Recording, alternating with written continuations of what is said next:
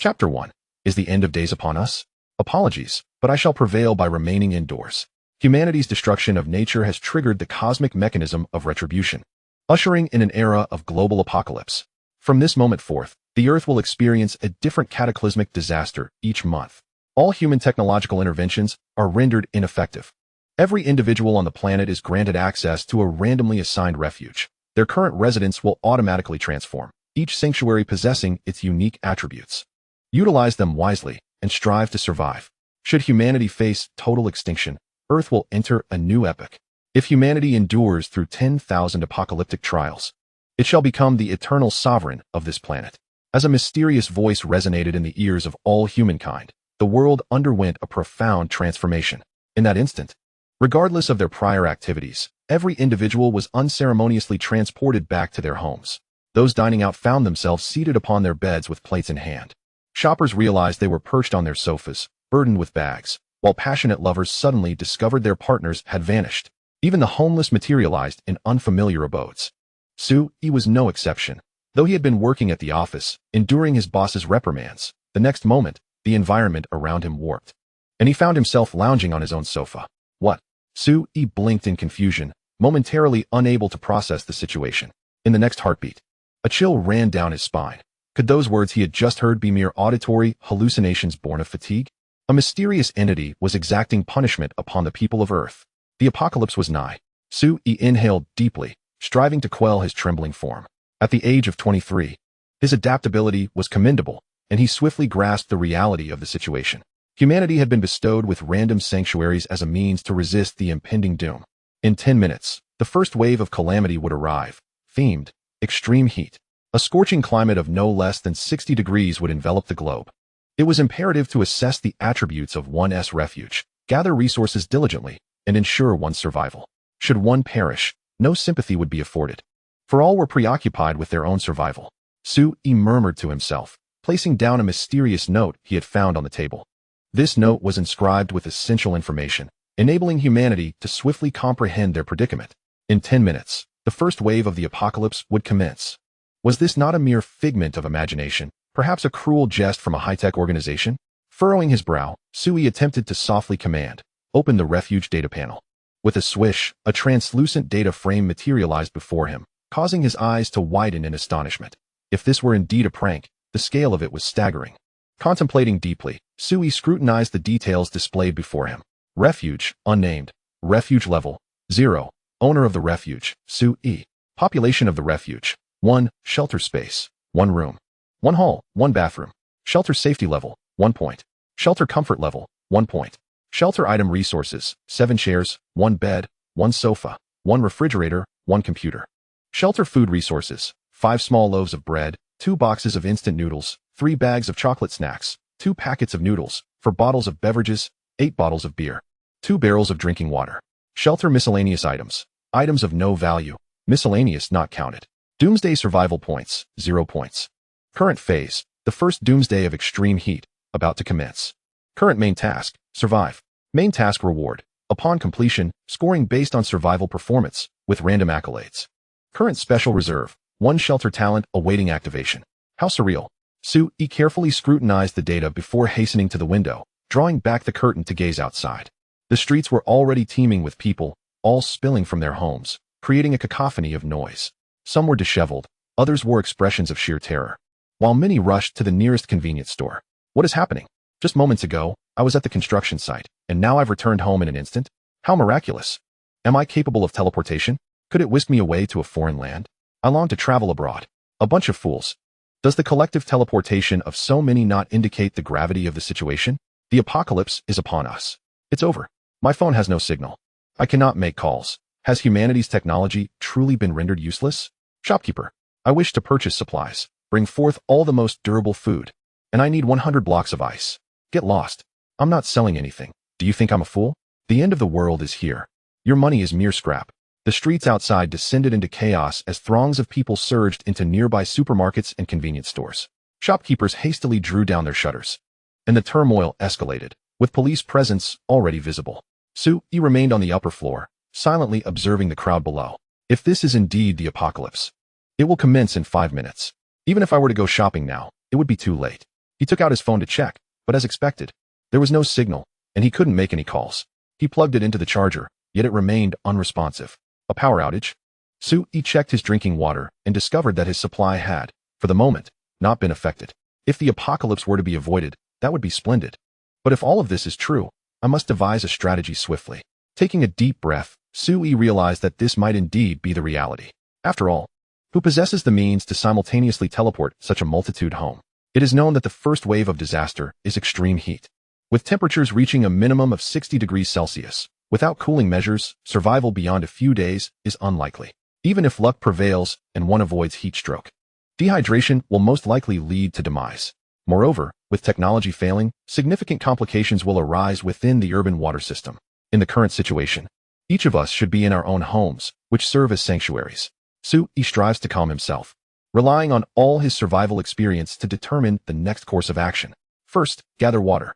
Su-yi quickly comes to his senses, retrieves all the bowls and bottles from his home, and rushes to the bathroom to fill them with water. He turns on the bathtub faucet, adjusting it to the maximum flow to collect as much water as possible. Thankfully, he had rented this apartment with a bathtub, which now proves to be invaluable. He wonders where the landlord might be while this place has become his refuge, but dismisses the thought. After all, the landlord has many properties, so why should he concern himself with that? Su-yi murmurs to himself, splashing cold water onto his cheeks repeatedly. With the time remaining, he attempts to keep his skin hydrated. Then, he takes a moment to check the refrigerator and other essential storage facilities. Excellent, there is no power. The refrigerator will soon lose its cooling capabilities, and Su-yi cannot afford to delay in opening it, striving to maintain the cold environment within. Simultaneously, he gathers all the thermoses in the house, filling them with water and adding a few ice cubes. Thermoses not only retain heat, but can also preserve cold. He now begins to minimize the frequency of opening the refrigerator. If this truly is the apocalyptic heat, it may well become his final lifeline. Su-yi glances at the time. Only 1 minute remains. If the global temperature exceeds 60 degrees within that minute, and all human technological means fail, survival would become exceedingly difficult. Given his current circumstances, he lacks the resources to endure such perilous conditions, so he must rely on the sanctuary's innate abilities. Su-yi raises his head, gazing at the data before him, takes a deep breath, and solemnly attempts to speak. Activate the sanctuary ability. Hello, a dormant ability has been detected, and it is now being activated. A new message prompt appears before Su-yi, and soon a white light flickers in front of him. As the white light dissipates, new ability information materializes. Congratulations, you have acquired the sanctuary ability. Homebody's Haven. Homebody's Haven. SSS level for every 24 hours spent in your sanctuary. You will randomly receive a survival reward that is currently most needed. The effectiveness of this ability will increase as the sanctuary upgrades. What? An SSS level sanctuary ability. Su-yi is momentarily stunned, then elated. Staying at home yields rewards? And these rewards are precisely what he lacks? Incredible. Why bother exerting so much effort then? This ability allows me to simply lounge during the apocalypse. Chapter 2. The Supreme Sanctuary Ability. The first day's reward. Su-yi is a cautious man. Of course, he is certain that the apocalypse is truly upon him. He feels anxious, attempting to apply all his knowledge to enhance his chances of survival. However, with the emergence of the sanctuary ability, Su-yi suddenly realizes that perhaps he can simply take it easy. An SSS-level ability cannot be deemed weak. However, one must wait until this time tomorrow to ascertain the specific effects. For now, it suffices to say that I have done all I can, and I can only bide my time. As Su-yi's murmurs lingered in the air, an overwhelming heat suddenly engulfed him. This intense warmth emerged inexplicably, rendering the surrounding atmosphere instantly parched, with the temperature steadily ascending. Su-yi felt as if the very air he inhaled was ablaze. In haste, he turned his head and beheld the sky outside, now a vivid crimson, heralding a cataclysmic transformation. Endless waves of scorching heat surged through the open window into the room. In an instant, the temperature within felt akin to that of an oven. Alas, I have forgotten to close the window. The first wave of the apocalypse has commenced. Su-yi's countenance shifted in alarm as he rushed to the window, extending his hand to draw the curtain, only to be seared by the steel bars of the security window. Ouch! So hot.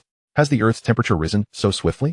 After a brief moment of hesitation, he caught the sound of piercing screams and pleas emanating from the once chaotic street. It is unbearably hot. I feel as if I shall perish from the heat. What sort of dreadful weather is this? The end of the world has truly arrived. This temperature is intolerable. My dear, let us hasten home. Is there anyone who can assist me? I feel so dizzy. It seems I am succumbing to heat stroke. I collapse. Many who had not yet returned to their homes were drenched in sweat, frantically seeking refuge from the sweltering heat. Above them loomed an enlarged sun, disseminating an inexhaustible torrent of heat. The crimson sky was glaringly reminiscent of blood. On the streets, frail individuals succumbed to the oppressive warmth, displaying severe signs of heat exhaustion. Yet, there was no one left to aid these vulnerable souls. All were frantically racing home or seeking nearby edifices for shade. At that moment, humanity worldwide comprehended the gravity of their predicament. This was no mere illusion, but a genuine upheaval of the earth. The apocalypse had indeed arrived. The stakes of life and death hung in the balance. Su-yi sighed softly. He could not save others, only tend to his own well-being. He grasped the curtain, wrapping it around his hand, gritting his teeth as he closed the window, then drew the curtain shut. The temperature within the room decreased slightly, though still sweltering. It was a touch more tolerable than the inferno outside. The apocalypse had only just begun a few minutes prior, yet Su-yi, having engaged in no strenuous activity, was already drenched in perspiration, his body exuding an alarming amount of moisture, and his lips cracked and parched. His head began to spin, and inexplicable fatigue enveloped him, accompanied by an unshakable sense of agitation. Such symptoms indicated a rapid depletion of hydration. Su-yi dared not be negligent. He swiftly disrobed, guzzled a bottle of water, and retreated to the bathroom, submerging himself in the bathtub. The water in the bathtub had grown somewhat warm, the scorching temperature of the earth causing the icy water to steadily rise in temperature. A fleeting thought crossed Su-yi's mind. If he continued to soak, would he ultimately find himself boiled alive? However, he quickly dismissed this notion. A mere 60-degree climate did not warrant such exaggeration. Yet, the disaster reports had indicated that the initial wave of apocalyptic temperatures would not dip below 60 degrees, leaving open the possibility of even greater extremes. The oppressive heat and dryness made it exceedingly difficult for Su-yi to maintain his composure, his mind racing with chaotic thoughts. He yearned to devise a strategy to break through this dire situation or to enhance his chances of survival. Yet, given the current circumstances, such a task seemed insurmountable. Ordinary individuals, confined to their homes, faced with such unbearable heat and the uncertainties of the future, found themselves waiting in silent resignation for the whims of fate to unfold. It appeared that, for the time being, he could do little more than await the manifestation of his talents. With a sigh, Su-yi shook off his despondency and rallied his spirits. After soaking in the tub for a considerable time, he finally rose, his body glistening with moisture. Before he had even exited the bathroom, the droplets clinging to him evaporated entirely. Feeling slightly more at ease, he decided to eat something. In such sweltering weather, perishables could spoil if left unattended for too long. Su-yi selected food items that were less stable for storage, enduring the scalding sensation as he swallowed. I suppose I am somewhat of a homebody. At least I have provisions at hand. Those unaccustomed to stockpiling supplies will likely find themselves among the first to succumb. He pondered silently, then chuckled to himself. It seems the apocalypse favors introverts. Finding humor in adversity is indeed a requisite skill for those who prefer the comforts of home. As he dined, Su-yi deliberately slowed his pace, aiming to conserve his energy. Throughout this process, he could intermittently hear the shouts and cries of those outside and in the neighboring floors. While he could not discern the words, he could sense the despair and anguish embedded within those exclamations. It was unbearably hot. The human body struggles to adapt to such sudden and extreme temperatures. With the onset of the apocalypse, many individuals lacking resilience were bound to panic, with some even succumbing to psychological collapse. The intense heat would provoke agitation, overwhelming stress, and an inability to think clearly. To mitigate his own mental strain, Su-yi sipped water frequently, while taking out paper and pen to assess his current survival situation. If his abilities were indeed effective, he would receive his first reward by noon the following day. Reflecting on the benefits of his talents, he contemplated what he urgently required at this moment. Surveying his supplies, he pondered. The first wave of disaster is characterized by heat. Extreme warmth correlates with rapid moisture loss, indicating that I am most in need of water. However, considering the resources at my disposal, both food and water could sustain him for several days, thus not qualifying as the most pressing necessities. Compared to the necessity of hydration, I find myself in greater need of sustenance, for food succumbs to decay more swiftly in this sweltering environment. Thus, it is highly probable that the reward bestowed upon me at noon tomorrow will be either provisions or water. Su-yi lifted his gaze toward the ceiling, pondering with a hint of confusion. How will this reward be delivered? Will it descend from the heavens?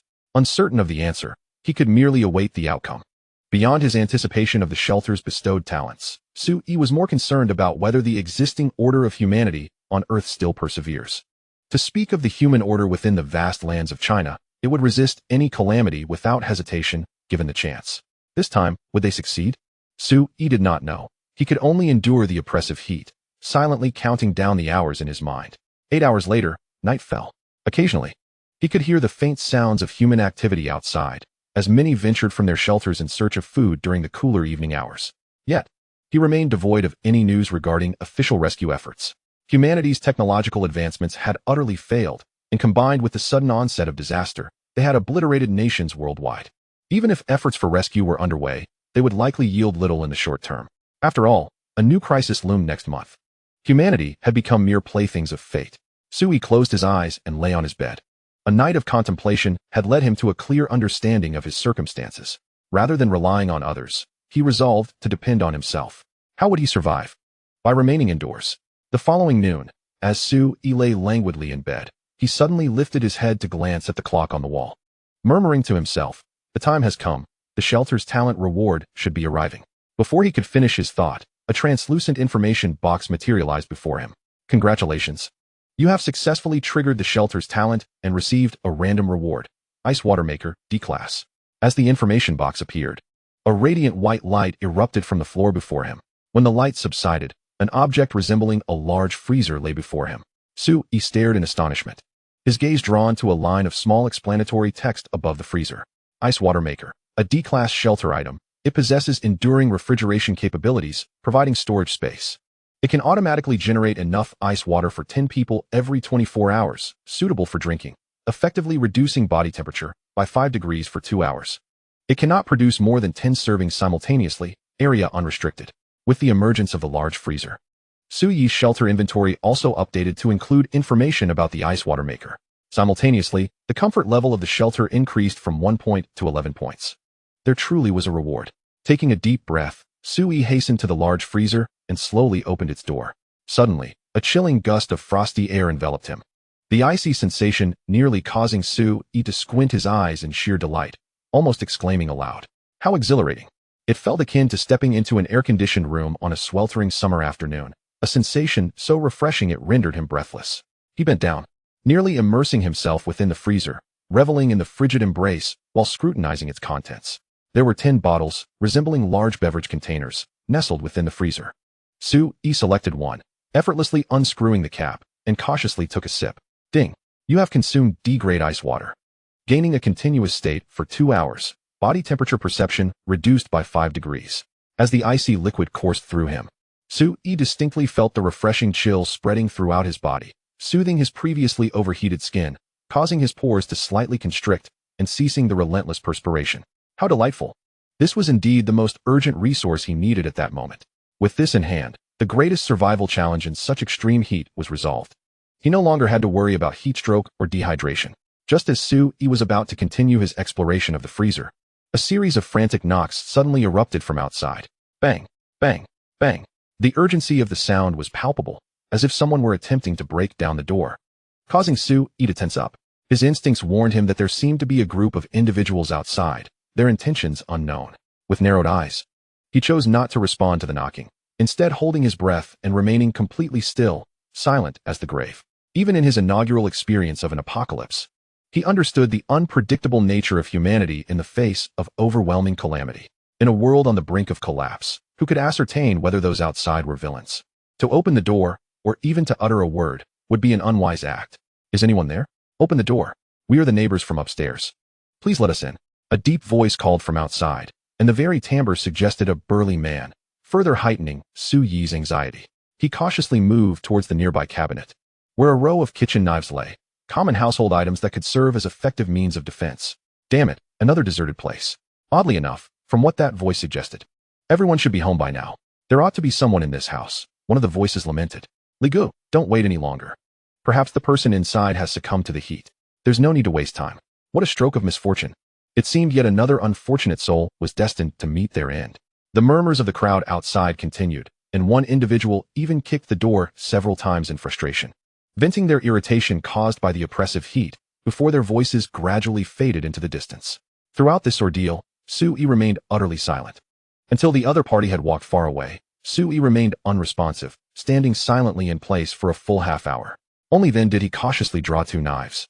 gripping them tightly in his hands, continuing to observe the door with unbroken concentration.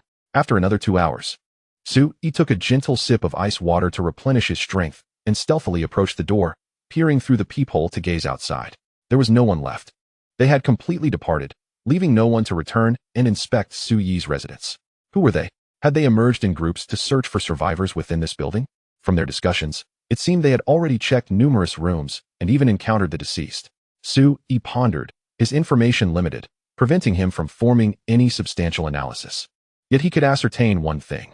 His talent for seeking refuge was indeed invaluable. As long as he ensured this, he need not venture beyond his front door. By remaining indoors day after day, he could effortlessly endure the sweltering first month of the apocalypse. Fortunately, he had secured the door yesterday. Otherwise, had someone broken in and discovered his refrigerator, Su-yi glanced back at his fridge, feeling a sense of relief. One must always be wary, should this contraption be discovered. Who could guarantee that no one would act maliciously? The world's order had disintegrated, leaving individuals without legal protection in this end times. Everyone could only rely on themselves, unable to trust others. If he wished to survive, he must exercise utmost caution. Su-yi silently reminded himself, moving furniture to barricade the entrance, while also shifting the refrigerator into position. He utilized every available item in his home to fortify the door. His strategy was simple, the turtle shell tactic. Let the storms rage outside. He would not step out. With this arrangement, even if someone attempted to force their way in during the night, it would likely prove futile. Su-yi wiped the sweat from his brow, contentedly surveying the door now obstructed by a haphazard array of items. As for the window, he held no concern. He had drawn the curtains tightly, and with the scalding anti-theft bars in place, no fool would dare to climb to the 6th floor to invade his home. Such a feat was beyond human capability. Once all was set, Su-yi began to transport his food and water supplies, placing them in the refrigerator. This refrigerator was remarkable. Though it was not powered, it maintained efficient cooling. Su-yi was no engineer and did not grasp the underlying principles, but he endeavored to make the most of the refrigerator's value. Fortunately, his reserves were modest, and the refrigerator was just enough to accommodate them. After completing these tasks, Su-yi was already drenched in sweat. He scraped some ice chips and cubes from the refrigerator and tossed them into the bathtub to cool down, then stripped down and immersed himself in the water. Sipping the icy water while relishing the pleasantly warm bath water, he sighed in contentment. Ah, bliss. Su-yi squinted his eyes in enjoyment, simultaneously pondering. My SSS-level shelter talent is indeed formidable. I wonder what rewards it will bestow upon me in the coming days. This leads me to believe that if my shelter possesses a talent, then surely everyone else's must as well.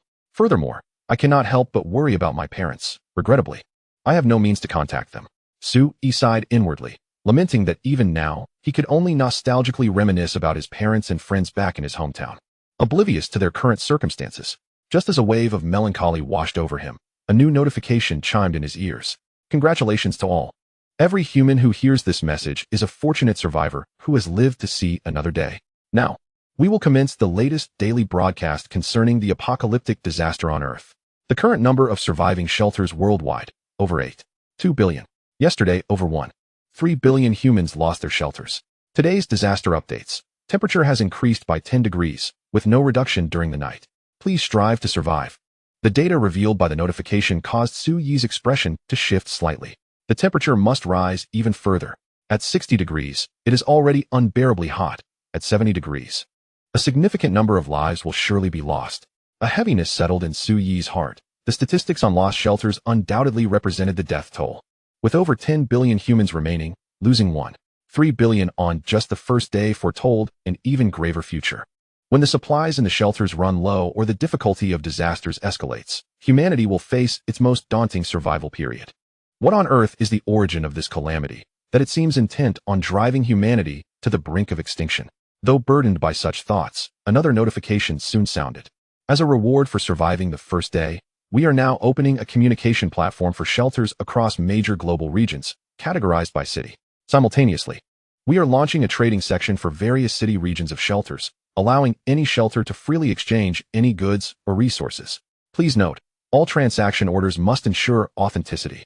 Any deceptive actions will result in the scammer being penalized by the confiscation of tenfold their shelter resources. Collective rewards? Dividing regions by city to facilitate communication and trade? This is increasingly reminiscent of a game. However, the foundation of this game is built upon the lives of humanity worldwide. Su-yi lifted his gaze and observed a new data panel emerging, resembling the familiar chat interface of online games. With the title, Jinling City Shelter Communication Channel, emblazoned at the top. Below, various shelter information began to scroll continuously, rapidly flooding the screen. Unnamed shelter, hello? Is anyone there? Unnamed shelter, yes, but we're about to perish from the heat.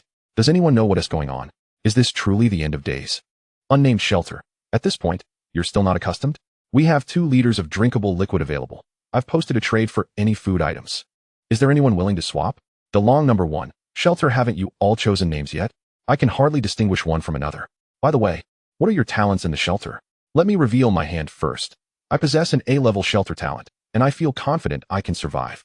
Wang Chinching, shelter, huh? Aren't we supposed to use our own names for that? I won't disclose my talent. I'm wary of potential malefactors among you. Unnamed shelter, what time is it? And you're still hiding your abilities. Humanity must unite. Let us aid the weak and weather this storm together. Speaking of which, could any kind soul assist me? A mere weakling?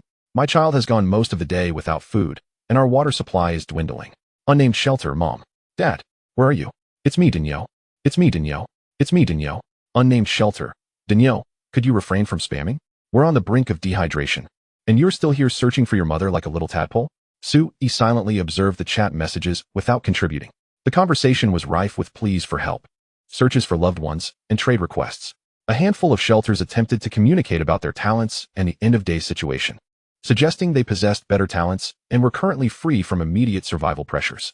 It was the second day, and through rational analysis, it appeared that while most were in a state of panic and fear, they could likely hold out for the time being. The true existential crisis had yet to arrive.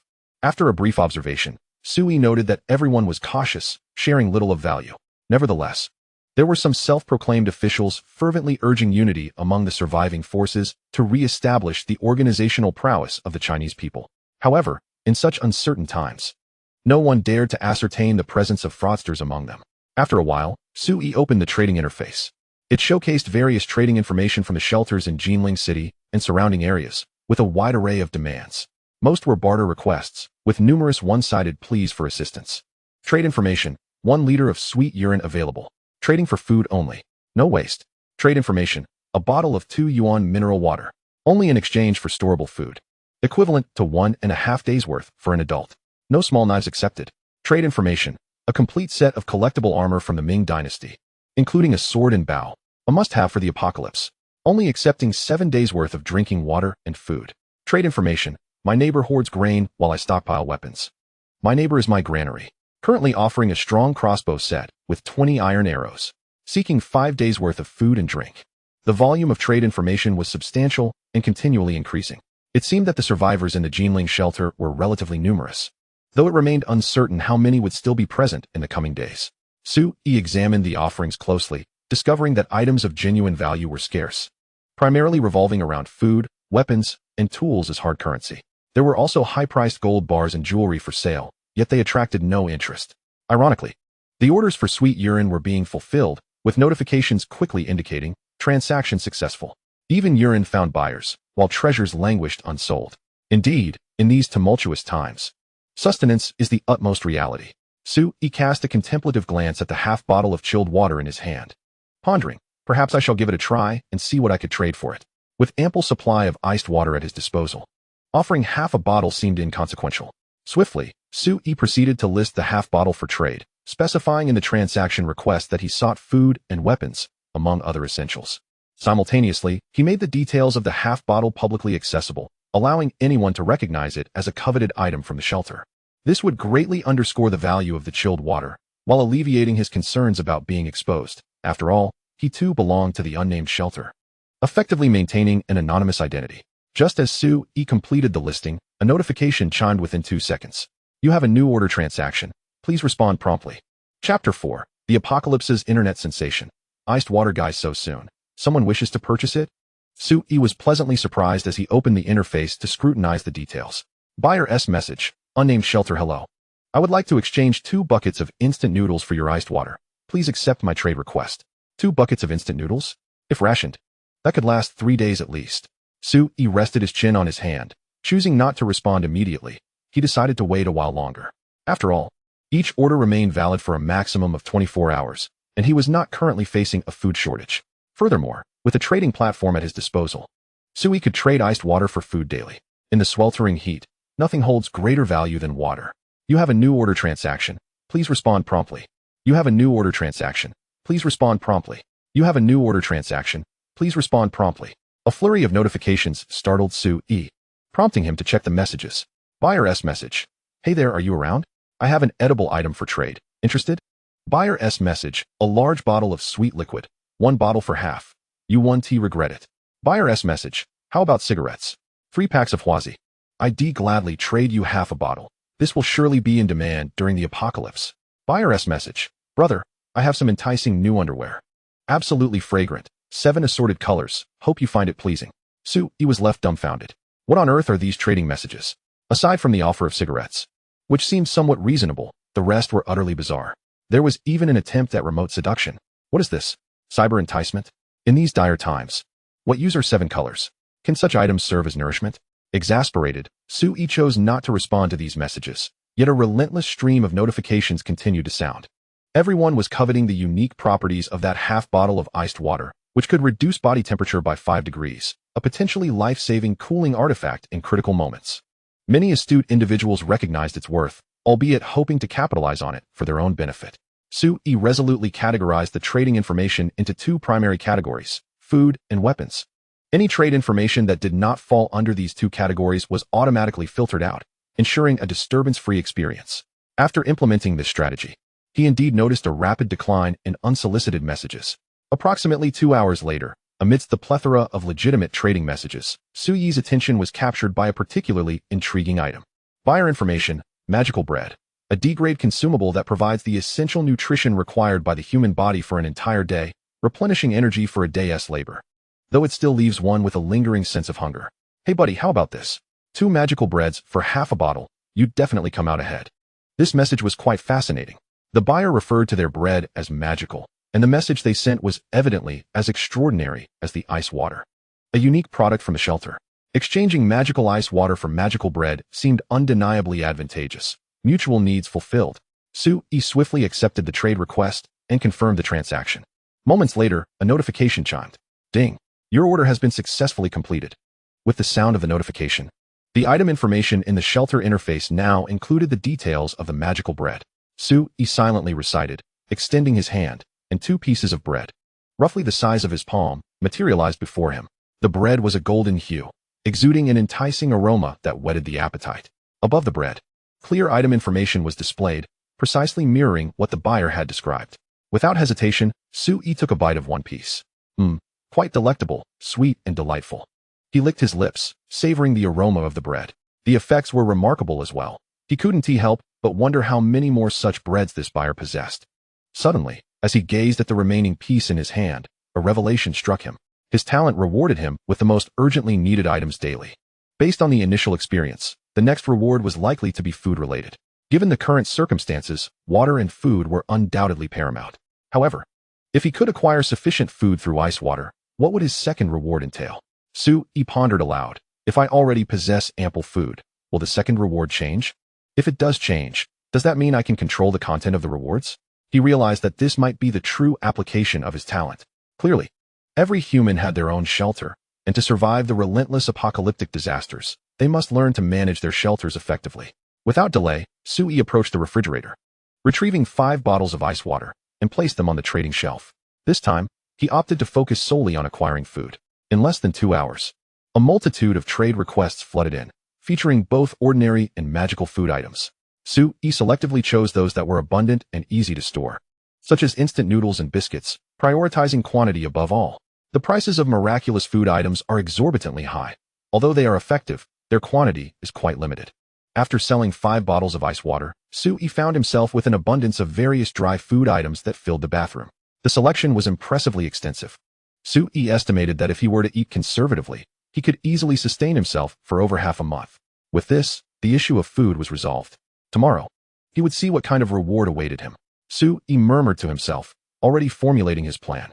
Unless the sky were to fall, he would remain indoors as much as possible. He intended to fully utilize his sheltering talents, hunkering down at home to accumulate a plethora of disaster relief rewards. Though it might be somewhat tedious, at least his safety was assured. Reclining on the sofa, Su-e aimlessly scrolled through the chat channels of the Jinling area. The entire city was currently experiencing a blackout and water shortage, rendering phones and computers utterly useless.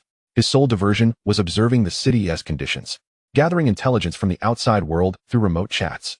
Initially, he had intended to spy discreetly, but to his surprise, as soon as he opened the chat channel, he was met with an overwhelming chorus calling for him. Ice Water Brother, are you there? I need a wave of support for ice water. The price is negotiable. Ice Water Brother, I need a few more bottles. I missed out earlier, and I can offer more food. Ice Water Brother, please. I bravely ventured to the supermarket for a $0 purchase. I beg you for a bottle of water.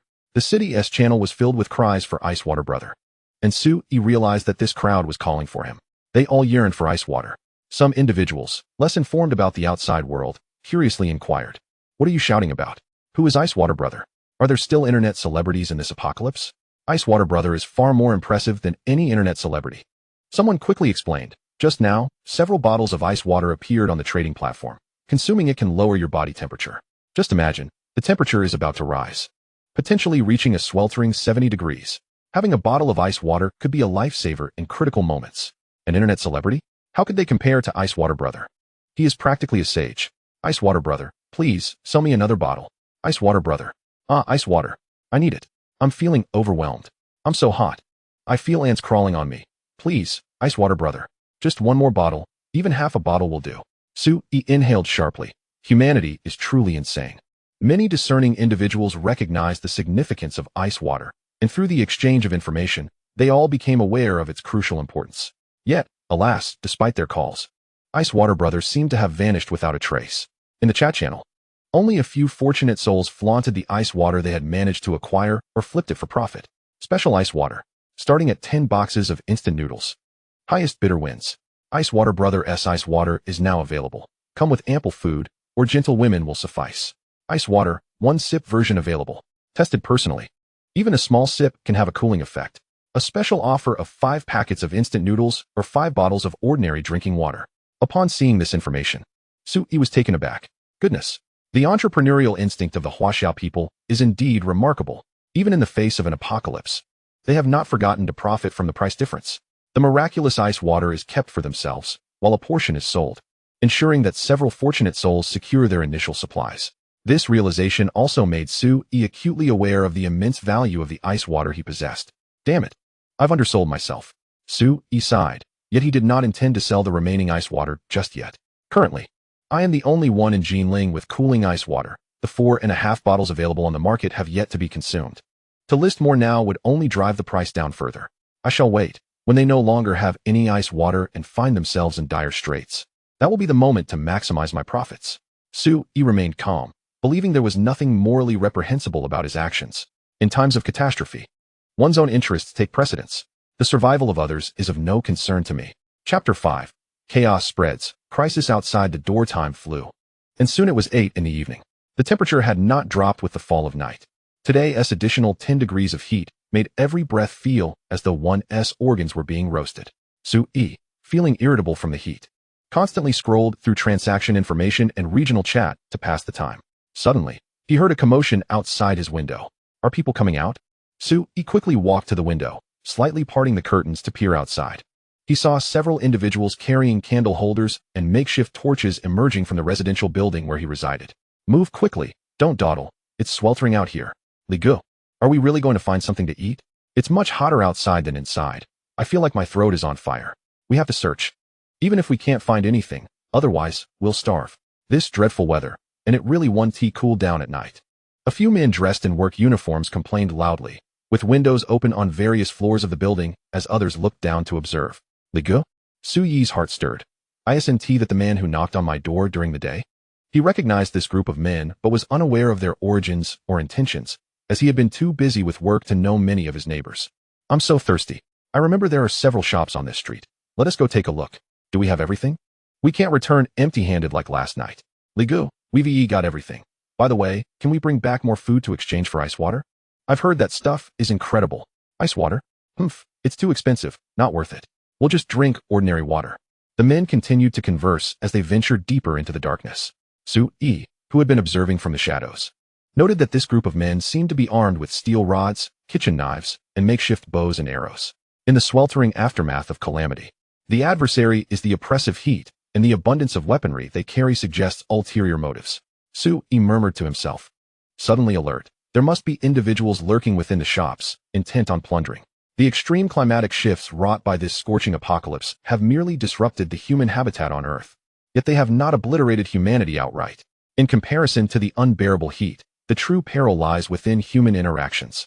With global cities brought to a standstill and resources dwindling, the darkest facets of human nature are easily awakened. In such times, those who flout the old rules thrive more than ever. Moments later, cries pierced the night. Spare me. Spare me. My husband. What have you done to my husband? They're killing him. Someone help. They're killing. The jarring screams abruptly shattered the stillness of the night, accompanied by the anguished wails of a woman and the cries of children echoing from the shadows not far away. Instantly, a tense atmosphere enveloped the nearby residential buildings, as countless pairs of watchful eyes peered into the darkness, silently observing the source of the commotion. After about an hour, Brother Li and his companions trudged back, burdened with various supplies, their banter punctuated by laughter. Bro, why didn't you let me have a go at that woman? She has a certain allure, one remarked. What do you know? We need to conserve our strength. In this heat, engaging in such activities could lead to dehydration. Another replied. What a pity. I only got to touch her, but the sensation was exquisite. Haha. They laughed. Quick. We now have food. Let us make several trips tonight, and ensure no one else gets a chance to scavenge. In their exchange, the men frequently sported lewd grins, their mirth palpable. Su Yi observed them closely, noting the fresh bloodstains on many of their garments and the crimson traces on their hands. Indeed, they were a perilous lot. Su Yi squinted, relieved that he had not opened his door earlier. Had he encountered them unprepared, his meager defenses would surely have led to the plundering of his supplies. This group appeared to have banded together, yet, he pondered their abilities. They adapted swiftly to the new rules of this world. If allowed to flourish unchecked, it was only a matter of time before they would discover him. An unsettling feeling crept into Su Yi's mind. Although they had not forced entry today, the future remained uncertain. Once humans shatter the shackles of their conscience, they become capable of unspeakable acts, likely resorting to home invasions for resources. It was imperative to devise a strategy to strengthen the defenses of his refuge. He needed to ensure his own survival. Su Yi quietly drew the curtains and sat in the darkness, contemplating with a clear mind. Soon, he reopened the trading platform, listing 4 bottles of ice water, and adjusted his trading demands to all effective means of self-defense for shelters, be it weapons, equipment, or any other resources that could enhance the safety of his haven. Su Yi was willing to barter. He even emphasized in his message that if the price seems inappropriate, one can leave a message for discussion. As long as the goods are satisfactory, it matters not if they are exchanged for multiple bottles of ice water. After all, by tomorrow noon, the freezer will automatically generate 10 bottles of ice water again. Thus, Su Yi's trade in ice water is essentially a risk-free venture.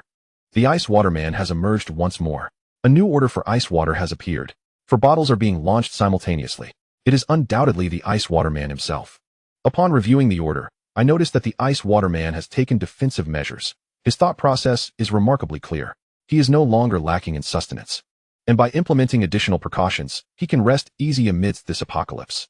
Alas, here I am, parched and on the verge of dehydration, while my neighbors next door have succumbed to death, and the Ice Water Man is already contemplating the security of his refuge. Humanity should stand united to weather this storm. I call upon the Ice Water Man to generously provide more ice water to everyone, becoming the great hero of the entire city. Discussions about the new ice water orders drift through the chat channel, yet the majority remain pleas for help and self-proclaimed saviors' appeals. On the night of the second day of the apocalypse, the initial novelty of the end times has faded, leaving only an overwhelming dread for the future. Resources are increasingly scarce, and the sweltering heat is unbearable. People must confront the reality. This is a genuine global catastrophe that can lead to death. It is precisely due to the scarcity of resources that the ice water offered by Su Yi is in such high demand. The few bottles purchased in the afternoon have already been depleted, and the new order of 4 bottles has captured the attention of a majority of the surviving refuges in the city, with messages flooding in response to Su Yi's offer. Su Yi meticulously examines the influx of replies, spending an hour discerning the items he desires from the multitude of responses.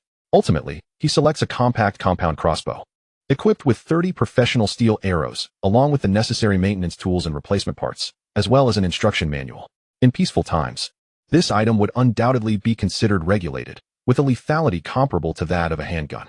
Its value is considerable, and Su Yi successfully completes the trade using 3 bottles of water, while he exchanges another bottle for an insulated jacket. These individuals are exceedingly frugal. each one more astute than the last. Although ice water is precious, it can only procure a limited array of items. Taking a deep breath, Sui realizes that in this apocalyptic world, everyone is counting their resources meticulously. Now armed, he feels a slight sense of security. He glances at the door, securely barricaded, placing the crossbow beside his pillow to ensure he can grasp it at a moment's notice while sleeping. The insulated jacket is donned, though regrettably, its effect is not particularly pronounced. He still feels stiflingly hot. With food, water, and weapons now in his possession, what remains lacking is medicine. Lying in bed, he contemplates his survival strategy in the darkness. For tomorrow's ice water, he aims to exchange it for some pharmaceuticals, such as Huoxiang Jingxi water. Uncertain of the rewards that await him tomorrow, Sui pondered whether they would consist of mere rations of food and water, or perhaps something novel. Lost in contemplation, he gradually succumbed to slumber. Suddenly, a resounding bang jolted him awake. Stay back, or I shall call the authorities. Help! Someone, please save me. They are going to kill.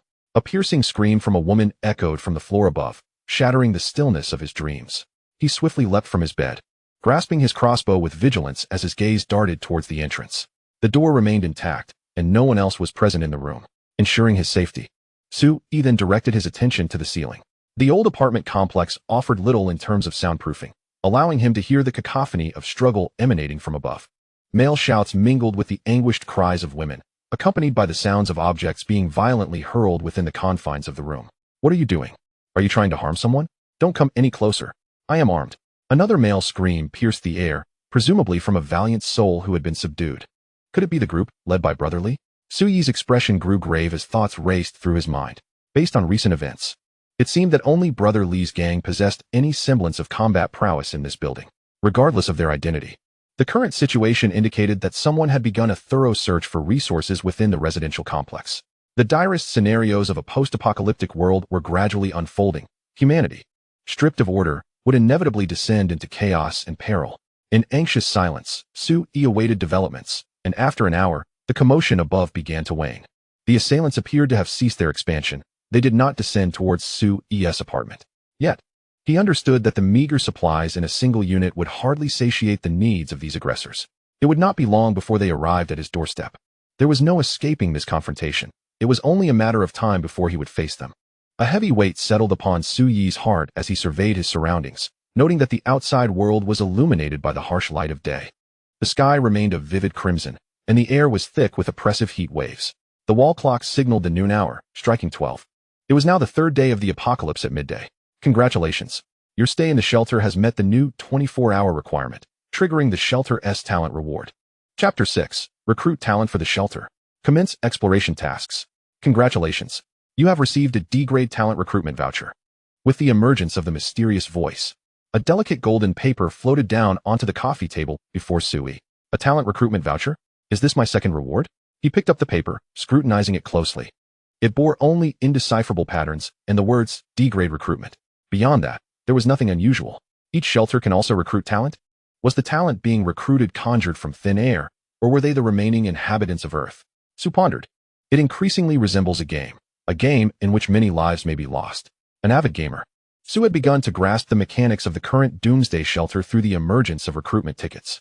If his assumptions were correct, that enigmatic entity must have transformed the entire Earth into an immense gaming arena, with humanity as the players in this apocalyptic contest.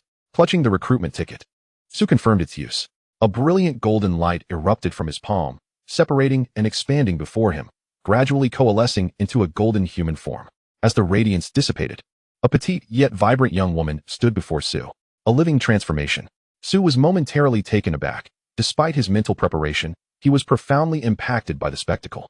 The girl, scarcely measuring 5 feet tall and appearing to be in her early 20s, bore an unremarkable visage, yet her bright pupils exuded a spirited energy. Soldier Lin Yue, reporting for duty, she proclaimed loudly, snapping to attention before Sui, her posture exuding confidence and vigor.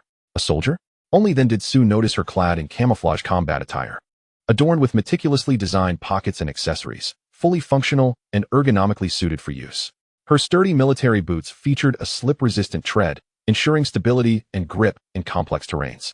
A multifunctional tactical belt hung at her waist, equipped with a handgun, magazine pouch, flashlight, and survival tools, all arranged methodically, poised for any unforeseen circumstances.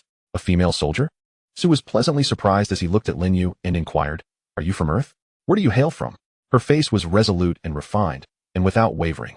She replied clearly, Report, sir. I am an Earthling from the Special Combat Preparedness Zone of Huaxia. I have received orders. The apocalypse is upon us, and the survival of humanity hangs in the balance.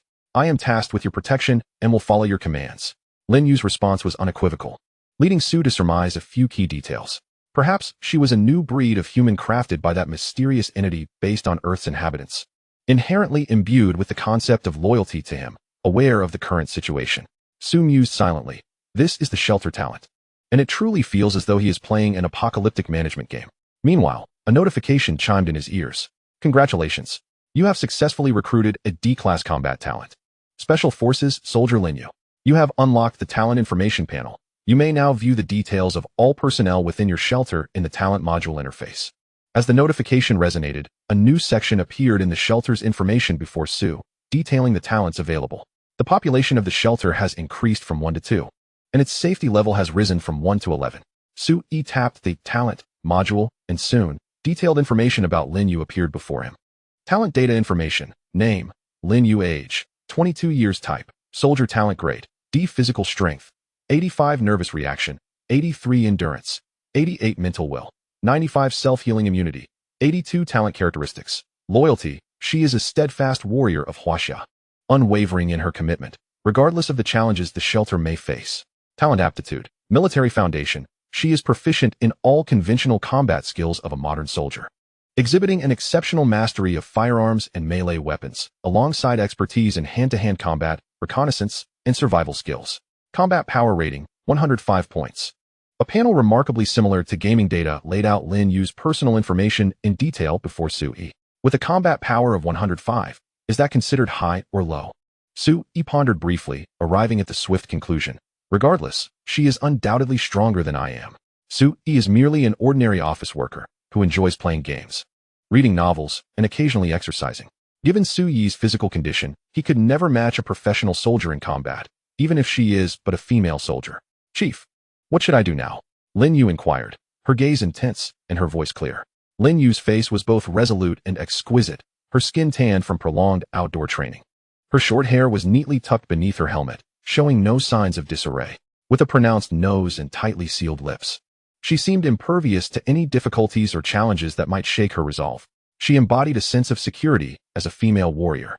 And even though Su Yi was a man, he could not dispute this fact. Let's not rush, Su Yi said, waving his hand. Are you hungry? Do you want something to eat?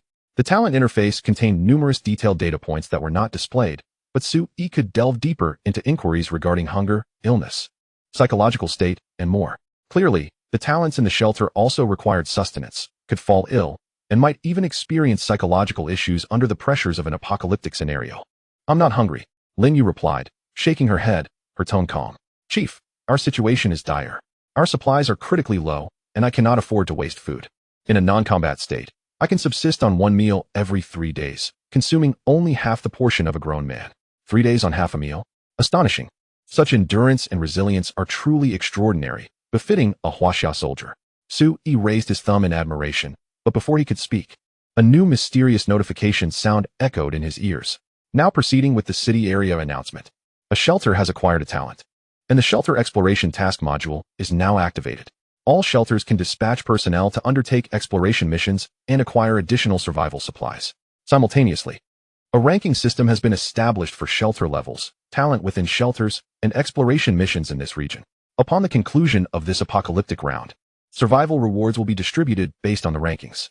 This announcement reverberated throughout the city, igniting a fervor among the populace and stirring the previously stagnant chat channels into a frenzy.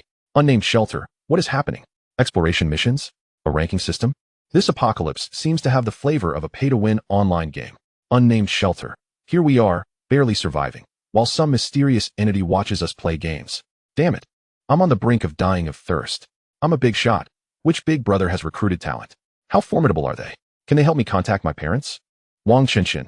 I checked the rankings. There's only one name on the talent list, from the unnamed shelter. Unfortunately, I cannot privately message this individual. Jinling Human Self-Rescue Association. We urge this individual to step forward. Join the Human Self-Rescue Association and contribute your strength to the city's disaster victims. The chat channel buzzed with excitement, with everyone discussing the matter. Some speculated that this person was Ice Water Brother, while others pretended to be the mysterious top-ranked individual. And many engaged in close discussions about the exploration task module. Su-yi quietly observed for a moment before closing the chat interface and glancing at the 3 rankings. The shelter level ranking was chaotic, filled entirely with level 0 shelters, and Su-yi noted his ranking was 35, 164. The talent ranking was much clearer, with Su-yi occupying the top position, indicating that he was the first in the city to recruit talent for the shelter. The exploration task ranking, however, was devoid of any entries. Su-yi closed the rankings and opened the newly appeared exploration module. Chapter 7. Discovered by Thieves. A crisis is imminent. Current exploration tasks automatically refresh daily. 1. Resource collection, A-level exploration task, duration of 8 hours. Randomly acquire some supplies. Task rewards depend on talent ratings, talent levels, and task levels. Requires dispatching 1 shelter talent. 2. Material collection, D-level exploration task, duration of 12 hours. Randomly acquire materials for upgrading shelters. Task rewards depend on talent ratings, talent levels, and task levels. Requires dispatching at least 1 D-level shelter talent. 3. Medicine collection, D-level exploration task, duration of 12 hours. Randomly acquire some medicines. Task rewards depend on talent ratings, talent levels, and task levels. Requires dispatching 1 shelter talent. There are only 3 exploration tasks, each distinct in content, yet all necessitate the dispatch of 1 shelter talent. This implies that as long as the shelter possesses sufficient talent, they can procure survival supplies without ever leaving home. In Su-yi's mind, he pondered, this indeed offers a sense of security, sparing him the necessity of venturing out into peril, even if sustenance is scarce. He can send someone to search outside. The emergence of exploration missions is immensely beneficial to Su-yi, due to the unique nature of his shelter talent. He must remain within the confines of his haven for an extended period, unable to embark on adventures to gather supplies like others. While this arrangement ensures safety, it simultaneously diminishes his avenues for resource acquisition. However, with the presence of skilled personnel, Su-yi can remain at home, dispatching them to explore, thereby reaping both the rewards of his talents and those from the explorations. This dual gain signifies an abundance of resources. Without hesitation, Su-yi resolved to test this exploration task module. The dilemma arose. Which of the 3 tasks should he select? Each task promised rewards that Su-yi desperately needed. Yet he currently had only Lin Yue at his disposal. He decided to try the 8-hour task first, as it was shorter and would yield quicker results. Su-yi swiftly made his choice, cautious not to allow Lin Yue to be away for too long. After all, there were still aggressors within the building. Who knew when they might discover their hideout? Having selected the task, Lin Yue instantly responded, Commander, I have received the mission and assure you it will be accomplished. With a sharp salute, she turned to leave, only to be halted by Su-yi's voice. Wait. Su-yi glanced at the powerful crossbow in his hand, hesitated for a moment, then handed her some kitchen utensils. Choose what you might find useful as a weapon. Also, see if you can make use of this insulated jacket. Take a little food and bring 2 bottles of iced water. It's sweltering outside, and I wouldn't want you to suffer from heat stroke. Su-yi wished to provide Lin Yue with the crossbow to enhance her safety during her outing, yet he was also apprehensive about potential intrusions by aggressors. His own safety had to take precedence. Thank you, Commander, Lin Yue replied, accepting the jacket and selecting 2 fruit knives as a backup. She then patted her holster and smiled radiantly. Commander, rest assured, I am quite capable. Almost forgetting, Su-yi inquired, do you have enough ammunition? Lin Yue nodded yes. I have a submachine gun with a 20-round capacity and 3 magazines. 60 rounds indeed sufficed. Su-yi nodded in satisfaction. Go, but be cautious of your safety. Do not feel compelled to gather resources. Yes, Commander. Lin Yue, filled with enthusiasm, turned to leave but paused at the door. Commander, about this door. She pointed to the pile of clutter blocking the entrance. I almost forgot. We previously used them to barricade the door. Su-yi felt a twinge of embarrassment as he scratched his head. You know I'm not skilled in combat. This was merely to ensure our safety. Smart move, Commander. You did the right thing, Lin Yue replied with a smile, helping Su-yi clear the obstruction at the door. Before stepping out, she took a moment to tend to the area once more. Commander, I have set up rudimentary defensive traps and early warning devices. Should you hear any commotion outside, please remain vigilant and await my return for assistance, Lin Yue stated before briskly descending the corridor and stepping into the oppressive heat beyond. As Lin Yue exited, Su-yi promptly shut the door without a word, rearranging the items to barricade it once more. After the exertion, Su-yi was drenched in sweat, his head spinning from the heat, feeling as if he might collapse at any moment. Ignoring everything else, he grabbed a crossbow and rushed to the bathroom. Using half a bottle of ice water to cool his head, drinking the other half before stripping down and immersing himself in the bathtub. It was only then that he sensed a slight alleviation of his heatstroke symptoms. The weather was indeed sweltering. Even indoors, it felt unbearable, leaving him to wonder about the conditions outside. He hoped Lin Yue would remain safe, as she was his sole refuge in this dire situation. The ice water from yesterday had been entirely consumed, but the freezer had replenished with 10 bottles. He allocated 2 to Lin Yue, consumed 1 himself, and was left with 7. Perhaps it was time to trade some for better provisions? Reclining in the bathtub, Sui accessed the city area trading platform for his refuge. As he perused the offerings, he noticed an increase in extraordinary items compared to the previous day. Most were provisions and drinking water, yet their prices were exorbitant. It appeared that not only was his sanctuary's talent advantageous, but others possessed commendable abilities as well. He silently contemplated, finding little of significant value to procure. However, considering that the value of ice water might depreciate with the influx of superior goods, he decided to exchange 3 bottles for some durable food supplies. With 4 bottles remaining, he opted to refrain from further use until evening. The afternoon dragged on tediously, prompting Sui to rummage through his comic collection for entertainment, rereading them repeatedly. Around 5 o'clock, the familiar sounds of banging and shouting echoed from above. This time, Sui was somewhat accustomed to the chaos, remaining relatively calm. He listened intently for a moment, then checked every corner of his home, ensuring that all was securely concealed. The thugs upstairs had likely harmed countless individuals. He pondered when it might be his turn. Regardless of the circumstances, this represents a hidden peril, Sui mused. For the sake of safety, I must devise a means to neutralize this group of thugs. Should he send Lin Yue to confront them? That seemed ill-advised. Although she was a soldier, she was still outnumbered, and any misstep could result in significant loss for him. The uncertainty surrounding the thug's talents weighed on his mind. He had witnessed individuals in the chat channel who had activated combat-oriented abilities. If any of the assailants possessed a combat skill, Lin Yue, despite her military training, might not stand a chance. He resolved to endure a little longer. Taking a deep breath, Sui decided to continue biding his time. As long as they did not seek him out, he would strive to remain inconspicuous while secretly gathering strength. Around 6 in the evening, Sui heard a cacophony of footsteps from the floor above, accompanied by indistinct voices laden with curses. Damn it, this wretched heat is unbearable. Brother, could I trouble you for another sip of that chilled water? Once we venture out and see what we've gathered, the one who finds the most is entitled to a taste. Just you wait, brother, and witness my performance. By the way, I think I heard a woman's voice from downstairs at noon, mentioning something about a superior. Are there officials residing here? Officials? In these apocalyptic times, what good is that? We should return later and see if we can track her down to uncover the truth. The conversation drifted past Sui's door, descending toward the lower levels. Sui, standing by the window, silently peered through the curtain's gap and observed a group of men dragging empty burlap sacks out of the residential building. Leading them was none other than the group of Lin Yue, but their numbers had swelled to 13. I seem to have caught their attention, Sui mused. Realizing that the poor sound insulation of the old building had likely allowed Li Ji's cohort to detect Lin Yue's movements.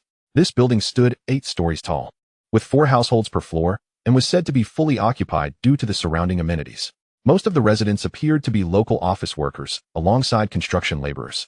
Judging by their physiques, they seemed to be the latter. Assuming at least 1 occupant per household, the building likely housed a minimum of 32 individuals.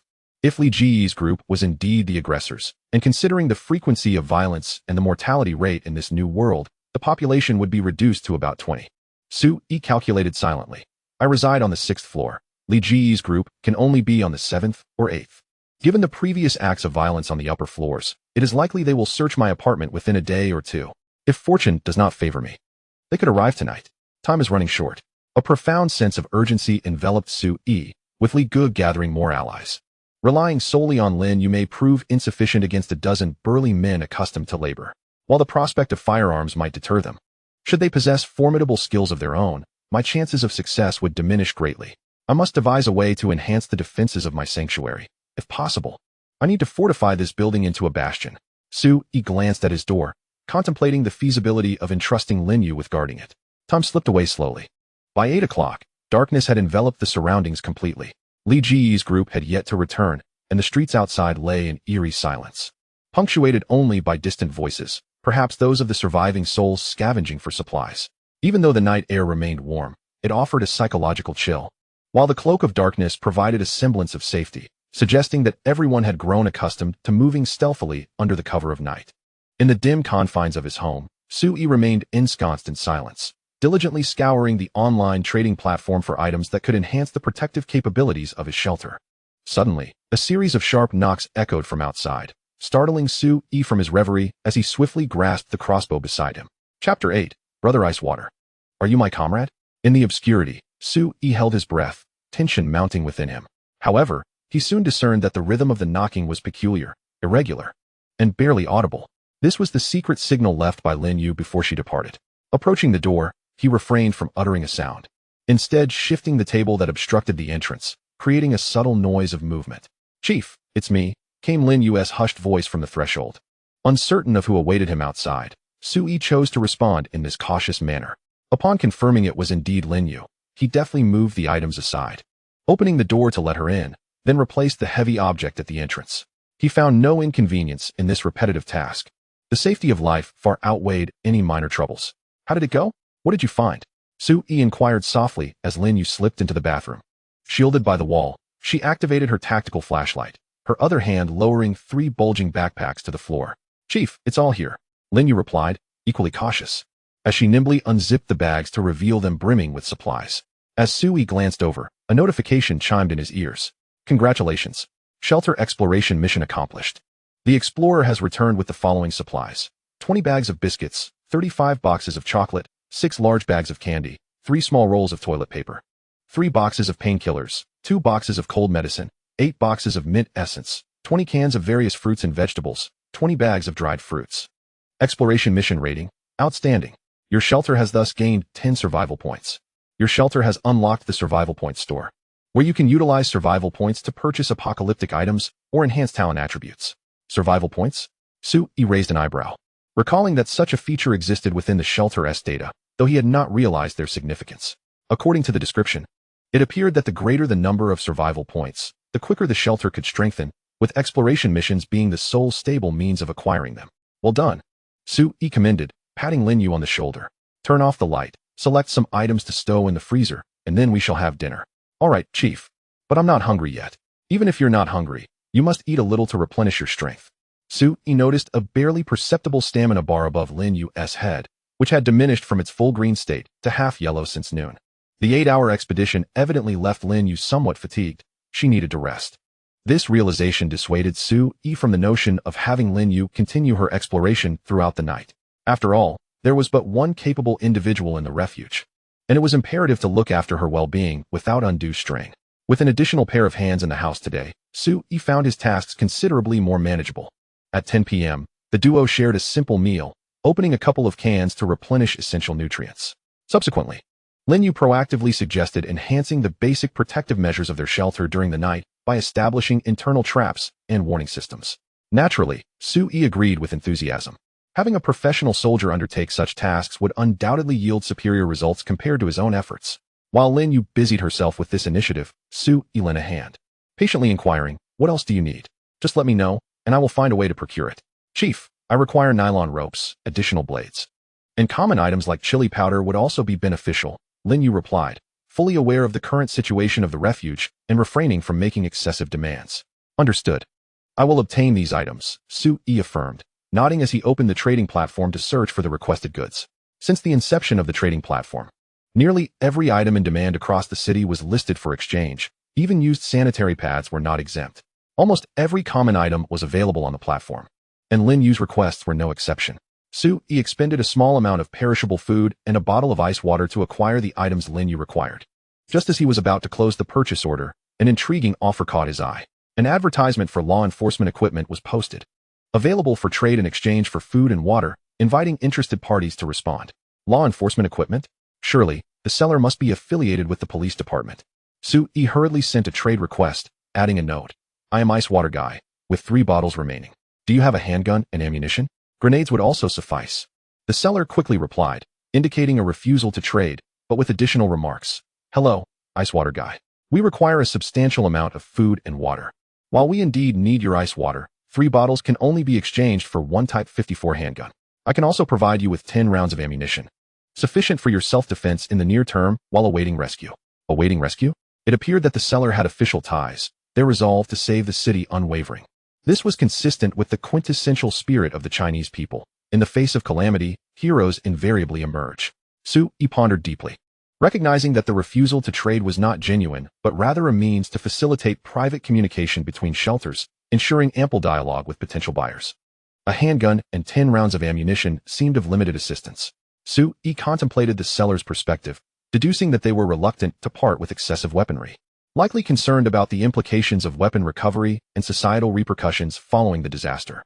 If that is the case, I can forgo the pistol, but acquiring more ammunition would be advantageous.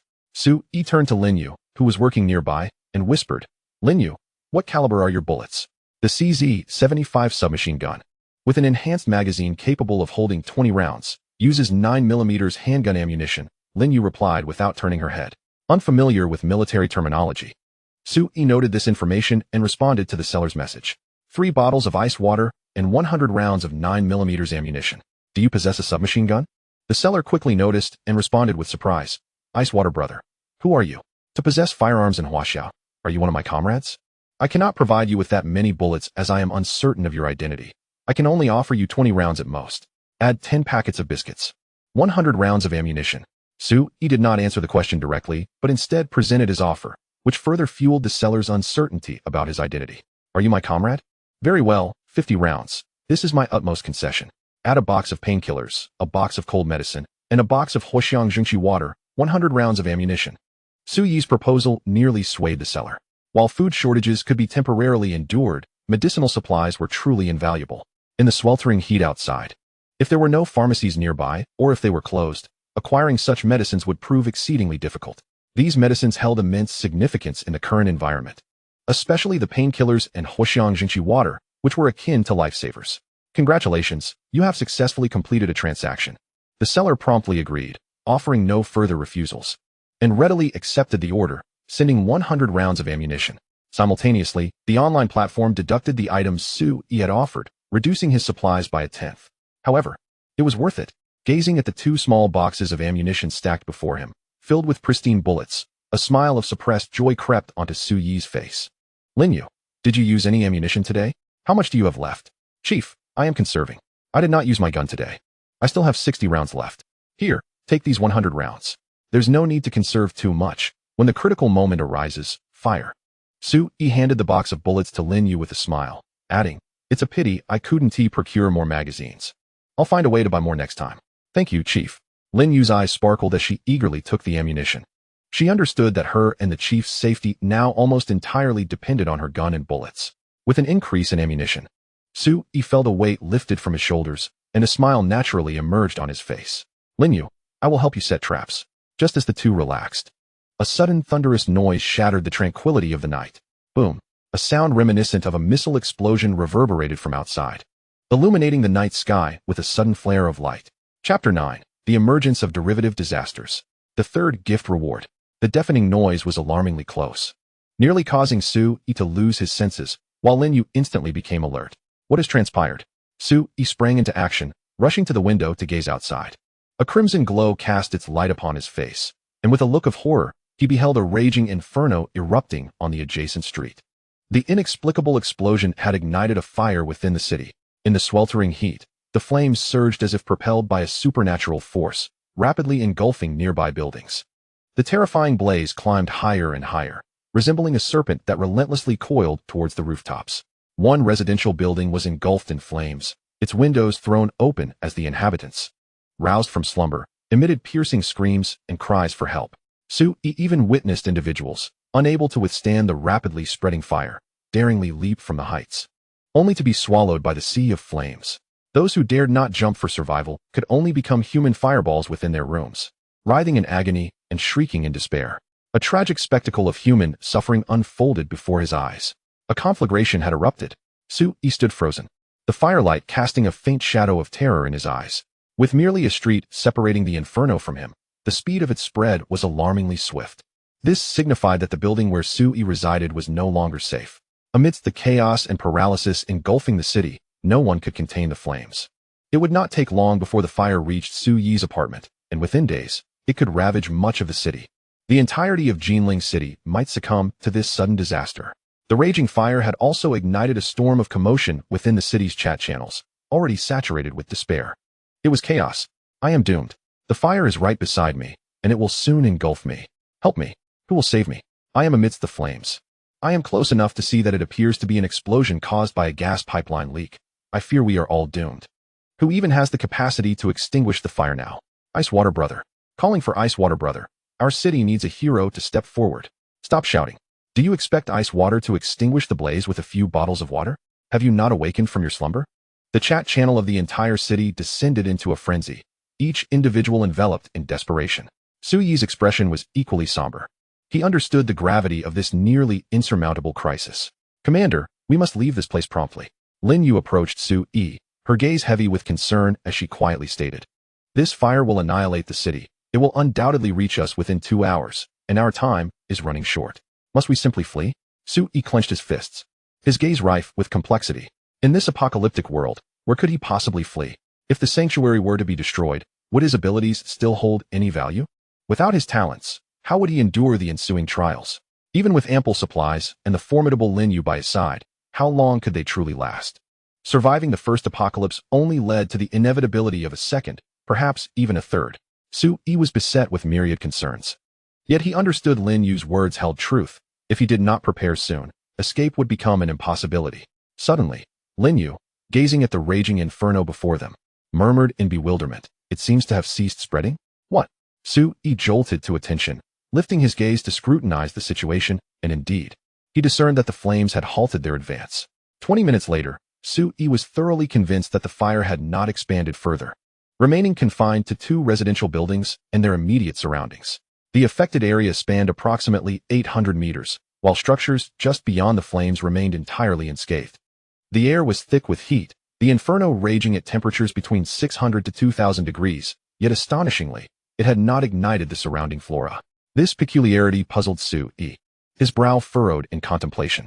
He was not alone in his confusion. The city's chat channels buzzed with chatter as others began to notice the same anomaly. Some fortunate souls, who found themselves unharmed, chose not to flee, opting instead to narrate the unfolding disaster to the survivors throughout the city. While some watched with morbid curiosity, others remained haunted by trepidation, their eyes unable to shield the unfortunate souls perishing within the flames. Half an hour later, the echoes of anguish within the engulfed buildings had fallen silent. The last survivor succumbed to the blaze. At midnight, the once roaring flames extinguished rapidly, snuffing out in less than 10 minutes, leaving behind only a cluster of ruins, from which thick plumes of black smoke ascended. The nature of this fire was strange, and its abrupt extinguishment equally so. Su Yi observed intently, struggling to comprehend the phenomenon until the flames finally died down. Just moments after the fire was quelled, a citywide announcement reverberated through the air. Commencing city area announcement. The first regional apocalyptic derivative disaster has emerged. The derivative disaster module is now officially activated. Globally, at any location and at any time, derivative disasters may erupt based on the current type of apocalypse. Derivative disasters will not affect living beings or objects outside the disaster zone. Signs may precede their occurrence, and some disasters will provide advance notifications. Should any sanctuary endure amidst a derivative disaster, it shall receive substantial survival points. Failure to survive will result in death. The chilling announcement resonated throughout the city, eliciting astonishment and dawning realization among its inhabitants. It increasingly resembled a game, with random events now manifesting. Su Yi murmured, conjecturing that the derivative disaster should revolve around the random catastrophic events that might erupt in reality. The drawback is that it often possesses a devastating strength that no current refuge could withstand. The advantage, however, lies in its limited scope of impact, affecting only a specific area. If I were to encounter such a derivative disaster at this stage, I fear there would be absolutely no hope for survival. As Su Yi pondered, he suddenly heard whispers emanating from the window above. "Brother, that fire is quite peculiar. It seems like a disaster. Surely it won't ignite here for no reason, will it? What are you afraid of? Second brother's house is quite sturdy. A raging fire won't claim our lives. Indeed, indeed. Together, we are invincible." Haha. It was the voices of Li Yue and his group, who had returned unbeknownst to him, seemingly residing on the top floor. Su Yi silently drew the curtain, ensuring not to reveal any unusual activity. Lin Yue, beside him, was about to speak when Su Yi raised a hand to silence her.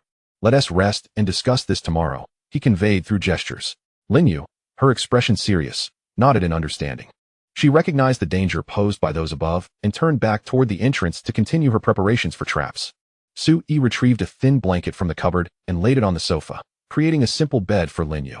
He then moved the already opened freezer closer to her to cool the air. This freezer, which did not require electricity, could continuously produce cold air. Thus, Su-yi utilized it as an air conditioner, keeping it running to lower the room's temperature. Only in this way could he ensure that neither of them would be too hot to sleep. After making all the arrangements, Su-yi laid down on the bed, closing his eyes to drift into slumber. Perhaps it was the presence of Lin Yue beside him that granted him a particularly deep and stable sleep. It was not until 11 a.m. the next day that Lin Yue cautiously woke him. "Commander, I hear some commotion outside. It seems that the group upstairs has gone down to search for supplies. This morning, they apparently killed someone up there, from the sound." It seemed to be an elderly person. Lin Yue regarded Su-yi with a serious expression, her eyes gleaming with a righteous fury.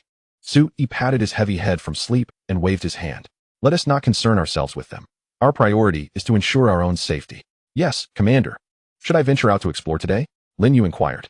"Our supplies are still insufficient, and since that group has left, I would not need to worry about your safety at this moment."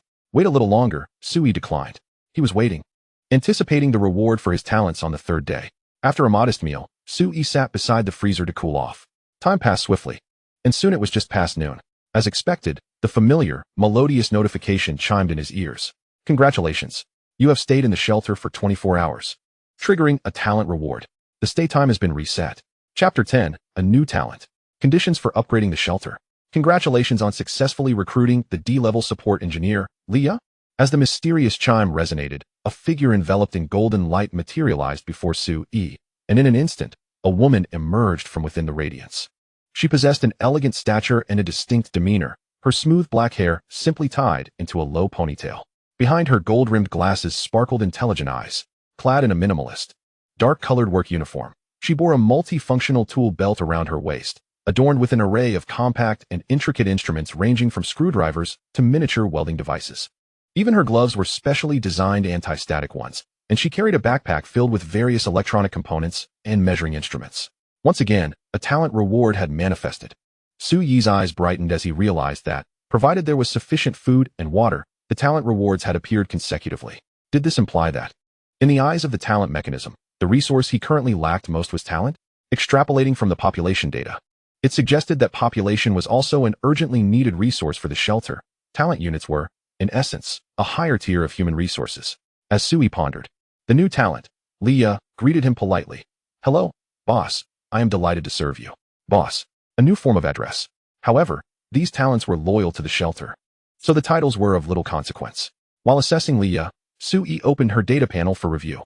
Talent data information: name, Leah, age, 28, type, engineer, talent grade, D, physical strength, 75, neurological response, 90, endurance, 80, mental will, 78, self-healing immunity, 78, talent characteristics, wisdom. She possesses exceptional intelligence and problem-solving abilities, demonstrating strong logical reasoning, making her a research-oriented talent.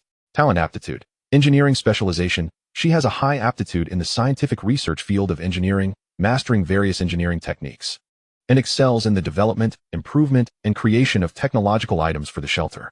Research power rating, 85 points. A brand new type of talent, an engineer, adept at creating technological items for the shelter. Su-yi keenly discerned the uniqueness of these keywords. If Lin Yue typified a combat-oriented talent, then Leah's data panel was particularly intriguing. In a post-apocalyptic world where human technology had largely failed, how could Leah, as a research-oriented talent, rekindle the creation of technological items under such circumstances? Su-yi noted that the technological items mentioned in Leah's data bore the prefix shelter. Did shelter technology constitute a different system from human technology? Contemplating this, Su-yi turned to Leah, seeking confirmation. "Leah, what can you create?" "I excel in enhancing the current environment of the shelter." Leah's voice was light and her tone resolute, including the defensive facilities, living amenities, and expansions thereof. "Of course, I am unable to develop anything excessively advanced. Leah's level is merely D, which corresponds to the relatively modest grade of the items she can create." "Wait, expansion?" Su-yi noticed this term and felt a surge of excitement. Could Leah actually expand the shelter? This would imply that the shelter's space could be enlarged. This is indeed a positive development. A larger space not only signifies the capability to accommodate more inhabitants, but also enhances the shelter's defensive and disaster resilience through thoughtful spatial design and arrangement. "Leah, how do you intend to expand the shelter?" Su-yi inquired. Leah respectfully responded. "That depends on the kind of shelter the owner envisions. In addition, I will require corresponding materials for the type of shelter expansion.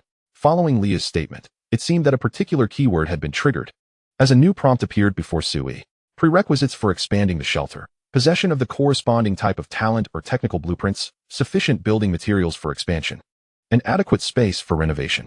Currently, your shelter is at level 0. To upgrade to a level 1 shelter, the following conditions must be met. 1. Select the type of shelter for upgrade, incomplete. 2. Possess the corresponding talent or technical blueprints, engineer acquired. 3. Have 100 survival points, currently possessing 10 points. 4. Have adjacent space equivalent to double the current shelter's area, unexplored. 5. Have 100 units of the corresponding building materials, not owned. Materials can be obtained through talent exploration missions. Gasp. Sui widened his eyes, murmuring. These 5 requirements do not seem simple at all. And this is merely the condition for upgrading to a level 1 shelter. However, what changes will occur after upgrading to a level 1 shelter? Does this type of shelter hold any special significance?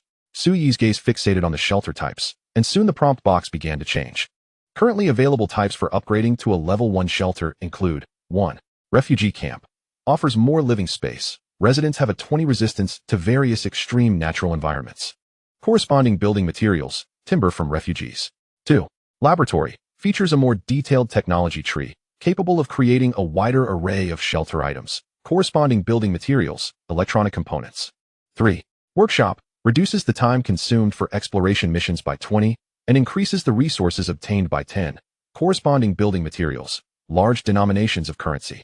Please choose your shelter type with care. Each type has its fixed upgrade pathway. Once the shelter type is determined, it cannot be changed in the future without specific means. Sui glanced at the information before him and began to grasp the situation. The 3 types of shelters corresponded to distinct styles: disaster resistance, scientific research, and proactive work. Each type reflected a unique attitude towards calamity, possessing its own distinct advantages. Which one should I choose? Wait, I haven't even met the requirements for upgrading yet. How can I make a selection? The materials required for these 3 types do not seem to be sourced from Earth. I suppose I must first gather them. Sui chuckled ruefully, given his current predicament. It seemed that whichever materials he gathered first would determine the type of shelter he could upgrade. Lin Yue, prepare for an exploration. Sui turned and opened today's dispatch tasks, locating the material collection exploration mission, which would take 12 hours. Yes, Lin Yue nodded. Packing 2 bottles of ice water and some food, then clearing the clutter obstructing the door before leaving home. It was now just past noon, and Lin Yue would not return until after midnight.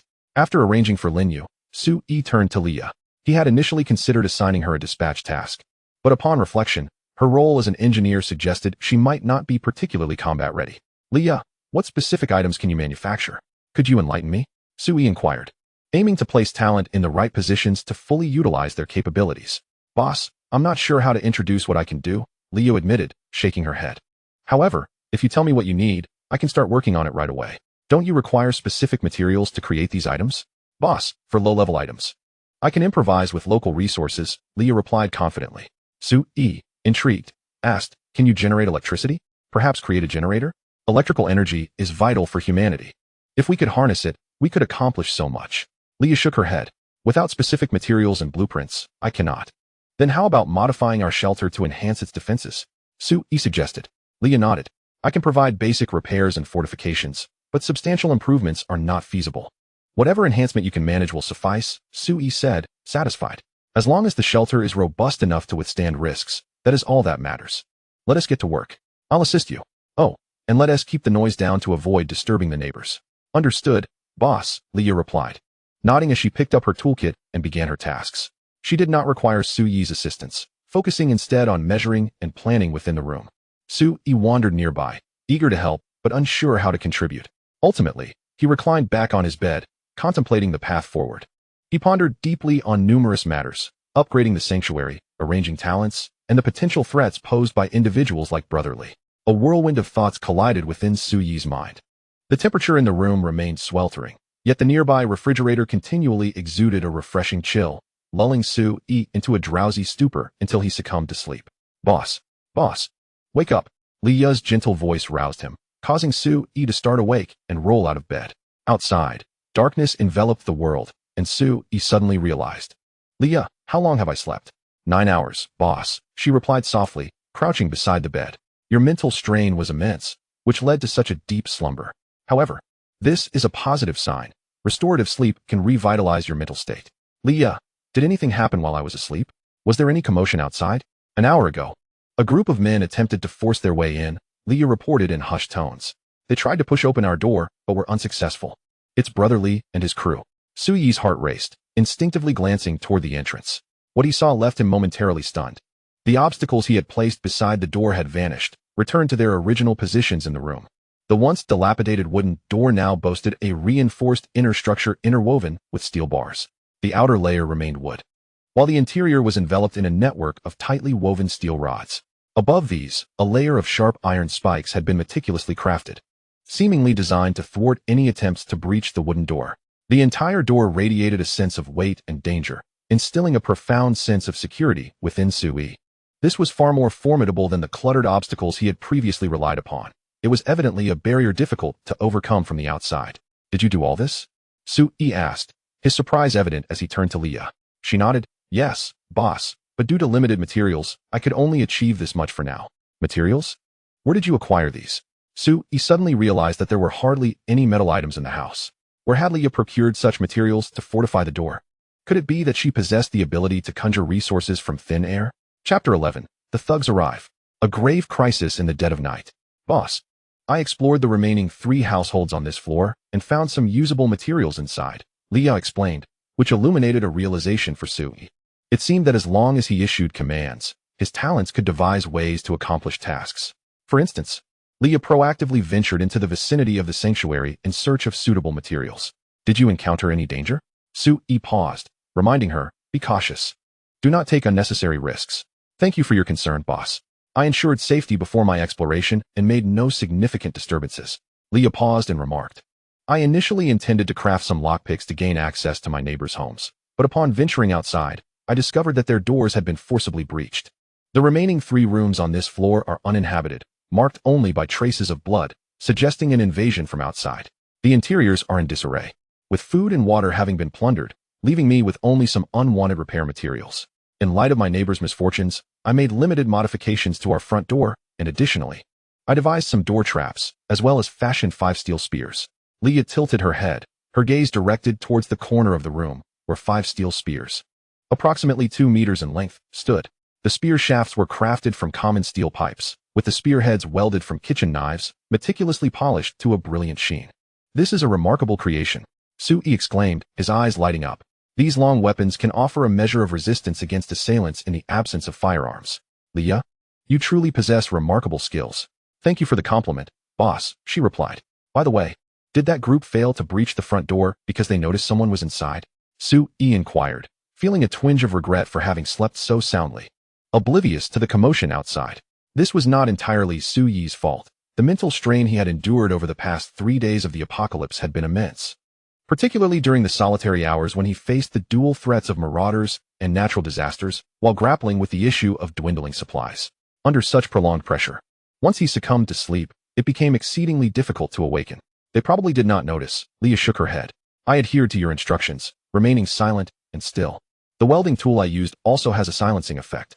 However, a standard wooden door cannot withstand their kind of battering and door breaking. It is only a matter of time before they realize we are hiding here. Leah's analysis was astute. Exposure was inevitable, and Su Yi needed to prepare more thoroughly before that occurred. Understood, he responded, taking a deep breath as he surveyed the room, noting that many aspects had been deliberately modified. For instance, the windows had been reinforced with wooden insulation, the curtains thickened, and a rudimentary cooling diffusion device had been added outside the refrigerator. Leah's renovations took into account not only the safety of the shelter, but also its comfort. No wonder I felt a slight chill tonight. Leah, you have worked hard. Su Yi expressed his satisfaction. It is nearly time. Let us eat first. As Lin Yue should return shortly. Boss, I have already had dinner. Please go ahead and eat. I still have some new modification work to complete, Leah replied, rising to blend into the shadows of the room, her next task unknown. Su Yi picked up some bread and icy water, munching while preparing to access the trading platform to see if there were any new items available for trade that day. He had developed the habit of trading away surplus ice water daily, maximizing the resources in the shelter's storage. In the browsing interface, Su Yi inadvertently discovered that one of the 5 major requirements for upgrading the shelter had already been fulfilled. The successful reconnaissance of available nearby space for the shelter had been accomplished. Successful detection? Could this be the reason why Lin Yue was searching through several nearby houses? Su Yi pondered. If there are other shelters adjacent to his, would it not necessitate the complete eradication of the opposition in order to meet the expansion requirements? After all, most modern residences are interconnected, and in situations where both parties possess shelters, a natural conflict concerning the expansion of these shelters is inevitable. It seems that even if some individuals wish to avoid upgrading their shelters to evade trouble, others will inevitably seek to create complications for them. In this apocalypse, everyone aspires to grow stronger, and the process of upgrading shelters may lead many to perish at the hands of their own kind. With a sigh, Su Yi acknowledged that he could not alter the treacherous landscape of disaster. He only wished to safeguard himself. Upon opening the trading platform, Su Yi promptly searched for weapon trading orders. Currently, his most pressing need was weaponry, and if possible, he hoped to acquire a firearm along with some ammunition. With 6 bottles of ice water remaining today, he believed he might be able to procure some decent weapons. Swiftly, he sifted through the relevant order information and soon came across a weapon sale listed by a shelter named Jinling Rescue Team. They offered a substantial array of law enforcement weapons and equipment in exchange for usable medicines, food, and drinking water, inviting interested parties to submit their information. A note read, "Do not ask me where I am. The shelter has a population limit, and we cannot accommodate too many survivors. No one can assist the weak now. You must rely on yourselves." This information was intriguing. The seller not only dealt in weapons, but also seemed to possess insights into the inner workings of shelters. It appeared they were attempting to rescue more urban survivors, albeit unsuccessfully. Su Yi murmured to himself, "Is this a mechanism of the apocalypse game, disallowing humanity from banding together? Are we compelled to fight our battles alone in this desolate world?" He quickly submitted his order for ice water while tentatively voicing his inquiries within the trading information. The response came swiftly. "Hello, ice water guy. I am quite interested in your order. We can discuss the details further." During their negotiations, the seller did not haggle much and readily agreed to Su Yi's trade request. Additionally, they provided him with several crucial pieces of urban intelligence. "Ice water guy, we have learned that humans who possess a shelter cannot reside in other shelters. Furthermore, those who voluntarily abandon their shelters cannot be accommodated in our level 0 shelter due to population limits. We are unable to extend more assistance to individuals. We can only strive to provide food and weapon support, while also considering our own survival. This game has interrupted humanity's greatest strength, our ability to unite. Yet we have not surrendered. We continue to seek new ways to assist our fellow beings. We hope that Brother Icewater will do all he can to help even a few, for our nation requires more heroes to emerge in times of crisis." It seems the other party consists of officials, who earnestly persuaded Su Yi with heartfelt words. At the same time, Su Yi realized that, despite the turmoil, there remains a group in the city actively engaged in rescue efforts, attempting to gather more individuals for warmth. However, they have faltered and are still in search of new methods. "Thank you for your information. I shall do my utmost to aid the vulnerable." Su Yi's response was insincere. He had no intention of doing so, but considering the generosity of the other party, he felt it appropriate to utter some polite phrases. 6 bottles of ice water had been exchanged for 2 Type 54 pistols and 50 rounds of ammunition. Quite a bargain. Su Yi marveled at the pistol before him. Although it appeared somewhat antiquated and the ammunition was limited, it nonetheless ensured that each member of the shelter was armed with a firearm. In the face of potential troubles, there was no need for excessive worry. "Lin Yue, can you shoot?" Su Yi quietly inquired of Lin Yue, who was shrouded in darkness. She quickly poked her head out, illuminated by the moonlight streaming through the window, appearing rather endearing. "Boss, I can handle a gun, but my aim is average. Could you teach me? I've never fired one before." "All right, my dear." Lin Yue obediently moved closer to Su Yi and patiently began to instruct him on how to use the firearm. The room was predominantly filled with darkness, and the young man and woman found themselves alone, each able to sense the other's unique essence. In such proximity, it is easy for kindling to ignite between a lone man and woman. However, Su Yi was not preoccupied with such thoughts. He was focused and earnest in his learning, while Lin Yue taught with dedication. Although their bodies were closely aligned, their hearts remained pure. 2 hours later, a sudden, heavy knocking echoed from outside the door. Due to the added steel, the sound was more pronounced than usual. Lin Yue's expression tightened, her hands gripping the gun as she swiftly turned to aim at the door. "No need to panic. It's Lin Yue returning," Su Yi reassured her, recognizing the rhythm of the knocking and gesturing for Lin Yue to open the door. This iron door required a specific technique to open. Those unfamiliar with it could never manage to unlock it, let alone force it open. Lin Yue cautiously cracked the door open, confirming that it was indeed Lin Yue before fully opening it to let her in. This time, Lin Yue returned laden with numerous bags, which she placed on the ground and opened in front of Su Yi. Inside lay a dazzling array of electronic components and a portion of colorful banknotes. "Congratulations. This talent exploration has yielded 103 units of electronic components and 76 units of large banknotes. The exploration mission has been completed with a perfect score. You have earned 20 survival points. Lin Yue, well done. The smile on Su Yi's face was hard to contain. This round of material collection had been exceptionally flawless, directly assembling the necessary materials for upgrading a shelter. Moreover, he had also received 20 survival points, bringing his total to 30. However, this material collection task yielded only upgrading materials, with no other supplies in sight. Among the prerequisites for upgrading 5 shelters, Su Yi had already satisfied 4, needing only to accumulate 100 survival points to elevate his shelter to level 1. From the conversation between Lin Yue and Su Yi the previous night, Lin Yue informed him that upgrading to a level 1 laboratory-type shelter would restore the shelter's power system, allowing it to barely meet pre-disaster living conditions. After enduring the torment of darkness for many days, Su Yi was eagerly yearning for light, thus leaning towards upgrading his shelter to a laboratory type. Lin Yue, upon hearing Su Yi's praise, maintained a somber expression. She looked at Su Yi and quietly warned him, "Chief, on my way upstairs, I overheard the group above preparing for a search.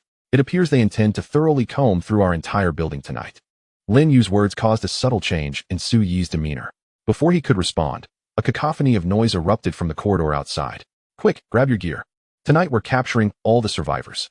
"Damn, I never expected that killing would also yield survival points."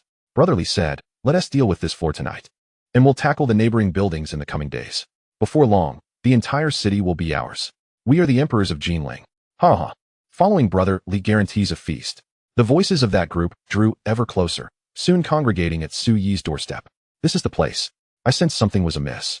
I couldn't open this broken door. Brothers, let us break it down. If someone is killed, search for supplies if no one is inside." Su Yi's expression darkened. The actions of these thugs surpassed his expectations. Without any warning, they had launched a nighttime assault. Chapter 12. Gunfire in the Midnight Hour. A grave crisis for the shelter. Just as Lin Yue's message reached Su Yi, the thugs had already assembled in the corridor outside the door. Su Yi had almost no time to react. He could hear the men outside seemingly beginning a thorough inspection of the floor, with the muffled voices of the thugs emanating from the neighboring apartment. "Hey, the traces I set up here yesterday are gone. Has someone been here? It seems something is missing. It must be from the household that closed the door. I knew someone was inside. Damn it, go find them. How dare they hide?"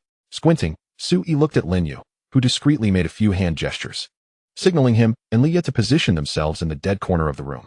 Su Yi nodded cautiously, standing against the wall, while Lin Yue positioned herself diagonally across from him. Lin Yue crouched behind the freezer, and all three held their firearms, holding their breath in anticipation of the impending intrusion. In a short while, a violent banging echoed from outside. "Bang, bang, bang. Come out, you inside. If you hide any longer, I will kill you all. Damn it. How dare you play with me? I come knocking on the first day, and you remain silent. Break down this door, bring me the hammer." Bang. The sound of splintering would accompany the raucous shouts of the assailants, as the old wooden door could not withstand their force. Once the door shattered, beams of blinding flashlight pierced through the gaps in the steel bars, illuminating the interior. The shifting light allowed Su Yi to catch a glimpse of shadowy figures outside the steel door, estimating there were at least 20 of them. The ranks of these thugs had swelled, outnumbered and outgunned. Su Yi dared not expose their position by firing recklessly.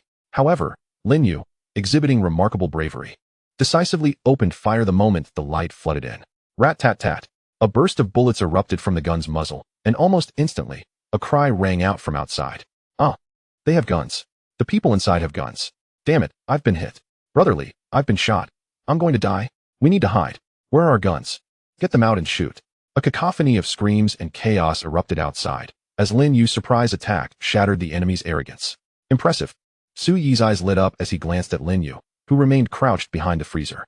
He was well aware of the intricate modifications Lin Yue had made to the iron door. Although there were gaps between the steel bars, they were minimal. If Su Yi were to fire, his bullets would likely ricochet within the room and injure his own comrades. Lin Yue's marksmanship was exceptional. She was capable of such precision even with a fully automatic submachine gun. Yet, the assailants were no pushovers. Soon, dark gun barrels were pressed against the gaps of the iron door. Bang, bang. The crisp sound of gunfire erupted in the darkness, as bullets ricocheted off the walls, shattering various items within the room. The thugs also possessed firearms, likely procured from an online trading platform. "Kill them. Open fire. I'm out of bullets, damn it. Do we know if anyone's dead?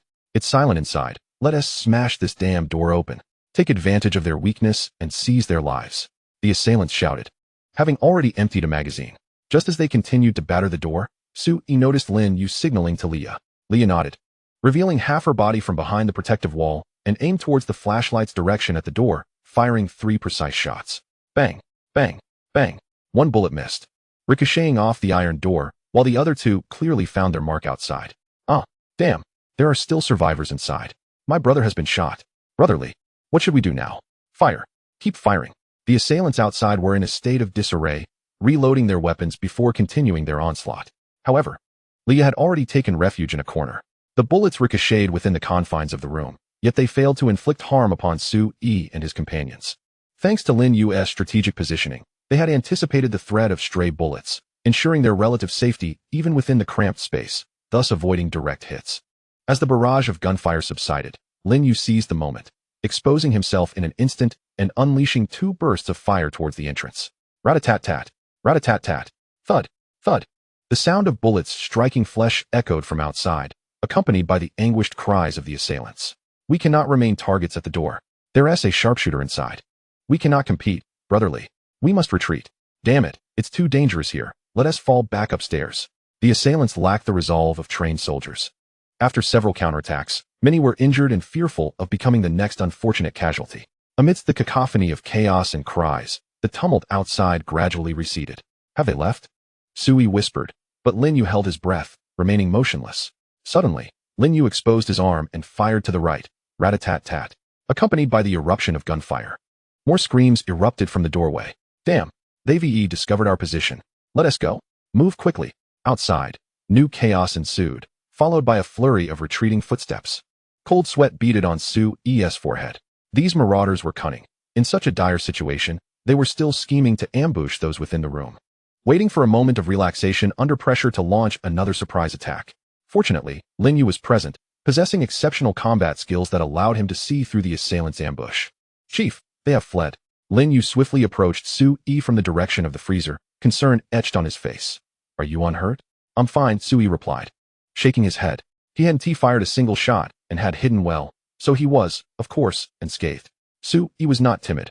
Rather, it was the night's obscured visibility combined with his inexperience with firearms that made him hesitant to shoot carelessly, fearing it would jeopardize his teammates.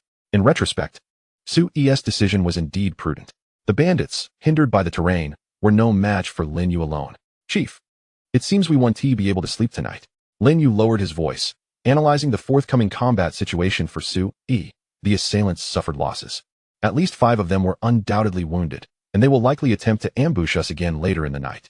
This iron door should hold them at bay, but if they possess breaching tools, we may be in trouble. Lin Yue's expression was grave, and the thick scent of blood wafting in from outside corroborated his analysis. The loss suffered by the marauders is considerable, and naturally, they cannot swallow their pride. Thus, we must retaliate.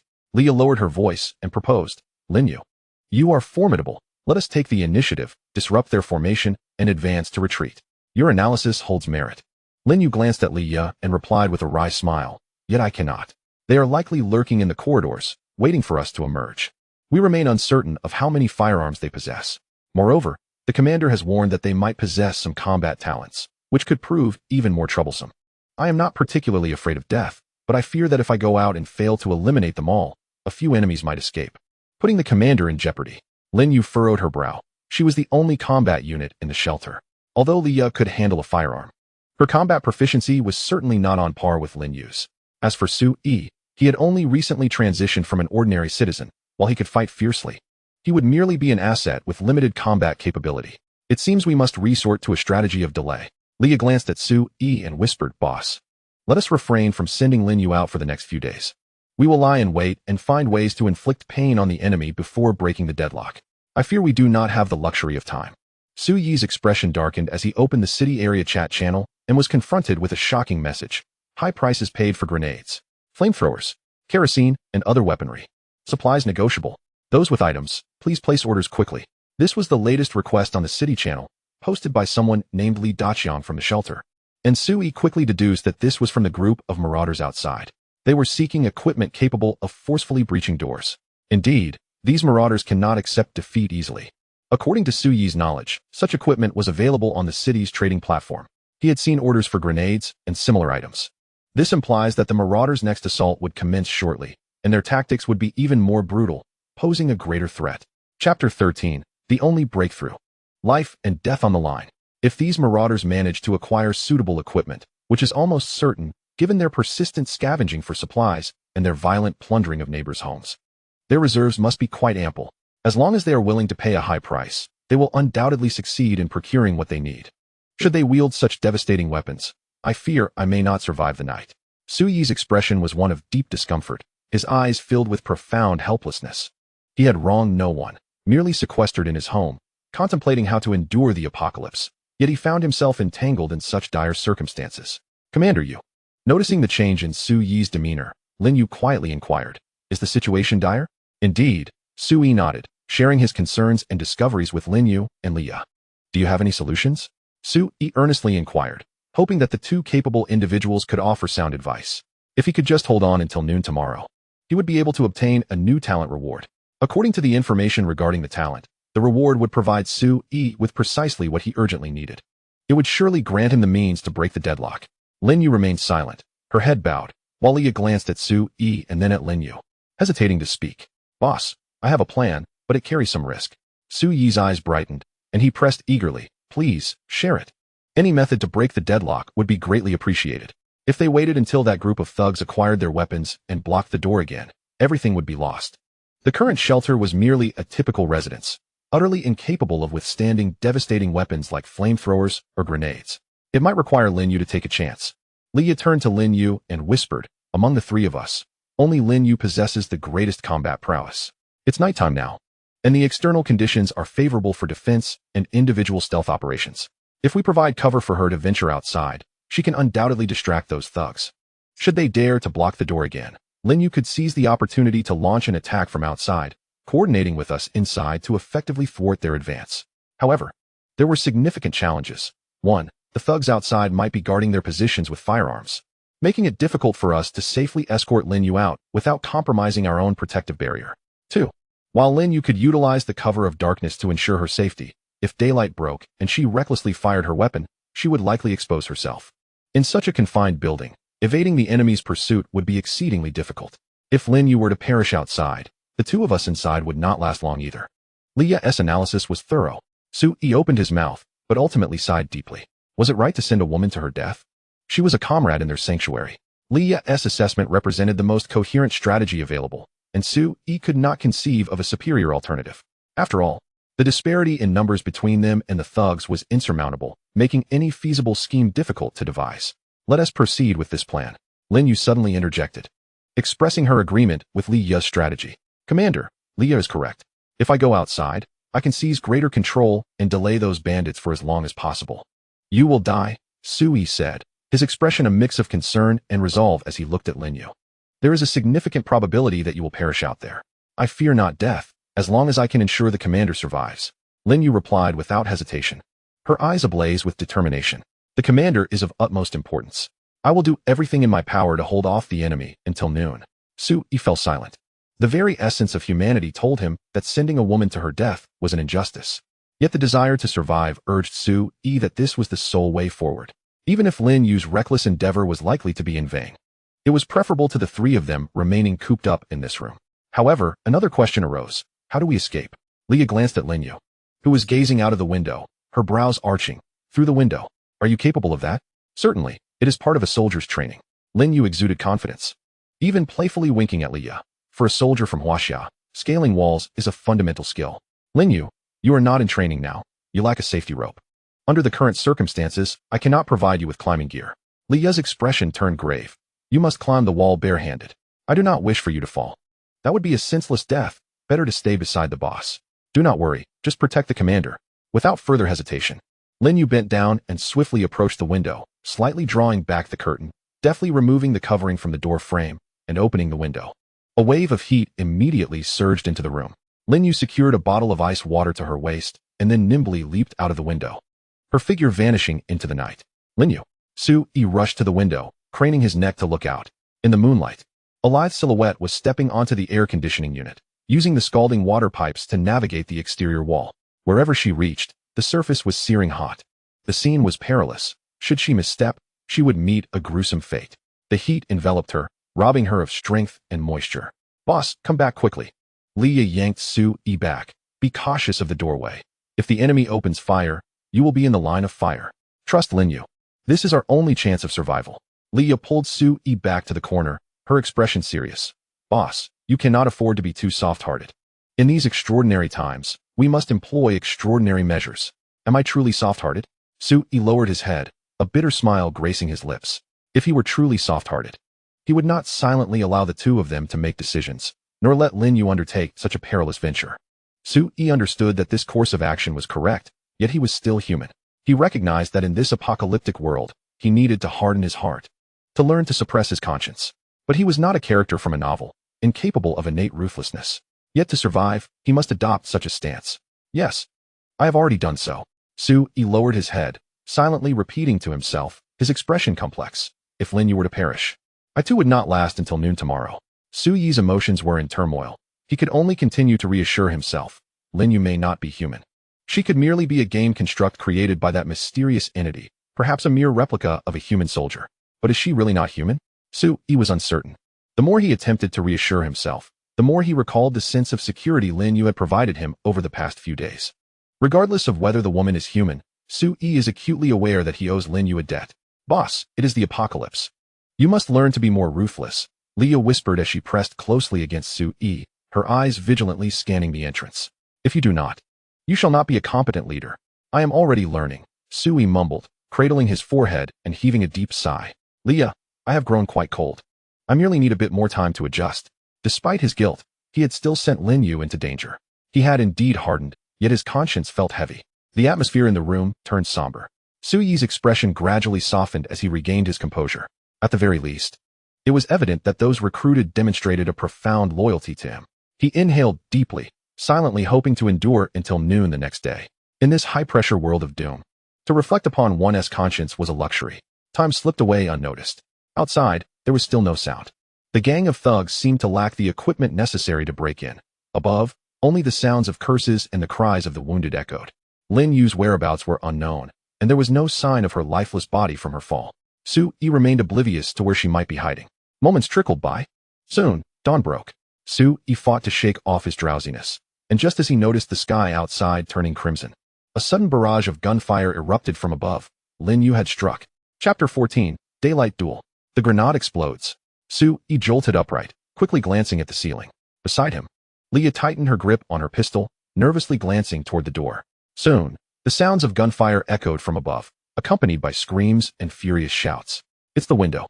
Over by the window. Damn it, it's a woman. Is she a resident from below? I don't know. Lin Yue, my brother has lost his breath. He is dead. He is dead. Damn it.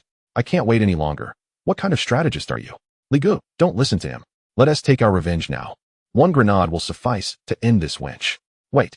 Lin Yue, she has appeared. The floor below is likely empty. She is just a single resident. We cannot waste a grenade on an unoccupied room. Didn't TA man live downstairs? When did it change to a woman? The chaos from above continued. And Su Yi strained to listen, his expression grave. They had indeed procured grenades. No wonder Lin Yue had fired. She was drawing fire to prevent them from using grenades against Su Yi. Shoo. Lin Yue's finger pressed to her lips, signaling Su Yi to remain silent. At this moment, if the adversaries were to discover that someone was still downstairs, it would undoubtedly spell doom for both individuals. In such a confined space, they would unavoidably suffer the full brunt of the grenade's explosion. As anticipated, within mere minutes, a rustling sound emanated from outside the door. Su Yi's hair stood on end as he caught a glimpse through a strategically placed mirror in the corner, revealing a pair of eyes peering through the crack of the iron door. The figure pressed against the door, their eyes darting about like a malevolent specter, sending chills down his spine. Before long, shouts erupted from outside. Lin Yue, there's no one downstairs, not a sound. However, the iron door was securely locked, and it seemed she had not exited through the main entrance. Echoes soon reverberated from above. Indeed, that woman has emerged. She climbed up from the window to ambush us. Damn, is that wretched woman a Spider-Man? Search the entire building. She must be apprehended. Damn it. Lin Yue, if we catch her, hand her over to me. I will avenge my brother's death, and I will personally eliminate her. The sound of hurried footsteps cascaded from above, as if they were mobilizing reinforcements. Lin Yue, I'll accompany you. I believe you are the most formidable. It's safe to follow you. Stop the damn chatter. Check the firearms. And ensure the grenades are with the strategist. Are there enough bullets? That woman was incredibly precise with her aim last night. Don't be careless. Split into 2 teams. We will commence the search from the top floor while you head to the first floor. We'll all converge in the center. Leave no room unchecked. And scrutinize every window on each floor. Remember the strategist's orders. Move swiftly. Capture her. The upstairs thugs commenced their operation. And soon the corridor echoed with the sound of their rapid footsteps. Su-yi bit his lip in desperation, his eyes flashing with icy hatred. These ruffians, despite my innocence, are intent on my demise. Lin Yue, you must survive. For both your safety and my own. Su-yi fervently wished for Lin Yue's well-being. Approximately 10 minutes later, a series of gunshots erupted from downstairs. Damn, that woman is on the 2nd floor. The strategist is dead. The strategist is dead. Damn it, her aim is too accurate. 1 shot to the head. We're on the 2nd floor. Have we caught her? Su-yi overheard the frantic shouts of Lin Yue and his men hastily descending from above, inquiring anxiously about the fate of their strategist. Lin Yue, the strategist is gone. That woman is in the room on the right side of the 2nd floor. We had searched this area before, and the door was left ajar. Damn it. Lao Song. A bunch of useless fools, unable to protect the strategist. What are you standing around for? Don't you dare hesitate to rush in and catch her. Lin Yue, that woman is exceptionally dangerous. Her marksmanship is too precise. The chaos below was palpable, and as Su-yi listened intently, he realized no new gunshots rang out. Clearly, the thugs were hesitant to storm the room. Inadvertently granting Lin Yue a chance to escape, they had failed to capture her. Damn, there's no one inside. Continue the search. The air was thick with tension as the chaos unfolded. That wretched woman. I shall tear her apart. Where's my grenade? Bring it to me. Li roared, his voice echoing through the halls. Suddenly, a barrage of gunfire erupted from the top floor, claiming the life of an unfortunate soul who had not even had the chance to issue a warning. Li was on the brink of madness, rushing upstairs with his men, only to find emptiness. You useless fools, restrain her. Hold her down until I arrive. His frustration was palpable, and his subordinates remained silent, trembling in fear, not just of Li, but of Lin Yue, whose very presence instilled terror. The more they quaked, the greater their dread of her became. This woman was elusive, striking with deadly precision, and vanishing without a trace. Any hesitation on their part rendered them utterly powerless against her.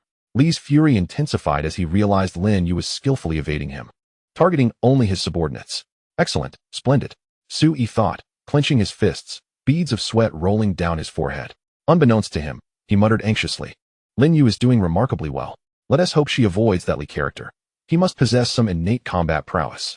Boss, it's already 10:30 a.m. Lin Yue whispered urgently, careful not to alert the thugs outside. She leaned close to Su-yi, her tone barely above a murmur. He glanced at the wall clock, which had been struck by a stray bullet the previous night, its face marred and barely functional, yet the hands still ticked slowly. There were still 2 hours left. Su-yi gritted his teeth. The only thing occupying his mind was the efficacy of his innate abilities.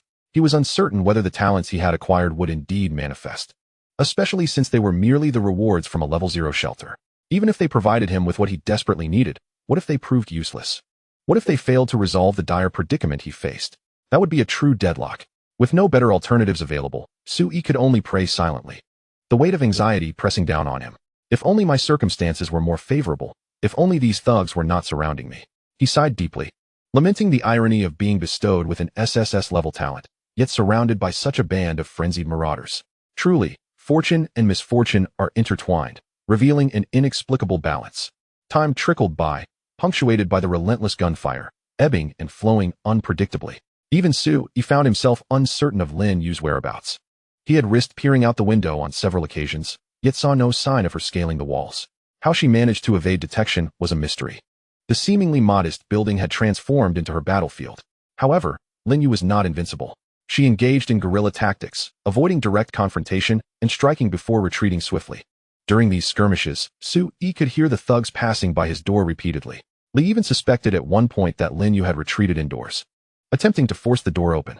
Fortunately, Li Yue's enhancements had fortified their defenses, leaving Li frustrated as he kicked the iron door in vain. The 2 sides remained locked in a stalemate until the clock struck 12:20. Just as new rewards were on the verge of being distributed, a deafening explosion reverberated from the rooftop. The entire floor trembled violently, causing Su-yi to lose his balance and topple over. He witnessed a cascade of dust and debris falling from the ceiling. It was a grenade. Li Yue's beautiful eyes widened in shock, nearly rendering her voiceless. The enemy had deployed a grenade. They must have captured Lin Yue. Had she perished? Was she truly dead? Su-yi gritted his teeth and struggled to rise. Glancing at Li Yue, who silently shook her head. She was uncertain. At that moment, no one knew Lin Yue's fate. Following the explosion, boisterous laughter from men above echoed faintly. Ha ha, you filthy wench, I couldn't blow you to smithereens. Brotherly is amazing. I thought our building would collapse. This old structure is surprisingly resilient. It hasn't crumbled. Where's that woman? Where's the body? I don't know. It seems to have fallen. Hurry and search. Even in death. I want to see the corpse. I shall desecrate it. Ha ha ha. Brotherly, is that a legitimate desecration? Line up, line up. I want to go second. The raucous laughter from the upstairs thugs signified their apparent victory. After a morning of relentless struggle, they had finally slain that woman. Su-yi trembled uncontrollably, not from fear, but from rage. Lin Yue had fought desperately to buy time, only to meet her demise. Those scoundrels, give me what I need most. You cannot deceive me. You were clear. Su-yi closed his eyes, almost muttering to himself, his hands trembling with intensity. I demand the reward I need most. I need to kill. I need to kill now. I will slay these bastards. Congratulations. Your stay in the shelter has reached 24 hours, triggering a talent reward. The stay time is now recalibrated. Chapter 15. Clear the entire building. Exterminate all. Congratulations, you have received the D-grade combat squad card, consumable. As a clear message box flickered before Su-yi's eyes, a golden card fell into his palm. It was roughly the size of a bank card, entirely golden, etched with the indistinct silhouettes of several soldiers. At the top of the card, detailed information was inscribed. D-grade combat squad. Consumable, upon use, randomly summons a technologically advanced combat squad of 36 individuals, each with a fixed strength of D-grade, equipped according to the number. The effect lasts only 2 hours, after which the combat squad will be retracted. A temporary summoning type. At least 3 D-grade soldiers. Su-yi's eyes sparkled with hope. The strength of D-grade soldiers had been vividly demonstrated through Lin Yue. Their combat prowess was akin to that of elite special forces. A battle group of at least 3 individuals is indispensable. Their presence will undoubtedly annihilate this band of marauders. Summon. Without a moment's hesitation, Su-yi opted to utilize the card, and immediately, a resplendent golden light enveloped him. As the luminescence dissipated, 6 fully armed special forces soldiers materialized at Su-yi's side, poised for action. Each of them, all male, donned specialized camouflage attire, sturdy combat boots, night vision goggles, and bore grenades and navigational devices at their waists, wielding an array of black firearms of varying lengths. Each soldier possessed a steely gaze, exuding an aura of discipline and resolute decision-making. A mere glance allowed Su-yi to discern that the roles among these 6 individuals were distinctly delineated. There was a battlefield medic carrying a medical kit, an assault specialist brandishing a submachine gun, and a teammate armed with a specialized rifle. All while a sniper equipped with a Barrett rifle was safeguarded at the center, comprising 3 assault operatives, 1 medic, 1 communications officer, and 1 sniper. This squad of 6 was thoroughly equipped. Commander. The lead assault soldier saluted Su-yi, his mask concealing all but his eyes, as he calmly inquired. Please issue the operational orders. What is our mission? Eliminate them. Su-yi inhaled deeply, his finger pointing resolutely towards the doorway. Within this building are individuals posing a threat to our safety. Eradicate them all. Yes. The soldiers responded in unison, affirming their commitment to the task at hand. At this moment, Lin Yue, regaining her senses from her astonishment, urgently reminded, there is another woman. Her name is Lin Yue. She is also a soldier and belongs to the commander. We must rescue her. The soldiers turned their gazes towards Su-yi, who nodded affirmatively. Indeed. Understood. The lead soldier signaled, and the 6 soldiers divided into 2 teams, deploying in different formations. The communications officer and sniper exited through the window, securing themselves with grappling hooks as they swiftly ascended to a vantage point on the opposite rooftop. Meanwhile, the assault specialists and medic awaited Lin Yue to unlock the iron door, before promptly tossing smoke grenades into the fray. Bang! The smoke erupted, and outside, the startled cries of the crouching marauders echoed. Lin Yue, the iron door is open. Where did this smoke come from? Tat tat tat. A volley of bullets surged forth, abruptly silencing the marauders' panic. The male soldiers exchanged hand signals, advancing stealthily in sync with tactical precision, seamlessly blending into the smoke. Before long, tat tat tat, tat tat tat. The rapid-fire cadence resonated from beyond the door. With every shot fired, a heavy thud marked the fall of a body, with few cries of anguish piercing the air. This indicated that each enemy they encountered had scarcely the time to issue a warning before meeting their swift demise. As the soldiers commenced their sweep, the frantic shouts of the marauders soon ensued. It's the enemy. They're back. Soldiers? Holy hell, they're actually soldiers. Is this the rescue team? Damn it. They're killing our people. I surrender. I surrender. Don't kill me. Damn. This is undoubtedly not an organized military force. How dare they lay hands on innocent civilians? Strike back swiftly. Outside, the frantic voices of the marauders echoed relentlessly, accompanied by the explosive sounds of stun grenades and smoke bombs. Throughout this chaos, gunfire never ceased. Sui could also hear the sporadic reports of sniper shots emanating from the distant rooftops. Bang, bang. The frequency of the sniper's shots was low, yet their impact was tremendous. The Barrett bullets could nearly penetrate any obstacle. Even enemies concealed behind cover could be effortlessly eliminated in a single strike. Their positions revealed under thermal imaging. Once the sniper had them in his sights, the marauders faced instant demise. There's a sniper outside. Take cover. Brotherly. Brotherly. Damn it. Brotherly has been shot in the head by the sniper. Brothers, run. The tumult outside was incessant, and clearly, the 6 warriors, in their coordination, rendered the disorganized mob utterly powerless. Only the cries of the marauders and their panicked shouts filled the air. Sui did not hear any sounds of defeat from the soldiers. Approaching the window, he peered down to observe numerous bloodied marauders fleeing in terror from the building. The sniper above methodically picked them off, executing headshots with precision, leaving a grim scene in his wake. In mere moments, 7 or 8 bodies lay strewn below, while the remaining survivors were forced back inside, facing the relentless fire of submachine guns and rifles. Sui stood by the window, coldly observing this grim tableau. A sense of discomfort stirred within him. It was his first encounter with death, and he felt unsettled. Yet, this discomfort was swiftly replaced by the exhilarating thrill of vengeance. After just a few breaths, his unease dissipated entirely, leaving behind an emotional void. Have I already adapted? Sui silently pondered, his expression still impassive, devoid of any semblance of pleasure. Lin Yue had yet to appear.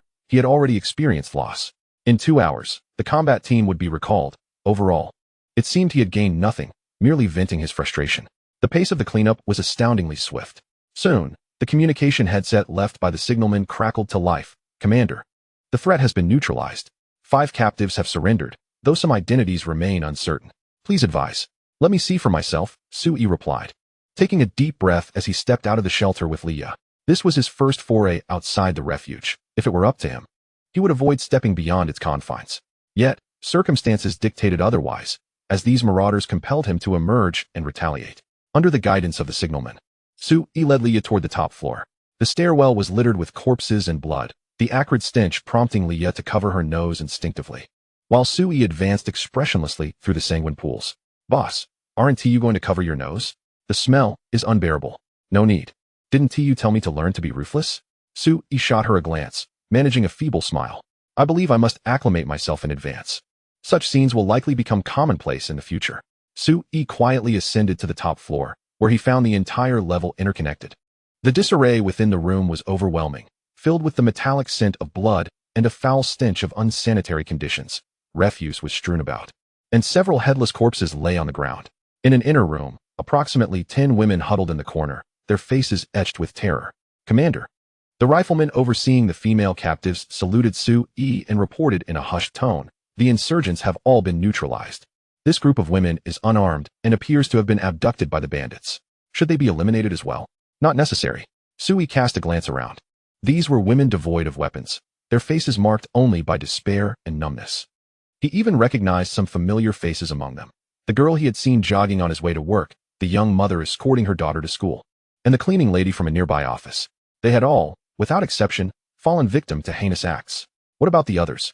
Sui withdrew his gaze and turned to the rifleman. The rifleman pointed to the adjacent room.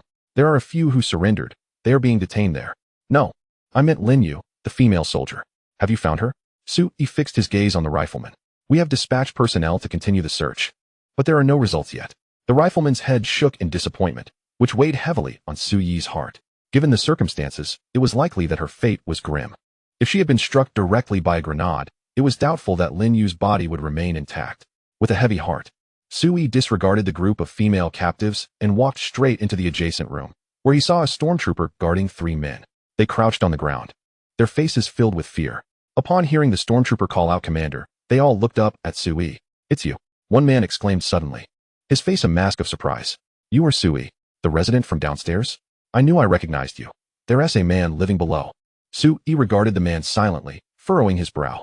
You are the one with a daughter, right? Your surname is Zheng? Yes, that's me. I am old Zheng.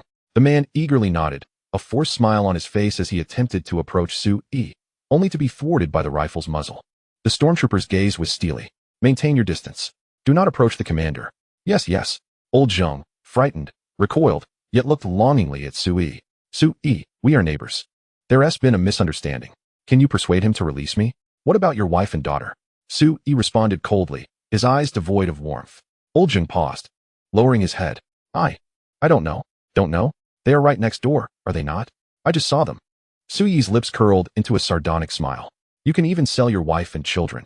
I cannot consider you a neighbor. It's not like that, Sui. I couldn't stand up to that man named Li. Old Zheng's face flushed with shame as he desperately defended himself. To survive, he had betrayed his own wife and daughter.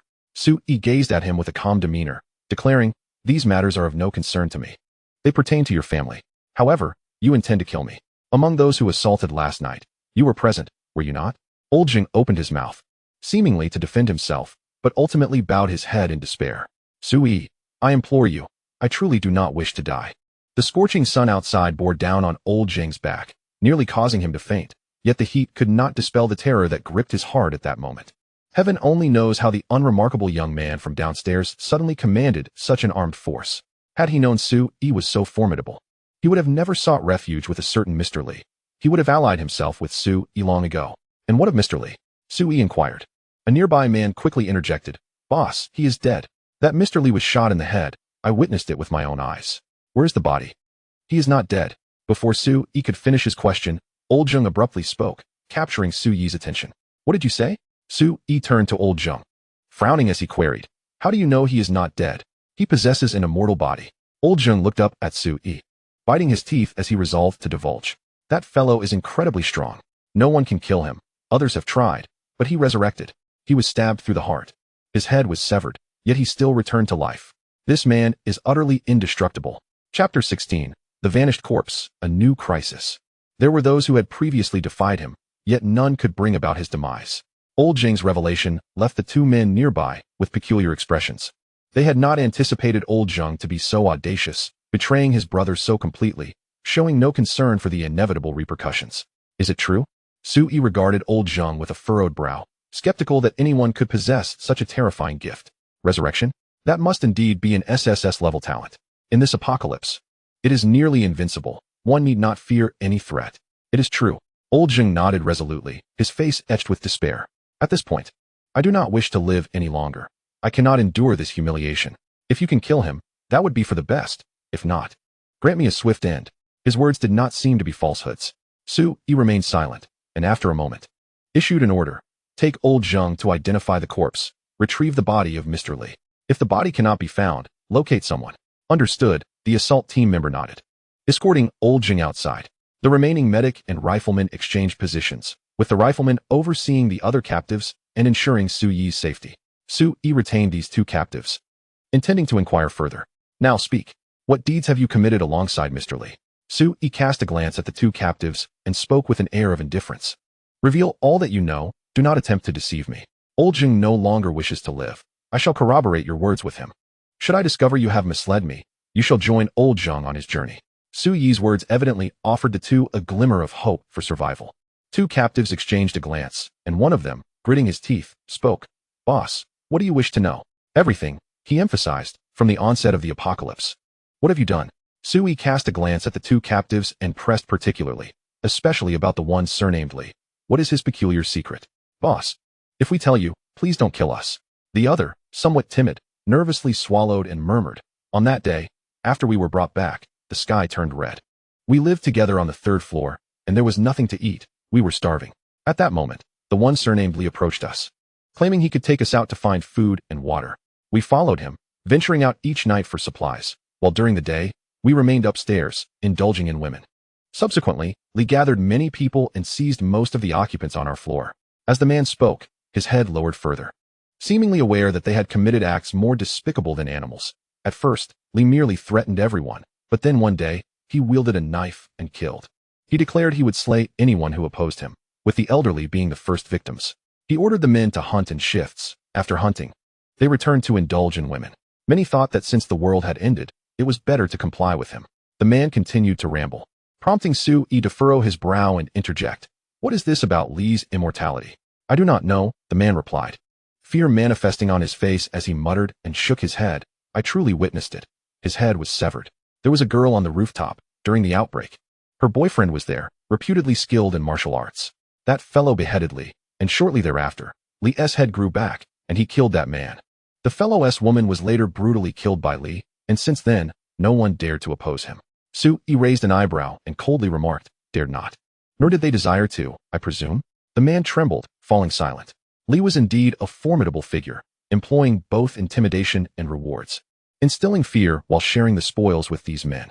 In a world already fraught with anxiety, Li's actions led most men to willingly align with him. Barring unforeseen events, Li's sanctuary would likely thrive and expand. Since Li's gift is immortality, what is your gift? Su-yi inquired coldly. The man appeared taken aback, somewhat perplexed. Gift? What do you mean by a gift? Su-yi raised an eyebrow, silently scrutinizing the man, who did not seem to be lying. Or perhaps, his gift required concealment? Unable to decipher the truth, Su-yi observed as the man grew increasingly anxious under his gaze, hastily explaining. Boss, you wouldn't think we are also immortal like Li, would you? We are merely human, mere mortals. One stab, and we perish. Please, do not jest or test us. We merely wish to survive. Many of our actions are born out of necessity. Even if we are to be killed, it should be the police who apprehend us, who conduct trials and pass judgments. The man spoke in a flustered tone, but Su-yi suddenly interjected. Have you not returned to your own residence? Have you been shadowing Brother Li all along? Yes. Indeed, boss. The man paused, nodding in confusion. Old Li forbids us from dispersing. He fears betrayal from others and insists that we remain under his watchful eye. Even when we sleep, we must slumber where he can see us. No wonder, Su-yi murmured. That fellow Li likely knows of the existence of abilities. He is wary of formidable adversaries and thus orders everyone to refrain from returning to their sanctuaries. Many individuals at the onset of the apocalypse had not yet awakened their talents before being brought under Li's wing. Those devoid of abilities are, in essence, merely ordinary people. Su-yi silently summoned the data panel of the sanctuary, only to find it unresponsive. This led him to conclude that, conservatively speaking, only Li possessed an ability. The three remaining individuals still alive had likely not awakened theirs. Su-yi pondered, and the only source of his current distress was Li's immortality. At that moment, the direst news arrived. The assault team and Lao Zheng reported back. They had meticulously scoured both upstairs and downstairs, but found no trace of Li's body. This revelation caused Su-yi's brow to furrow deeply. The absence of a corpse indicated that the man had resurrected. An active potential adversary posed an immense threat, especially considering that Su-yi's 5 warriors had less than an hour of endurance remaining. Once they were recalled, and with Lin Yue's uncertain fate, the combat capability of Su-yi's sanctuary would plummet to freezing levels. With this thought, a renewed sense of crisis welled up within Su-yi. He commanded, secure these captives. Summon the communications officer, and instruct the sniper to continue the search for Li's whereabouts. Frowning, he swiftly ordered, move all supplies from here downstairs. Everything edible. Everything useful, take it all. Leave nothing behind. Inform Lin Yue to reinforce her home. She is to manage the entirety of the building's supplies. But she has only 1 hour. With Su-yi's command, everyone except the sniper sprang into action. The 3 captives, under guard, began to toil diligently, transporting the supplies that Brother Li and his associates had painstakingly collected over the past few days down to the lower level. 7 robust men tirelessly carried the goods. Their pace steady, yet Su-yi found it lacking. He mentally counted the time, pacing restlessly before the group of women in the inner room. Su-yi harbored no ill intentions. Rather, he contemplated whether he could harness these women to provide greater security for the sanctuary. They must have suffered greatly under Li's tyranny. Surely, they harbored some resentment toward him? Supporting his chin, Su-yi murmured, if I can awaken their latent animosity, they could become my allies. For the enemy of my enemy is indeed my friend. As for how to approach this group of women, Su-yi had yet to devise a plan. His sole desire at present was to augment his available strength as much as possible, uniting all to resist the impending resurrection of Brother Li. Just as Su-yi contemplated how to communicate with these apathetic women, a new prompt materialized before him, rendering him momentarily speechless. Chapter 17. Destroy the shelter. Inherit vast resources. Detected that you have stayed in another shelter for over 30 minutes. The current owner of the shelter is absent and in a state of helplessness. Do you choose to occupy this shelter or destroy it? Occupy or destroy? Su-yi was taken aback. He had unknowingly lingered in this room for half an hour, triggering a latent apocalyptic game mechanism. He recalled vividly that the gang of thugs had mentioned that killing could augment survival points. From this perspective, The apocalyptic game not only unleashed terrifying calamities, but also encouraged mutual slaughter among humans.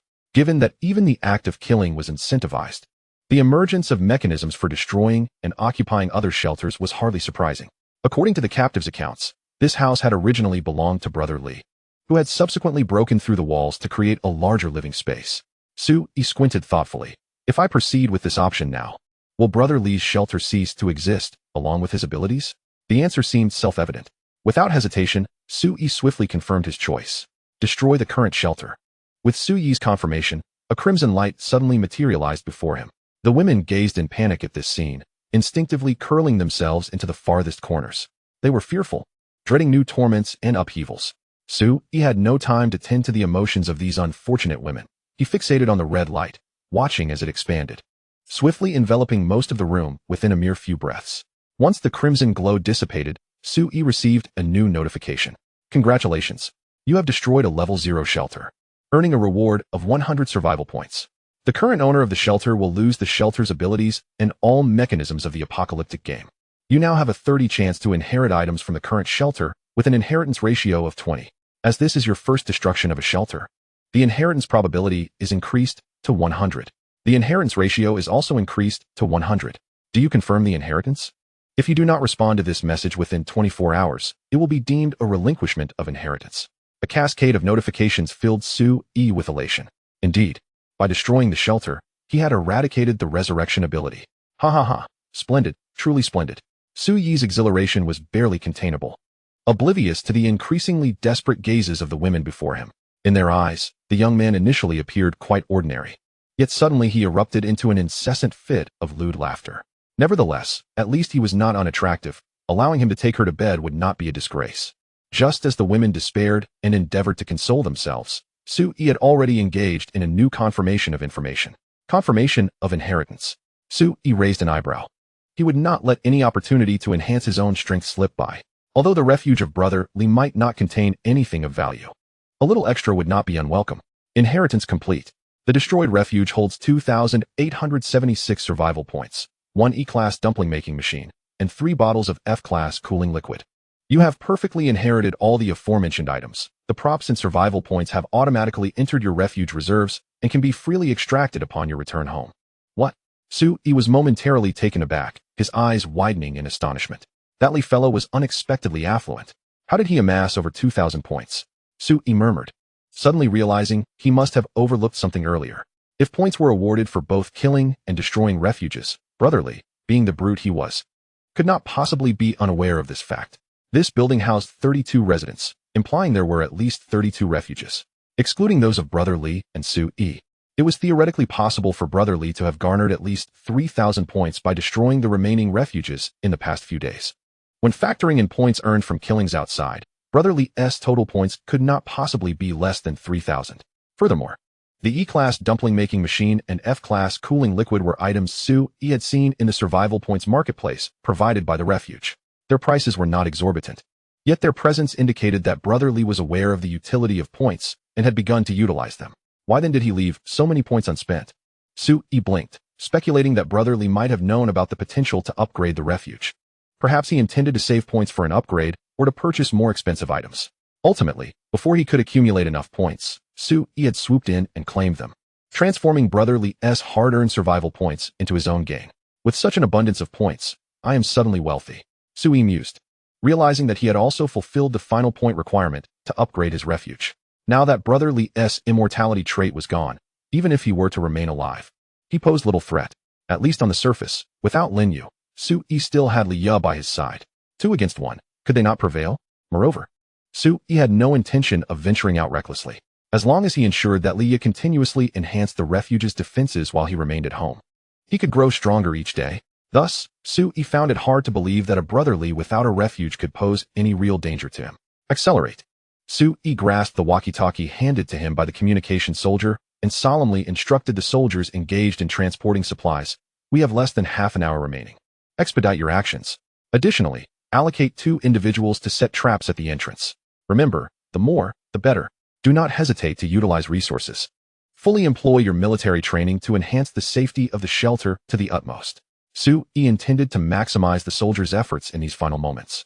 ensuring that sufficient countermeasures were established before their departure.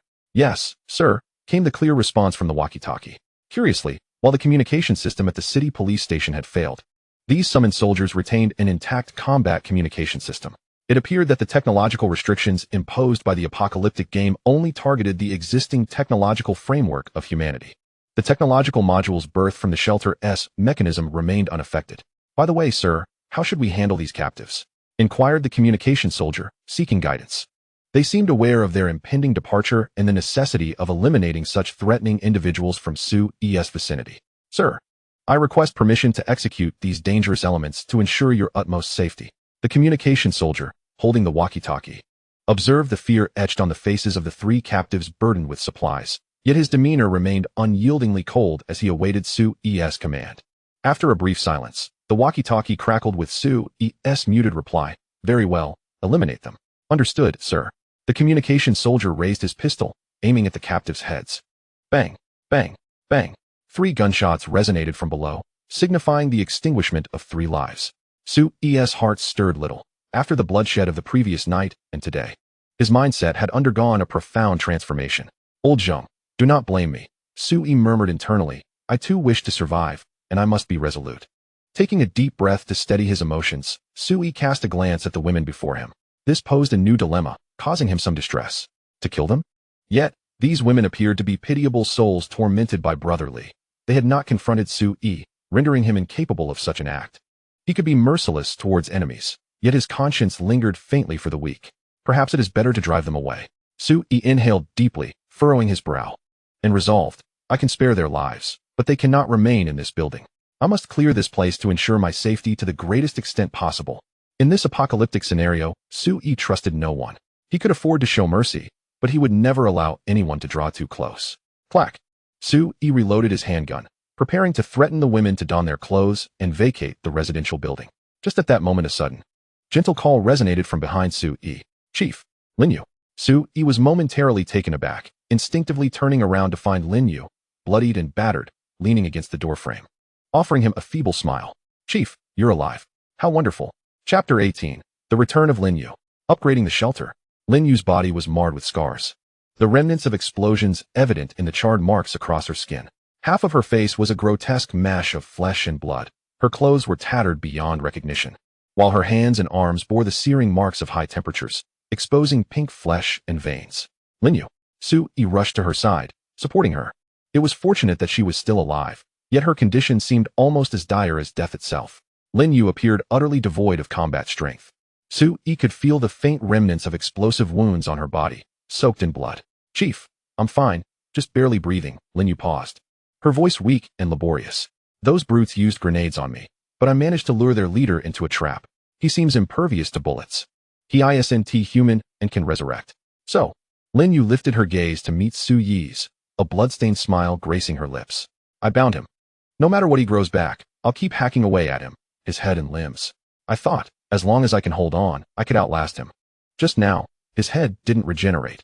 I think I may have succeeded in exhausting him. You should be safe now." Before Lin Yue could finish her last sentence, she collapsed limply into Su-Yi's embrace. "Medic! Medic!" Su-E grasped the walkie-talkie, shouting desperately, "Get up here and save her. Hurry. Chief, I'm coming." The medic downstairs hastily dropped the supplies and rushed upstairs. He took Lin Yue from Su-Yi's arms, laying her on the ground as he opened the first aid kit to swiftly assess and treat her. Su-E gazed at Lin Yue, lying on the ground receiving treatment, his expression a complex mix of emotions. He had underestimated the loyalty of such a talented individual. Lin Yue had discovered Li Ji's resurrection ability, yet had not thought of fleeing. She exerted every ounce of strength to hold him off. Although she believed she had exhausted Li Gu, this was no longer of consequence. With Li Ji's powers gone, beheaded by Lin Yue, he was undoubtedly dead. Now, Su-Yi's sole desire was for Lin Yue to receive prompt medical attention. A devoted warrior like her held immense significance for the shelter. "Chief, I cannot save her," the medic said, lifting his gaze with an apologetic expression. "She has 7 bullet wounds and has been blasted by a grenade. The outer layers of her skin have been severely burned by high temperatures. She is critically dehydrated, has lost a significant amount of blood, and her internal organs are damaged. Surgery is essential to save her, but I lack the necessary conditions and medical supplies. Her survival thus far is likely due to sheer willpower. I estimate she will not survive until nightfall."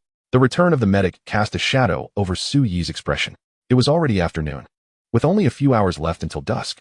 Even though he seemed to be leading Lin Yue to the nearest hospital in search of an operating table and medical supplies, the medic would not endure until then. Their time was running out. She must be saved.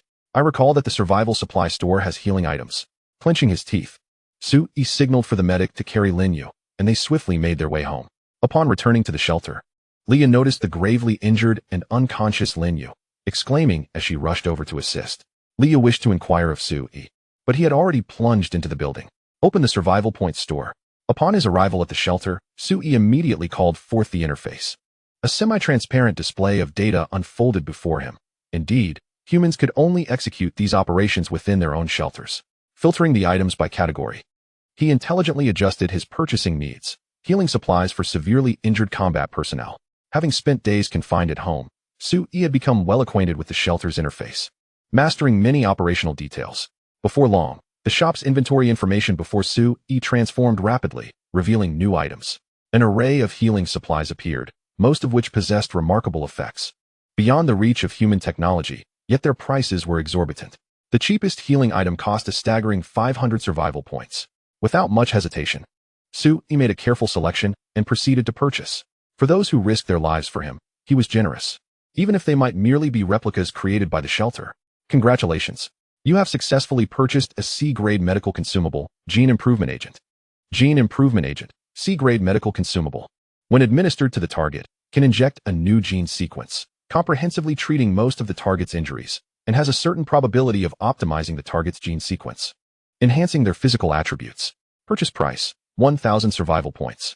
A price of 1,000 points. Few in the world could muster such an amount in one go. Without a pang of regret, Su Yi directly acquired it and administered the injection to Lin Yue. As the emerald green liquid coursed through Lin Yue's veins, her previously pallid face began to regain a rosy hue, and the visible wounds on her body were slowly healing before their eyes, though Lin Yue remained unconscious. The medic's latest assessment indicated that her body was gradually recovering, with expectations of her awakening in a few hours. As long as she could be saved, Su Yi felt a wave of relief wash over him. Lin Yue had fought so valiantly, he had no reason to abandon her. Moreover, the shelter would greatly need her combat prowess to endure in the long future ahead. After ensuring Lin Yue was settled, Su Yi intended to raise his head and issue new commands to the soldiers, but upon doing so, he found that the medic who had just stood before him had vanished. Leah, where are that group of soldiers? They have vanished, boss. Leah squatted at the entrance, diligently repairing the iron gate, responding without raising her head. Did you not say earlier? They are temporary rescue forces and will disappear. Indeed, time has come.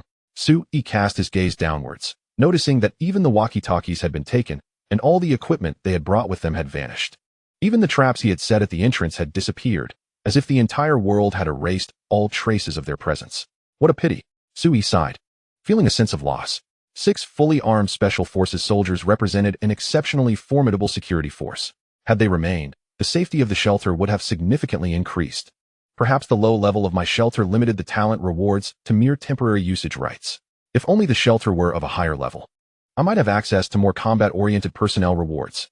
Su Yi was fervently eager to upgrade the shelter, but prudently. He first instructed Leah to usher the group of women upstairs. Naturally, he would not be entirely heartless.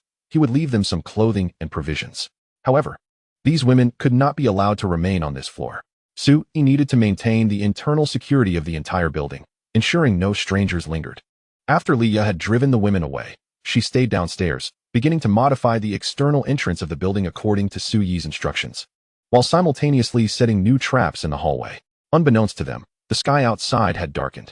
The crimson glow had faded, replaced by an inky night sky, with only the bright moonlight providing a glimmer of illumination for the humans in the night. Su Yi opened the chat interface of the shelter, eager to observe today's intelligence reports and to discern whether the skirmish in the building during the day had impacted the nearby populace. As expected, upon opening the chat channel, he found numerous discussions regarding the event. Indeed, the scene felt reminiscent of a crime film. The gunfire had persisted from last night into this afternoon. I reside in the building across and witnessed someone scaling the exterior like Spider-Man, evading capture while engaging in guerrilla tactics. Alas, my phone was inoperable. Otherwise, I would have recorded the spectacle for you. I watched it all day. It was thrilling. Thrilling? You have no idea how many lives were lost. The stench of the deceased is so potent that I can smell it from this distance. That building must be reeking. This is the apocalypse. Humanity has begun to slaughter one another, utterly oblivious to the need for unity. Do you genuinely view this as an action film? Do you not possess any other thoughts? I heard that many women emerged from that building earlier, seemingly expelled. It seems to be true. Quick, head out, every soul counts. Buddy, wait for me. Leave the one with the largest backside for me. That is my preference. The fierce battle that erupted in Su Yi's building evidently captured the attention of certain survivors in the city. However, the predominant discourse in the chat channel did not solely revolve around this event. After all, several days had elapsed since the apocalypse commenced, and chaos and violence had become ubiquitous throughout the city. The skirmish in Su Yi's building was merely a ripple in the vast ocean of turmoil, attracting only the attention and discussions of nearby survivors. While it did not seem to pose any new threats, it was clear that someone had their eyes on the building. Su Yi closed the chat interface and murmured to himself, analyzing the situation. Given the display of force I exhibited during the day, it is unlikely that anyone would recklessly seek trouble. If I could just secure a few more days of respite, I would be able to endure the most arduous phase of the early apocalypse. Taking a deep breath, Su Yi meticulously checked the curtains in his home to ensure that he would not be disturbed before he summoned the shelter panel. Check the upgrade conditions for the shelter. Congratulations. You have fulfilled all 5 prerequisites for the upgrade. You may now upgrade your shelter to a level 1 experimental room or continue to await additional upgrade options. Commence upgrade. Without hesitation, Su Yi initiated the operation. He had no time to deliberate, as there were only 3 types of shelters available for upgrade, and choosing any of them would yield similar outcomes. His concern did not lie in the type of shelter, but rather in the potential rewards of the upgrade. Chapter 19, Double Achievement Reward. Awakening of the Bloodline. Congratulations. Conditions met. The shelter begins to upgrade. As the information before Su Yi transformed, a cascade of golden light emerged from the void, enveloping the entire room. Everything within was shrouded in this dazzling, yet gentle golden radiance, which, while brilliant, did not harm the eyes. However, Su Yi could not discern the specifics of the shelter's upgrading process. After a few breaths, the golden light dissipated, and tranquility returned. Su Yi quickly surveyed his surroundings, only to feel a twinge of disappointment upon discovering that the shelter appeared unchanged. It was still the same dwelling he had inhabited, with no alterations to its size, furnishings, or rooms. Congratulations. Your shelter has been upgraded to a level 1 experimental room. You will gain additional space in the left, right, front, and rear adjacent areas of the shelter. The new shelter will be 45 times larger than before. You can now freely modify the adjacent spaces of your shelter by consuming resources and survival points, transforming your refuge. The current shelter has unlocked the experimental technology tree. You may assign suitable talents and enhance the technological level of your shelter through resource and survival point expenditure. Following a series of new notifications, Su Yi suddenly comprehended. This was merely the upgrade. The specific transformation of the shelter would require his personal involvement. He noticed that an option for shelter reconstruction had appeared in the shelter module information before him. He reached out to click it open, and a wave of disorientation washed over him. Su Yi felt as though his soul had been extracted from his body, his perspective shifting to a lofty vantage point. Observing the entire shelter from above, all walls and obstacles became ethereal, while green markings sprawled across the floor, delineating the areas that encompassed Su Yi's original abode and the resources of his neighbors. This verdant expanse extended throughout the current floor, signifying that all of it belonged to Su Yi's sanctuary. Before him, a series of construction options materialized, granting him the freedom to establish new rooms within these green confines. Demolish walls, reposition load-bearing structures, or even select colors for the rooms and procure various decorations. It truly felt as if he had stepped into a building simulation game. Su Yi's eyes widened in astonishment, feeling as though the world had descended into madness. He felt as if he were immersed in The Sims, navigating through an intricately detailed and complex module for shelter construction. Yet, he was undeniably a living human being, existing on Earth. How had his very survival begun to resemble a game? Overwhelmed, he refrained from immediately modifying the shelter and quietly exited the construction interface. He needed a moment to collect himself and thoughtfully consider how to adjust and enhance the upgraded sanctuary. Just as Su Yi withdrew from the shelter's construction interface, a torrent of new information abruptly enveloped him. Congratulations. The upgrade of your shelter has been completed, and your shelter's talents have been enhanced. The talent Homebody has received an upgrade. Homebody, for every 24 hours spent in your shelter, you will randomly receive one of the most urgently needed survival rewards.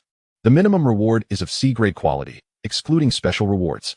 Additionally, the talent's reset time is now precisely at noon. You are granted 1 hour of exemption from outdoor activities each day, which does not affect the calculation of reward time. The effects of the talent will continue to upgrade after the shelter's enhancement. Congratulations. You are the first survivor in this city to upgrade a shelter. You have received a special commendation, the Horn of the Pioneer. Horn of the Pioneer, a C-grade special item that can be used on any talent to impart the Pioneer trait. Effect of the Pioneer trait. In these perilous times, the most vital quality of a brave pioneer is luck. The possessor of this trait often enjoys favorable fortune. Special rewards? Su-yi stroked his chin, pleasantly surprised. He had not anticipated being the first to upgrade a shelter in the entire city, let alone receiving a reward akin to a gaming achievement. Just as he began to contemplate how to utilize this reward, yet another notification appeared before him. Congratulations. You are the first survivor in this nation to upgrade a shelter. You have received a special commendation, Awakening of the Bloodline. Awakening of the Bloodline, an A-grade special item that can summon unique talents representative of this nation, possessing growth potential and exceptional promise. Additionally, there are special rewards. Su-yi's eyes widened in astonishment. Beyond achieving the title of the foremost in the urban area, he had also attained a national first, an A-class talent. How fortuitous. Su-yi's grin was so wide it seemed he could hardly contain it.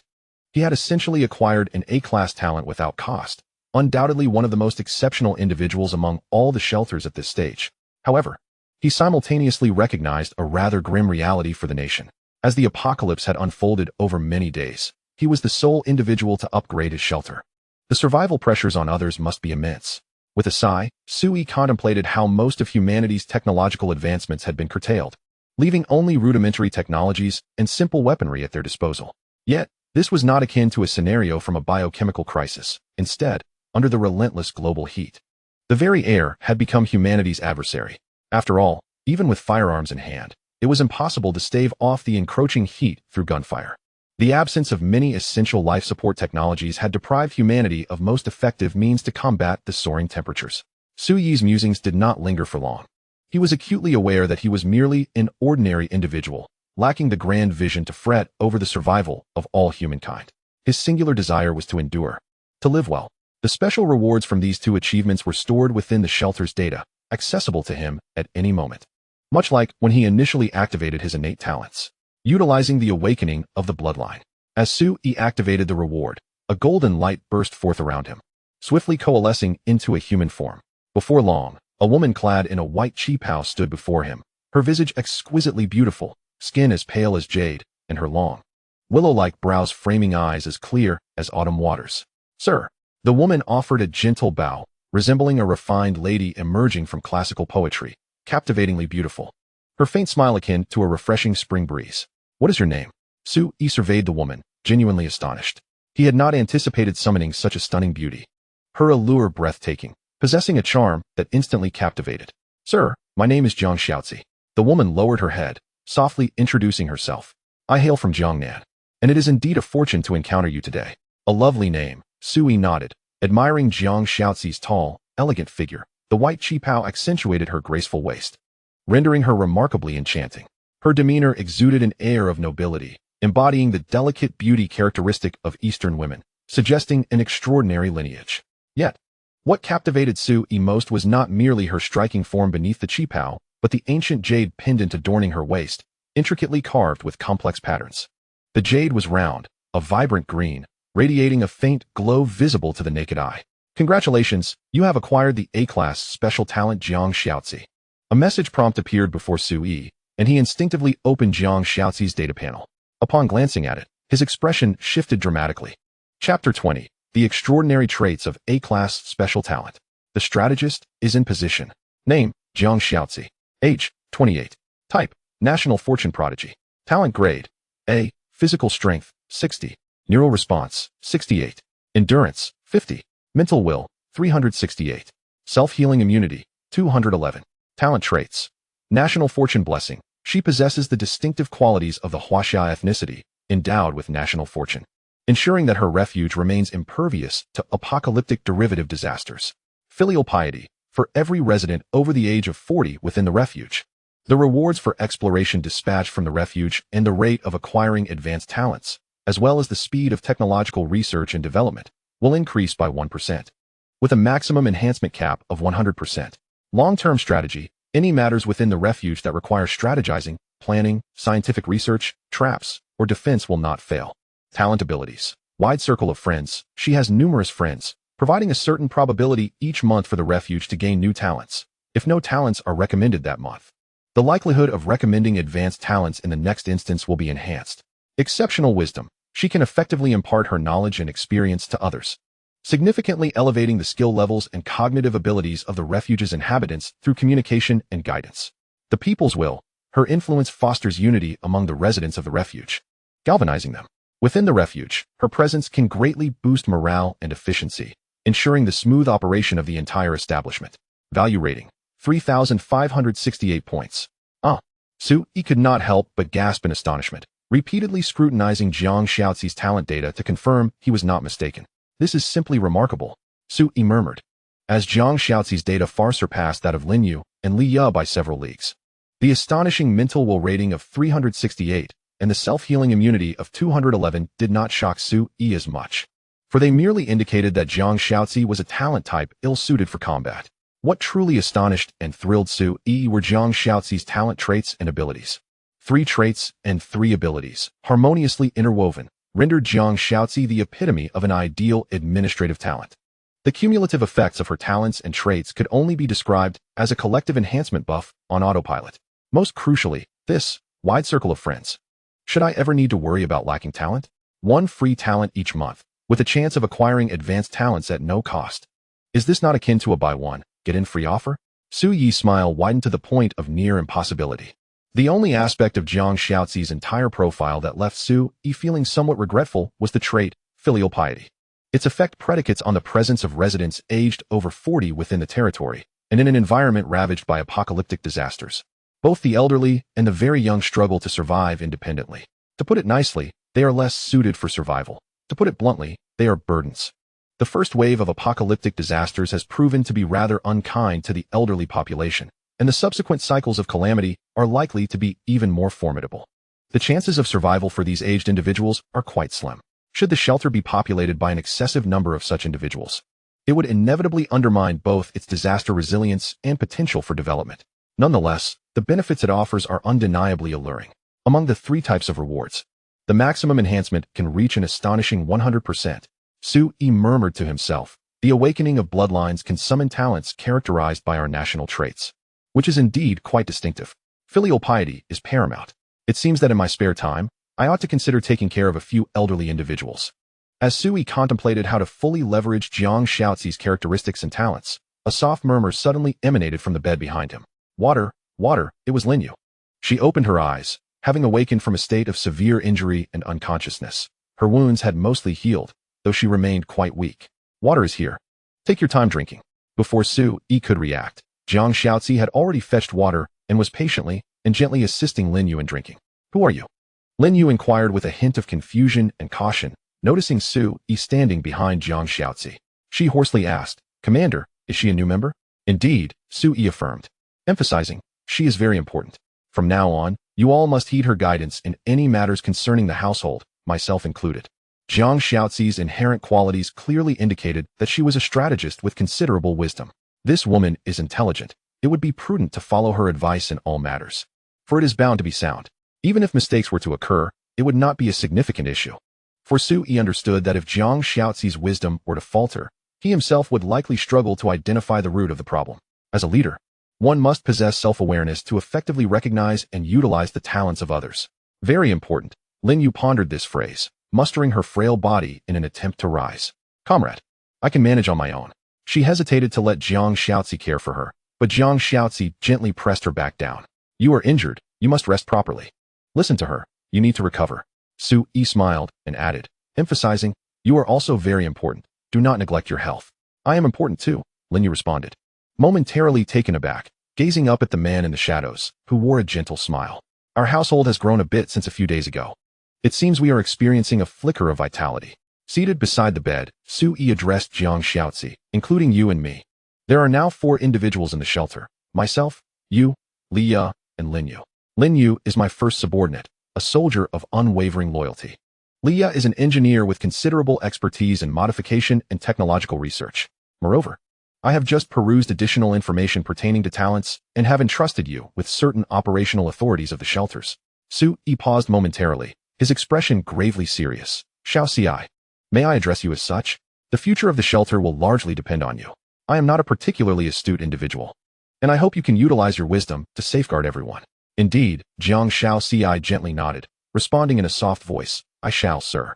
Lin Yue, observing the exchange between the two, could not help but interject. Chief, have all the enemies been vanquished? Su Yi nodded affirmatively. Yes, Chief. I seem to recall that you had additional warriors. Where are they? They have departed, Su Yi replied with a wry smile.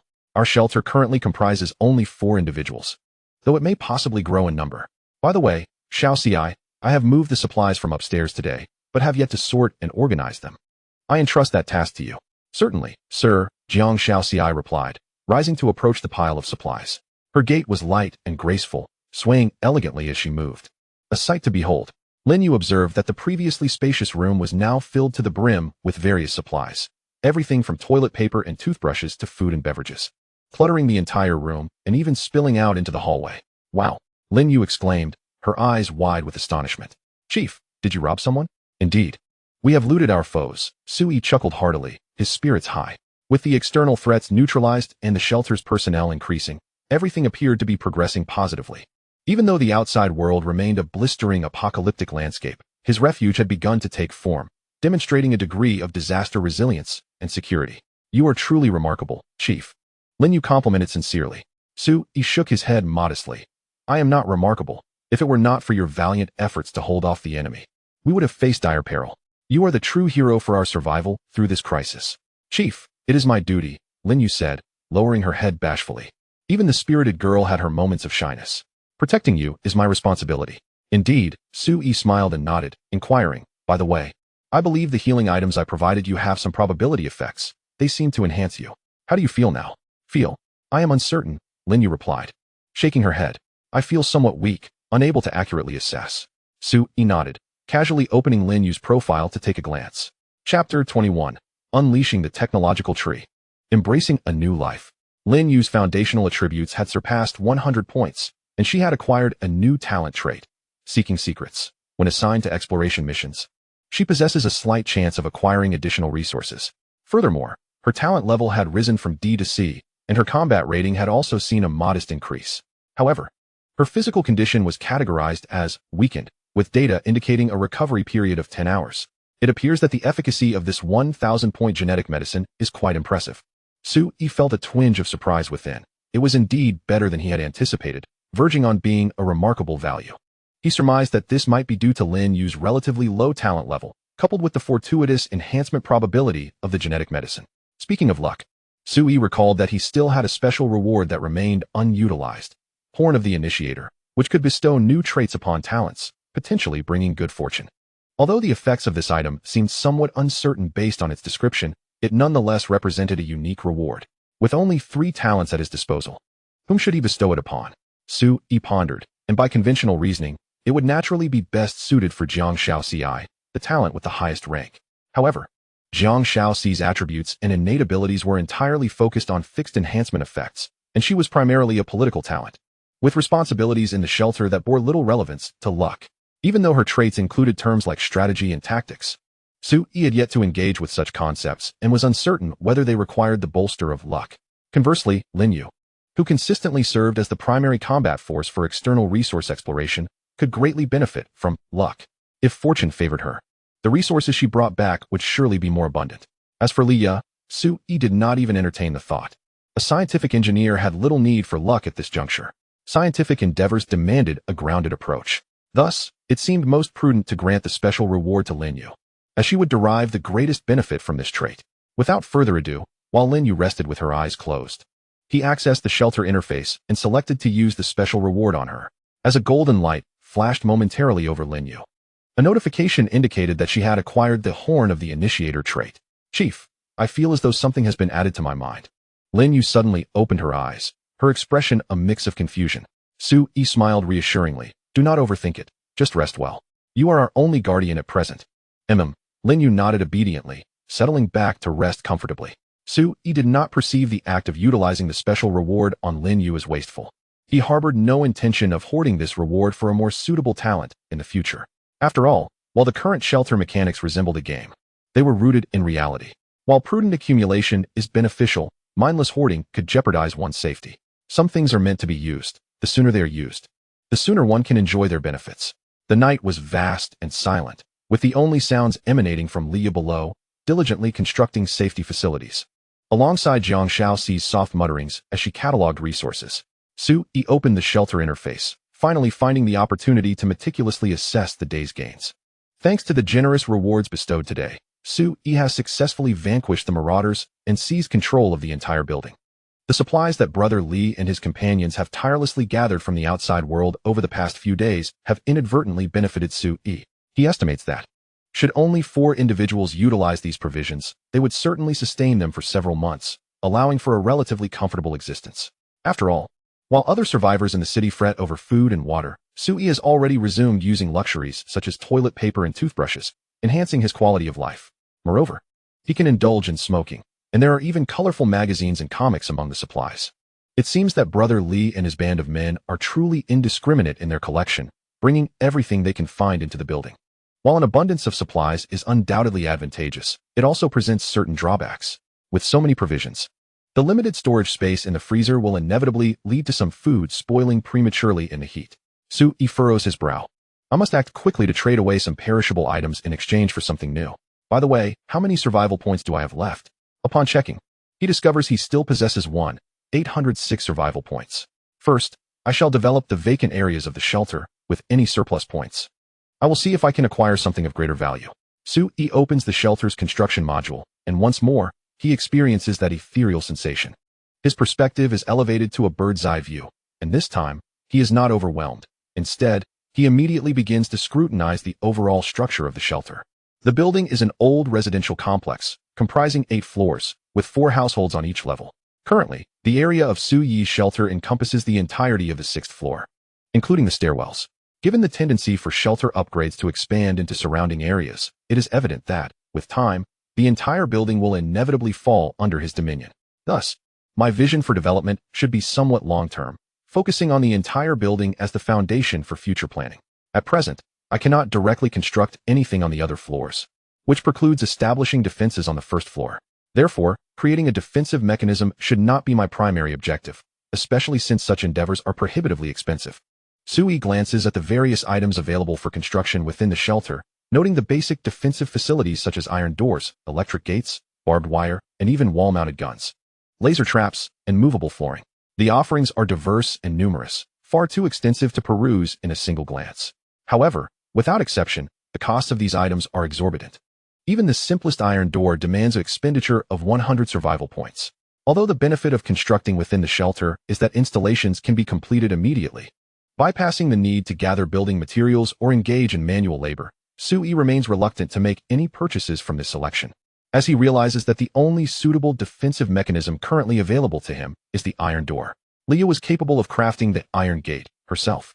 While it may not possess the same excellence and sturdiness as those found within the shelter's construction modules, it was still serviceable. As for the other defense modules, they either required a higher shelter level or had prerequisite conditions. Su-yi discovered that not only the defense modules and items, but the majority of constructs available within a level 1 shelter, including circuits, underfloor heating, central air conditioning, and chemical laboratories, necessitated a prerequisite room known as the research room. Research room consumes 1,000 survival points to create a level 1 research room, which unlocks the technology tree system pertinent to the current shelter type, allowing for the development of additional prerequisite technological modules for the shelter. It became clear that a technology tree was essential to ascend the technological ladder and directly procure more shelter construction items. Su-yi nodded, sensing the rationale behind it, increasingly feeling as though he was engaged in a game. This entire setup was remarkably authentic, perfectly aligning with the unique apocalyptic survival game of humanity on Earth. Was it not? With no alternatives, Su-yi reluctantly expended the substantial sum of 1,000 points to purchase the research room. Please select a location for the room. The range available for placement is highlighted in purple. As the prompt materialized before him, Su-yi realized that the research room occupied an extensive area. It was astonishing that a single room could encompass the entirety of the adjacent 2-bedroom, 1 living room space. Although the newly upgraded level 1 shelter was quite spacious, this one room consumed a third of it. Truly deserving of its designation as the most crucial prerequisite structure, it indeed required ample space. With a sigh, Su-yi pondered briefly before designating its placement further inward, away from the corridor. Given its significance, it surely warranted robust protection. In the event that the building faced adversaries in the future, it was imperative to ensure that the research room would not be the first target for discovery or assault. Congratulations, you have successfully installed the research room. Your shelter has now activated the technology tree system, upgrading apocalyptic technology, transforming for a better life. A better life? Let me see how splendid it truly is. Su-Yi rubbed his hands together, filled with a hint of anticipation as he opened the newly unlocked technology tree module on the shelter panel. Chapter 22. Upgrading the technology tree. Comfort in the air-conditioned room. As Su-Yi opened the technology tree list, a plethora of technological projects unfolded before him.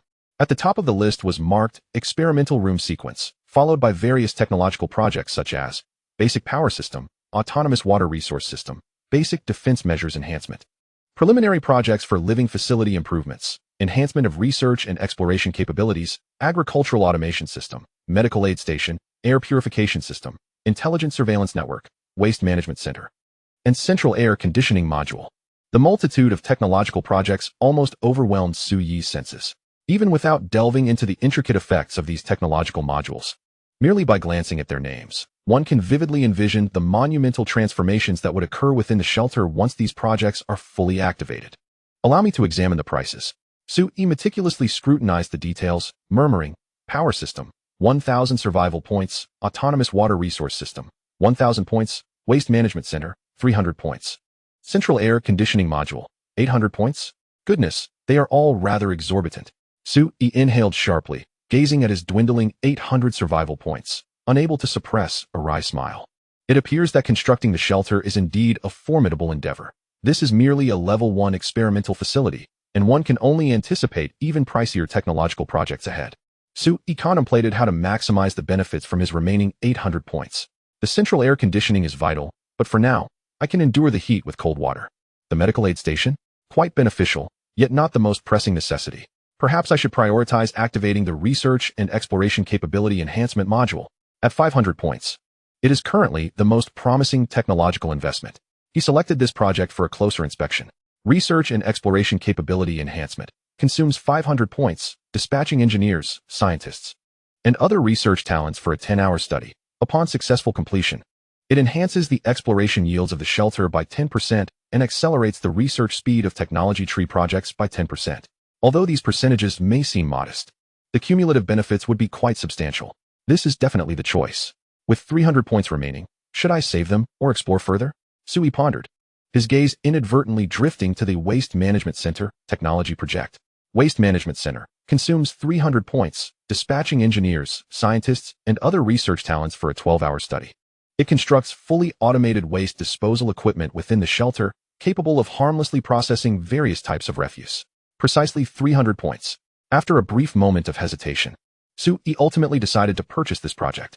He simply could not endure the foul odor permeating his home any longer. Without a municipal water supply, even flushing the toilet was impossible, forcing him to accumulate a considerable amount of waste before resorting to the nearly putrid water for disposal. Even this action pained him. Given the preciousness of water resources, modern humanity has achieved civilization, making it exceedingly difficult to endure unsanitary living conditions. Waste can breed bacteria and poses a significant threat to human existence. The selected technological project is confirmed. Please dispatch suitable personnel to the research facility for study. Leah.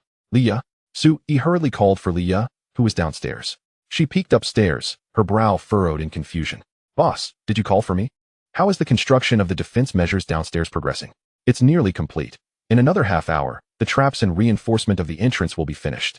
Leah beamed and said, although this building is somewhat aged, the materials are quite sturdy.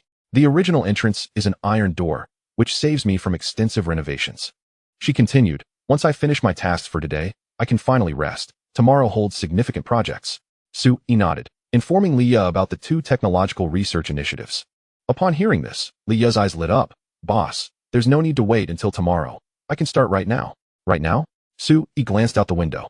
The night had already enveloped the surroundings. It's past 11. It's too late. You should rest well. He wished to avoid overburdening his subordinate, but Leah was resolute. No, boss, I can work through the night. I assure you I will complete the task before tomorrow evening. I can even sign a military order. Her enthusiasm for scientific research sparkled in her beautiful eyes. Su-Yi, somewhat helpless, Henti anticipated that beneath Li Yue's delicate exterior lay a fervent researcher. At that moment, Jiang Xiaozi interjected softly, "Sir, I support Miss Li's decision to commence her research now. We are in a critical situation. Our lives depend on this. The sooner we allow her to contribute, the better our safety will be ensured. Thus, we should not adhere too strictly to regular schedules, but rather adapt to the circumstances." Jiang Xiaozi's words were gentle yet impactful, and Su Yi nodded in agreement. "All right, let us proceed with this plan. It may be taxing for Li Yue, though." "Not at all, boss." Li Yue wiped the sweat from her brow, still gripping a wrench, her smile radiant. "I relish doing these tasks." After speaking, she inquired about the location of the research room and promptly plunged into her work. The research room was situated in what had once been the neighboring room. Su Yi had never seen it, and, out of curiosity, followed her inside. From the outside, the research room appeared similar to an ordinary residence, sporting a plain wooden door. However, upon entering, he was met with an array of peculiar research apparatuses, high-powered microscopes, chemical workstations, precision cutting machines, many instruments he had never encountered, let alone knew how to operate. Yet Li Yue navigated the space with ease, deftly handling the research equipment as if it were second nature to her, her expression radiating joy and fulfillment. After observing for a brief moment, Su Yi chose not to disrupt her focus and quietly exited the room. Returning to the main house, he sensed that he was the only one without a pressing task. Li Yue was occupied with the building's modifications and the technological project developments. Jiang Xiaozi was busy inventorying and categorizing supplies while strategizing the future of the shelter. Even Lin Yue, who was normally resting, had earned her slumber after sustaining injuries. Perhaps I should also retire for the night? Su Yi scratched his head, realizing he truly had little to occupy himself with. Even if he wished to further renovate the shelter, he found himself devoid of any means for survival. Consequently, he simply collapsed beside Lin Yue, closing his eyes in slumber. When Su Yi opened his eyes again, he was greeted by a vivid crimson hue. The sky outside was already illuminated, with the scorching sun relentlessly tormenting every living being on this planet. Perhaps due to the resolution of the threat posed by the marauders, Su Yi enjoyed an unusually sweet sleep. Upon turning over and rising from bed, he realized that Lin Yue had vanished without a trace. At that moment, Jiang Xiaozi approached from outside, carrying 2 steaming plates filled with fragrant dishes. "Sir, you are awake," Jiang Xiaozi greeted with a smile. "Lunch is ready, come and eat." "What time is it?" In response, she informed him it was already 12:10 p.m. "I slept for so long. By the way, where did you prepare this meal?" Su Yi sat at the dining table, somewhat astonished. "I thought our gas was shut off." "My downstairs neighbor has a gas canister and stove," Jiang Xiaozi gently explained. "I figured some of the provisions were perishable, so I took the initiative to prepare this meal." "Yes, indeed, you did splendidly," Su Yi nodded, surveying the home with a sense of amazement. Before he slept, the entire house had been in disarray, the air thick with lingering heat and foul odors. In the days of the apocalypse, Su Yi had lacked the motivation to tidy up, and neither Lin Yue nor Li Yue were inclined towards domestic chores. Yet now, awakening from his slumber, the house was immaculate, bright, and the unpleasant stench had dissipated, replaced by a subtle, sweet fragrance. What astonished Su Yi the most was the noticeably cooler temperature in the room, seemingly a pleasant 30 degrees, given that the global temperature was soaring to 70 degrees. A mere 30 degrees could almost be deemed winter. "Why is it so cool?" Su Yi murmured, scanning the surroundings. He noticed that Jiang Xiaozi had repositioned the refrigerator to the doorway. The cabinet was ajar, and outside was a rudimentary contraption resembling a fan, continuously drawing cold air from the refrigerator into the room. An air conditioner. Su Yi's eyes widened in disbelief. "Xiaozi, did you do this? This is no longer a refrigerator. It is clearly an air conditioner." Previously, Su Yi had contemplated creating something similar, but had never gotten around to it. Instead, it was Jiang Xiaozi who had attended to these intricate details. "It wasn't me. It was Miss Li." Jiang Xiaozi shook her head, modestly deflecting the credit. "She devised the apparatus to enhance your sleep quality. Without your directive, Li Yue would not have taken the initiative to do such things." Su Yi smiled knowingly. He was aware of Li Yue's character. She was a rather passive researcher, accustomed to following orders and rarely taking the initiative herself. However, Jiang Xiaozi is distinctly different.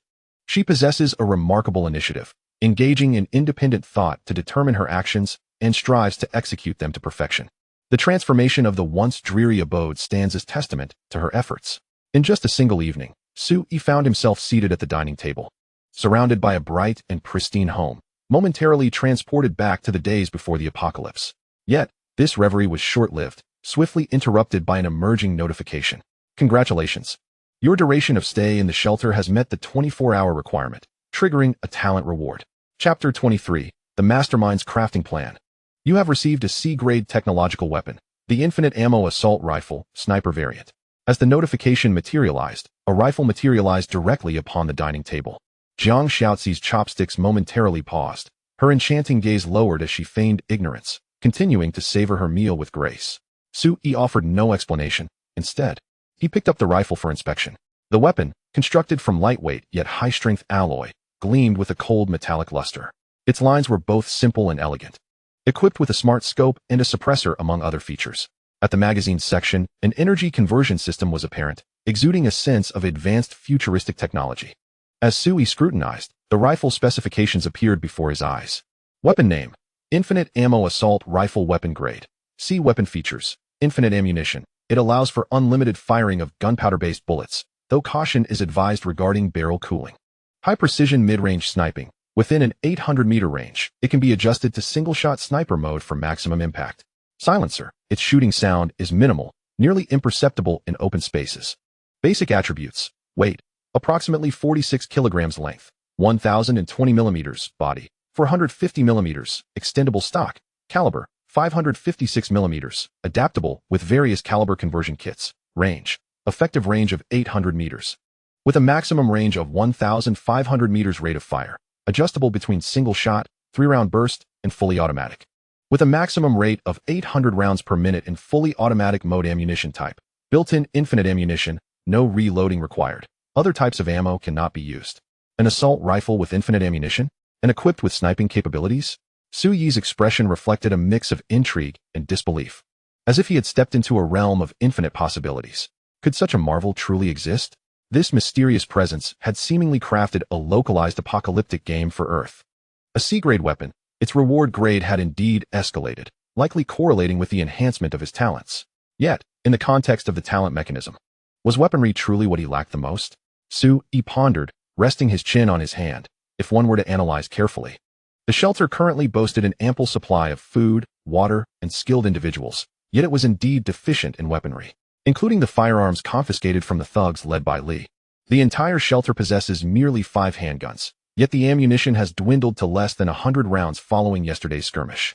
Although it is fortunate that each individual can wield a handgun, the remaining ammunition is utterly insufficient to withstand a higher intensity of conflict. Therefore, the talent reward has graciously bestowed upon me a rifle that operates without bullets. This indeed is a timely boon. However, as I seldom venture outdoors, opportunities to utilize this weapon are rather scarce. Sui lifted his gaze and inquired of Jiang Xiaozi, "Where's Lin Yue?" He intended to bestow this rifle upon Lin Yue, the shelter's principal explorer. Having this weapon in her possession while outside would significantly enhance her safety. She went to examine the corpses, Jiang Xiaozi replied softly. She mentioned the need to personally ascertain whether yesterday's foes are truly deceased. She should be returning shortly. Are you referring to the body of that man named Li? Su Yi mused, resting his chin on his hand. Now that I think of it, I neglected to ask her yesterday how she managed to delay for so long and how she captured Li. This piqued Su Yi's curiosity. The morning hours of yesterday had been the most perilous for the entire shelter. It was thanks to Lin Yue single-handedly diverting the attention of all the thugs that both Su Yi and Li Yue were spared from danger. I inquired about it. Jiang Xiaozi set her bowl and chopsticks aside and patiently elucidated for Su Yi. According to Miss Lin, she adeptly utilized the outer walls of the buildings and various residences as cover during the confrontation. This was made possible because the enemies had previously broken in and opened most of the doors. Miss Lin capitalized on the external walls as a passageway, capturing isolated foes within different rooms, thereby ensuring a one-on-one combat advantage for our side and gradually diminishing the enemy's effective strength. Although Li used a grenade, Miss Lin managed to evade the damage, so she remained largely unscathed. As for capturing Li, it was rather fortuitous. It is said that among the new warriors you brought, there is a sniper whose presence intimidated Li, diverting most of his attention. It was then that Miss Lin seized the opportunity to ambush Li and successfully abducted him. Notably, Miss Lin had already sensed that Li seemed to possess regenerative abilities, prompting her to bind him in an effort to thwart his continual revival. As for the subsequent events, you are already aware. Jiang Xiaozi recounted the entirety of the story, to which Su Yi asked, "Did Lin Yue share this with you?" "Yes. I deemed it necessary to understand each individual in the shelter. Thus I engaged in preliminary discussions with them," Jiang Xiaozi affirmed, nodding. Miss Lin's combat prowess is truly remarkable, and her fighting spirit is commendable. She is a rare and exceptional warrior. I share that sentiment, Su-yi concurred, nodding in agreement. Having personally experienced the gunfight yesterday, he profoundly appreciated Lin Yue's significance. However, in light of the necessity to prevent the recurrence of such incidents as those of yesterday, Jiang Xiaozi turned to Su-yi and suggested, I propose that we adjust the development direction of the shelter, focusing on fortifying its internal defense mechanisms. I share the same sentiment, Su-yi replied with a nod and a smile. It seems we are aligned in our thinking. I was just considering assigning Lin Yue to oversee this matter. However, that is insufficient, Jiang Xiaozi interjected, shaking her head. Beyond the physical defense measures of the shelter, we must devise additional strategies for protection, such as? Su-yi humbly inquired. Please, do share your insights. We require more hands among the residents. Jiang Xiaozi spoke softly. I understand your reluctance to trust outsiders, given the complexities of human nature, which I fully appreciate. Nonetheless, aside from this concern, population is a crucial factor in the strength of the shelter. If we had a sufficient number of inhabitants, battles like the one we faced yesterday would not be so perilous. The strength of Lin Yue and his group stems largely from their numbers. From what I have gathered, Lin Yue does not possess exceptional management skills. Rather, he resorts to the most brutal methods to control his subordinates. Their loyalty is non-existent, only resentment and fear. Yet he still maintains a strong grip over them. Pausing for a moment, Jiang Xiaozi promised with a serious expression, if you trust me, I can take charge of this matter and ensure, to the greatest extent possible, the loyalty of the new residents to you. By uniting the strength of the people, we can forge your shield and sword. Her words were earnest, clearly reflecting her vision for the shelter's development. You make a compelling argument, Su-yi mused, furrowing his brow as he seriously contemplated Jiang Xiaozi's words. His cautious nature was evident, yet he was astute enough to grasp the unspoken implications of her message. In the current apocalyptic landscape, the strategy of remaining sheltered at home seemed sound. However, should circumstances arise that necessitate unity and coexistence, a shelter lacking in numbers would inevitably be at a disadvantage. Given the mechanics exhibited by the apocalyptic games, it was apparent that shelters would likely engage in mutual absorption in their quest for survival. Absorption would yield greater populations and resources, and the sheer number of inhabitants would be a prerequisite for ensuring survival. Even if Su-yi disregarded the apocalyptic cycle, he had to be mindful of the threats posed by rival shelters as they grew stronger. I have hesitated in the past, rather than relying on external populations. I prefer to gather more skilled individuals as residents, Su-yi confessed, taking a deep breath. Individuals like you, Lin Yue, and Lin Yue, such talents are the foundation of the shelter. Sir, we lack consistent methods for recruiting skilled individuals, Jiang Xiaozi observed, her tone still gentle. Therefore, you must learn the art of persuasion, and I will assist you. Su-yi gazed into Jiang Xiaozi's beautiful eyes, feeling a surge of emotion. He realized that encountering a strategist could evoke such a feeling of being effortlessly swayed. Jiang Xiaozi's analysis was remarkably accurate, leaving Su-yi unable to counter. And he nodded in agreement. Very well, I entrust this matter to you. However, since you discern my character, you should understand me well. Indeed, sir. I know what to do, Jiang Xiaozi replied with a smile. I will formulate a comprehensive recruitment system for the sanctuary, along with a management plan. I will endeavor to craft a secure identity tailored specifically for you. Jiang Xiaozi spoke with an air of mystery, and Su-yi's curiosity was piqued. What identity is the most secure? Jiang Xiaozi whispered, the puppet master. Ah, Chief, are you discussing something confidential? The door creaked open cautiously as Lin Yue peeked inside, hesitant to enter. The expressions of the two within were serious, especially the chief, whose demeanor bore a mix of astonishment and anticipation. It's fine. Come in, Su-yi beckoned, inquiring. Lin Yue, how did the examination of the body go? Didn't he come back to life? He is thoroughly dead, Lin Yue responded cheerfully. The corpse was already beginning to smell, so I tossed him out of the window. Very well, Su-yi nodded, handing Lin Yue the rifle while explaining its basic features. Is this for me? Lin Yue exclaimed, thrilled as she caressed the gun's surface, her eyes sparkling with fascination. A soldier's affinity for their weapon is instinctive, and particularly so with a rifle that boasts unlimited ammunition and comprehensive features, capable of navigating numerous perilous and complex battlefield scenarios. Now, give your submachine gun to Xiaozi for her defense. Chief, that gun has very few bullets left, only 20 rounds. That will suffice, Su-yi smiled. If we find ourselves in a position where Xiaozi must confront the enemy, it would indicate that our demise is imminent. You are absolutely right, Chief. I will not allow anyone to harm us.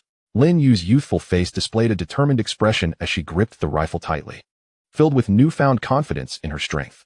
Indeed, Lin Yue had grown stronger. Her combat strength rating upon recovery was 256 points, which surged to 456 points upon equipping the rifle. This weapon directly enhanced her combat capability by 200 points. Based on Su Yi's estimations, Lin Yue's combat prowess now stood at the pinnacle of ordinary human capacity, rivaled only by cinematic superhumans. Then, let us set forth, Su Yi declared, opening the dispatch missions, only to find that the 3 daily missions had all escalated from D grade to C grade. Higher-tier missions would undoubtedly yield a richer collection of resources. Su Yi selected a mission focused on collecting medical supplies and assigned it to Lin Yue, given that the sanctuary was currently in dire need of medical provisions. Lin Yue stood tall, saluting. Rest assured, Chief. I vow to complete the mission. With that, Lin Yue grasped her rifle and departed the sanctuary, equipped with the essential supplies. The execution time for this task is set at 12 hours, which means she will not return until evening. The scarcity of combat talents is quite evident, with Lin Yue being the only one available at present. Su Yi lamented, with her departure, the safety coefficient of the shelter will plummet several levels. Sir, everything will be all right, Jiang Xiaozi reassured him. All good things come in time. By the way, please continue. Su Yi glanced at Lin Yue's departing figure and turned his curious gaze towards Jiang Xiaozi. Please elaborate on your plan to cultivate the mastermind behind the scenes. Chapter 24, The Urban Manic Killer. A New Crisis. After Lin Yue's departure, Su Yi engaged in extensive discussions with Jiang Xiaozi. Through her analysis and explanations, she tailored a plan for Su Yi, dubbed the Mastermind Plan, which specifically aimed at recruiting more human survivors to serve the shelter. This would establish a management system centered around the talents within the shelter, where suitable personnel would regulate the survivors, mitigate adverse elements among them, and inspire them to contribute more diligently to the shelter. Su Yi would remain in the background, limiting the survivors' access to him, ensuring that only the most loyal individuals surrounded him. As long as we establish a comprehensive management mechanism for the shelter, creating a hierarchical system where the master is revered, talents are secondary, and survivors are the populace, we can guarantee the master's safety while also facilitating the rapid development and expansion of the shelter. Jiang Xiaozi softly remarked. The so-called mastermind does not need to be involved in every matter. He merely needs to issue commands and delegate tasks to others. When no one can approach you, your safety will naturally be secured. Thus, there will be no need to worry about treachery. Jiang Xiaozi's words caused Su Yi to ponder. This system sounded somewhat familiar. Wasn't it akin to that of ancient emperors? You could interpret it that way. Jiang Xiaozi replied with a smile that set Su Yi's heart racing. This woman aims to drape him in a royal robe. Nonetheless, upon reflection, she was indeed correct. If he wanted to satisfy his vigilance while also considering the shelter's growth, this path was the only viable option. Let us give it a try. The future is uncertain. Su Yi did not give an immediate affirmation but promised Jiang Xiaozi that she could proceed along this route. I will ensure everything is arranged properly. Jiang Xiaozi nodded, reminding him, Sir, the food has cooled. Shall I heat it up for you? No need. Let us eat it as it is. Su Yi waved his hand, feeling somewhat indulgent. Days into the apocalypse, most of the food within the city had spoiled, and even the drinking water had turned foul. The scarcity of food and water was becoming dire for the majority of humanity. Few could enjoy the delicacies reminiscent of the pre-apocalyptic era as he could. Though it was merely a simple meal, Su Yi's treatment far exceeded that of most survivors in the city. After enjoying her lunch, Jiang Xiaozi rose to clear the dishes and subsequently took her leave of Su Yi, as she needed to continue organizing and planning the entire building. Given that Su Yi intended to establish his foundation here, it was only natural for her to assume the responsibility of managing the remaining details. In the afternoon, while Jiang Xiaozi busied herself with the building's arrangements, Lin Yue ventured out to explore, and Leah remained immersed in her research room, diligently working on the technology tree project. Thus, Su Yi found himself alone in the residential building, rather reminiscent of an emperor in solitude. Reclining on his bed for an afternoon nap, he reveled in the refreshing chill emanating from the freezer, reflecting on his role. I merely issue commands, while the talent executes them. This sensation is indeed quite delightful. In a state of drowsy satisfaction following a hearty meal, Su Yi succumbed to sleep for a while. When he awoke, it was already 3 in the afternoon. This idle time as a reclusive man proved challenging to occupy, without a computer or phone for entertainment. Su Yi had to seek out new pursuits to pass the time. Perhaps I should check the trading platform and see if I can buy some ammunition. As Su Yi opened the information interface of the shelter, preparing to access the trading platform, he suddenly noticed a plethora of new rankings in today's shelter leaderboard module. In addition to the shelter level leaderboard, talent leaderboard, and exploration task leaderboard, there were now several others, such as the shelter resource reserve leaderboard, only accounting for the gains from dispatched missions, the shelter destruction, kills, leaderboard, the shelter equipment item leaderboard, only counting shelter equipment, and the survival points leaderboard. Glancing across the densely populated rankings, Sui noted that there were at least a dozen in total. To his astonishment, he discovered that he occupied the top position in 5 of these rankings. First in the talent leaderboard, first in the level leaderboard, first in the exploration task leaderboard, first in the resource reserve leaderboard, and first in the equipment leaderboard. Am I truly this formidable? Sui blinked in surprise. It was his first realization of just how powerful his shelter was. In less than a week since the onset of the first round of the apocalypse, he had astonishingly claimed the top spot in 5 categories. The greater the number of rankings one holds, the better it is. For after the current round of the apocalypse concludes, a mysterious entity will bestow rewards based on these rankings. The higher the rank, the more substantial the rewards, facilitating a snowball effect of advantages. Let me examine the other rankings. Goodness, the number 1 on the kills leaderboard is utterly outrageous. Sui's eyes widened as he saw the data indicating that the top rank for kills showed 161 shelters destroyed. This leaderboard resembled a PK leaderboard within a game. Anyone who could make it onto such a list was undoubtedly a combat enthusiast. However, it is crucial to recognize that this is the real world. While there exists an apocalyptic game mechanism, the individuals killed are indeed living human beings. To have destroyed 161 shelters implies that this person has at least taken the lives of 161 individuals, if not more. The apocalypse has only just begun, and yet so many lives have been extinguished. I refuse to believe that all of them were enemies. Sui murmured, I fear this is a cold-blooded killer. Whether deriving amusement from the act of murder or seeking to accumulate survival points through such means, it signifies an individual of extreme peril. He remained vigilant, etching the name of the top killer into his memory. Little White Bear Shelter, a name that appears rather endearing, yet the deeds of its bearer are anything but charming. Currently, I am only privy to the rankings within the urban area. The nationwide or even global situation remains obscure to me. However, if one were to extrapolate from this limited view, with a murderer of such caliber in Jinling City, it is plausible that other regions fare no better. Truly, it is a time of apocalypse, with calamities and man-made disasters abounding. Shaking his head, Sui also noted his own rank, 53, 688 on the kill leaderboard, with a solitary shelter destroyed. This implies that at least 50,000 individuals have obliterated other sanctuaries. This is merely the beginning. That number is bound to rise in the future. Turning his attention to the points leaderboard, he was taken aback. He found himself beyond the 100,000 mark, not even assigned a specific rank. Sui's eyes widened in disbelief, rolling them in exasperation. After a series of expenditures, his survival points had dwindled to a meager 6. Such a paltry sum indeed seemed insufficient to place him in that alarming range. Could it be that there are at least 100,000 survivors in the city who have mastered the art of accumulating points? They must either possess exceptional talent or have discovered alternative means to garner points.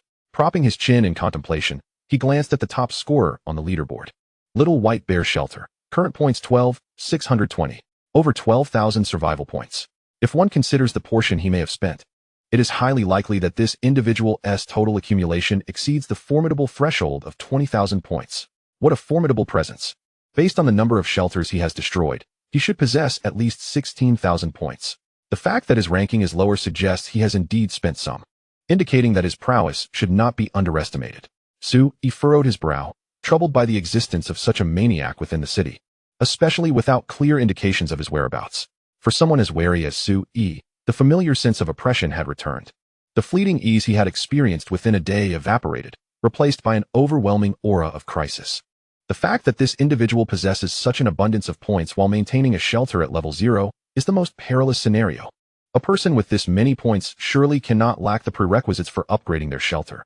This is inconceivable. He is undoubtedly suppressing the shelter's level intentionally. What hidden cards does this individual possess, and where could he be? Surely, he cannot be too close to me. Chapter 25, Sudden Events. A new trait, my belief. Sui felt increasingly alarmed as he quickly closed the leaderboard data in silence. He hurriedly logged into the trading platform to search for orders related to weapons and ammunition. After applying the filtering criteria, he was astonished to discover that the prices for related orders had skyrocketed several times compared to just a few days prior. Only 2 days ago, he had managed to acquire 100 rounds of ammunition with just a few bottles of ice water and some medicine. Yet today the sellers responded with, "The price is insufficient." The minimum offer they demanded was 10 bottles of ice water, along with either 20 pounds of durable food or 20 boxes of common medicines. Such a substantial amount of resources was now required to obtain a mere 100 rounds of the most ordinary handgun ammunition. As for other types of ammunition and grenades, they were simply not for sale. Only handgun bullets, handguns, and bulletproof vests were available. Su Yue consulted several sellers and found the prices to be remarkably similar, as if they had all conspired to raise them overnight. How curious it was that prices had risen so dramatically. Furrowing his brow, Su Yue opened the city chat channel, searching for keywords related to weapons and ammunition. Upon reviewing the chat records, he indeed uncovered some clues. How frustrating. The price of bullets today is exorbitant and utterly unaffordable. I barely managed to save up some resources to buy a gun for self-defense, and now it's not enough. It was said that the recent outbreak of gunfights in the city, primarily due to competition over resources, had led some sellers, who controlled firearms, to deliberately restrict their supply in an effort to prevent humanity from turning against itself. What nonsense. I refuse to believe that reasoning. They are clearly attempting to amass power for themselves. That is not entirely true. There are still good people out there. Just yesterday, my neighbor was rescued by a relief team, but sadly their resources were limited, and they couldn't save too many. The human heart in this apocalyptic world is hard to fathom. I increasingly feel that life after the apocalypse bears little distinction from life before it. Brother, what do you mean by that? Consider this. Before the apocalypse, I worked tirelessly for decades to buy a house, only to find that property prices rose each year, always just out of reach. Now, after the apocalypse, I struggle to gather resources to buy a gun for protection, yet again. I find myself just short of what I need. Can you, with a clear conscience, claim that life before and after the apocalypse is any different? Has my situation truly changed? I am still at the bottom of society. Damn it. Has this apocalypse been in vain? The survivors in the city had voiced similar grievances the day before, but at that time, Su Yue was in post-battle respite and had not immediately grasped the situation. Initially, during these apocalyptic days, the survivors had begun to adapt to utilizing online trading platforms to facilitate mutual exchanges of desperately needed resources, enhancing their collective survival prospects. There were even those with altruistic hearts who distributed supplies free of charge or sold them at low prices to assist others. However, it wasn't long before the atmosphere of the entire trading market shifted dramatically. The altruists vanished and low-priced supplies disappeared, whether it was drinking water, food, or even weaponry. Prices had surged several-fold. The more essential the hard currency goods for survival, the steeper their prices become. In contrast, items such as toilet paper, toothbrushes, and cigarettes, non-essential commodities, are remarkably inexpensive yet garner little interest. In these critical moments of existence, when many are barely managing to secure their next meal, who has the luxury to ponder the quality of life? He found himself troubled by this predicament. He had initially intended to use ice water as a trading commodity, but it had now lost its status as a necessity in the eyes of the city's survivors. After all, ice water is exceedingly scarce, with only Su capable of producing it consistently, and even then, he could only yield 10 bottles each day. Selling all 10 bottles would merely be a drop in the ocean of demand across the city, a futile endeavor. People had long since regarded ice water as a rare and luxurious item, leading to a swift decline in its demand. Could I really trade nearing expiry food for bullets? Su pondered, attempting to communicate with the sellers, only to discover their pickiness. Many perishable items were priced far below that of storable foods, merely half. In just a few days, everyone had become shrewd, seemingly intent on taking advantage of the situation. Fine, I shall not partake. Su relinquished the idea. He was unwilling to suffer losses, and with his rifle boasting infinite ammunition, his urgency for weaponry was not pressing, thus he saw no need to become a fool. Yet, I must purchase something, mustn't I? Su gazed at the list on the table, which Jiang Shaozi had compiled the previous evening, detailing various items nearing expiration or decay. If not addressed promptly, allowing them to spoil would be a tremendous waste. There was no way they could consume it all. The shelter housed only 4 people. Yet the stockpiled provisions could sustain dozens for a week. Even if Su encouraged everyone to indulge, they could not possibly finish all that food. After all, aside from Su, the remaining 3 were women, and how much could they eat? Lin Yue could perhaps eat the most. Perhaps I should purchase some cigarettes instead. They are affordable, and I haven't smoked in several days. Su mused, though he felt this was somewhat wasteful. While others fretted over hunger, he was contemplating whether to stock up on a few packs of cigarettes to satisfy his mental cravings. Just as he contemplated what to buy, a raucous uproar suddenly erupted from downstairs. It sounded as if a large crowd had gathered. What on earth is happening? Su was startled and rushed to the window. Pulling aside the curtain to peer down, he saw a group of women standing below, those he had expelled the previous day, who were originally residents of the building. They had returned? Su furrowed his brow, his gaze drawn to the crowd where Lin Yue was unmistakably present among them. She stood with a firearm before the crowd, seemingly soothing the women, before turning to approach the residential building, employing the unique method taught by Lin Yue to unlock the door. Before long, the sound of Lin Yue ascending the stairs echoed from the hallway outside. Simultaneously, a new notification appeared before Su Yi. Attention! You have dispatched the talented individual Lin Yue, triggering a special event, returning to the shelter ahead of schedule. Triggering a special event and returning early? Su Yi raised an eyebrow, murmuring, "Is this yet another new mechanism? If we return early, will it affect the quantity of resources explored?" Uncertain. Su Yi was not yet fully acquainted with the mechanics of dispatching for exploration. Judging by Lin Yue's actions in bringing back this group of women, the dispatch missions seemed akin to survivors searching for resources outside, where the dispatch talents would seek resources within a certain range, sparing the human survivors from having to toil themselves. Before long, Lin Yue pushed open the door and appeared before Su Yi. "Commander," Lin Yue greeted, her voice crisp as she saluted. "Why have you returned early when the sun has yet to set?" Su Yi regarded Lin Yue calmly. "Has something happened?" "Indeed, Commander." Lin Yue took a deep breath, suppressing her inner tension, and tentatively reported, "During my mission, I discovered a group of marauders not far from the shelter, perpetrating cruel acts against innocent women. As a soldier, I bear the duty of protecting the people, hence you repelled the marauders and brought those women back." Su Yi drew back the curtain and glanced down, his tone indifferent. "You should be aware that I had expelled them." "I know, Commander." Lin Yue lowered her head, her voice wavering as she endeavored to explain, "I did not intend to contravene your orders, but they were truly pitiable. I understand that during the execution of a mission, one must not harbor unnecessary softness or compassion. However, Miss Jiang mentioned to me last night that if suitable individuals are encountered during a mission, they may be brought back to the shelter. She stated that our shelter requires fresh blood. She did not specify who should be brought back. Thus, seeing their plight, my apologies, Commander." Lin Yue's head hung low, her conviction waning. Becoming disheartened, "I shall let them go immediately." "That may not be necessary." Su Yi waved his hand, letting out a slight sigh.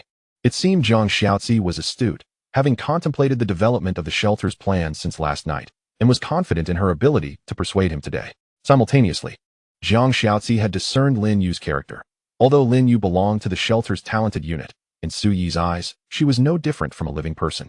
He consistently believed that this group of talents was fundamentally indistinguishable from humanity, and Lin Yue's background as a Chinese soldier reinforced this perspective. From this standpoint, Lin Yue fully possessed the resolve and initiative to stand up for the vulnerable, daring to sacrifice to protect the people. These 8 words encapsulate the essence of a Chinese soldier perfectly. She acted in such a manner, and Su Yi found himself at a loss for words. Each individual possesses their own unique characteristics. Had it not been for Zhang Xiaozi's remarks at noon, Su Yi would have merely instructed Lin Yue to disperse this group of women. However, circumstances have changed. It is time to seek out Zhang Xiaozi. Su Yi turned, drew the curtains, and softly remarked, "She will manage this group of women adeptly." "Chief, will we kill them?" Lin Yue inquired with a hint of anxiety. Gripping her rifle tightly, Su Yi noticed her subtle movements and couldn't help but chuckle. "Lin Yue, if I were to command you to eliminate them, would you comply?" "Chief, I do not know." Lin Yue's demeanor shifted to one of panic, her eyes wide with disbelief as she stared at Su Yi, struggling to reconcile the notion that the one she pledged her loyalty to could be a ruthless tyrant. "Could you pull the trigger?" "Military orders are absolute." Lin Yue's body stiffened as she murmured, "I would rather die than betray my principles." The thought of potentially firing upon innocents was unbearable, contradicting her values as a soldier. "You seem conflicted," Su Yi observed with a smile. "I would not issue such a command. Go find Zhang Xiaozi. She will take these women in and knows how to manage the situation." "Chief, you agree," Lin Yue exclaimed, her expression transforming with surprise as her eyes sparkled with excitement. "Do I appear to be a murderer?" Su Yi queried, puzzled. Lin Yue opened her mouth and vigorously shook her head. "No, you are not. You are the most esteemed leader in my eyes. Even in the direst of circumstances, you extend a helping hand to the innocent. Such actions are truly admirable to the soldiers of Huaxia." "Enough. I am not great. I have my own plans." Su Yi waved his hand dismissively, aware that he was not as noble as Lin Yue portrayed him. The shelter was currently overflowing with supplies, rather than waste them. It would be more prudent to have more individuals to contribute. Raising a group of men would pose greater risks and uncertainties than nurturing a group of women. "Go now. Seek out Zhang Xiaozi." "Yes, Chief," Lin Yue replied, her heart brimming with excitement as she turned to convey the good news to the unfortunate women downstairs. "Am I exploiting this situation?" Su Yi mused, peering through the curtains toward the ground below. "However, at the very least, I can provide a safe haven. It seems to be a mutually beneficial arrangement. In reflecting upon this, perhaps I am not entirely malevolent. The apocalypse has not completely altered my character." Before Su Yi's self-reflection could conclude, A new notification suddenly appeared before him. Congratulations. You have successfully completed the special event of the dispatch mission. Your talent unit, Lin Yue, has received significant encouragement and acquired a new talent characteristic, My Faith. My Faith, talent characteristic. She has been sufficiently motivated.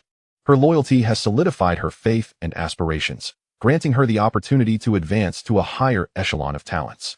Chapter 26. What a cunning woman. Su Yi was momentarily taken aback, pleasantly surprised by the unexpected turn of events. Could it be that special occurrences could resemble the completion of a task, accompanied by rewards? Had he fulfilled the spiritual needs of the talented, thus enabling their remarkable growth?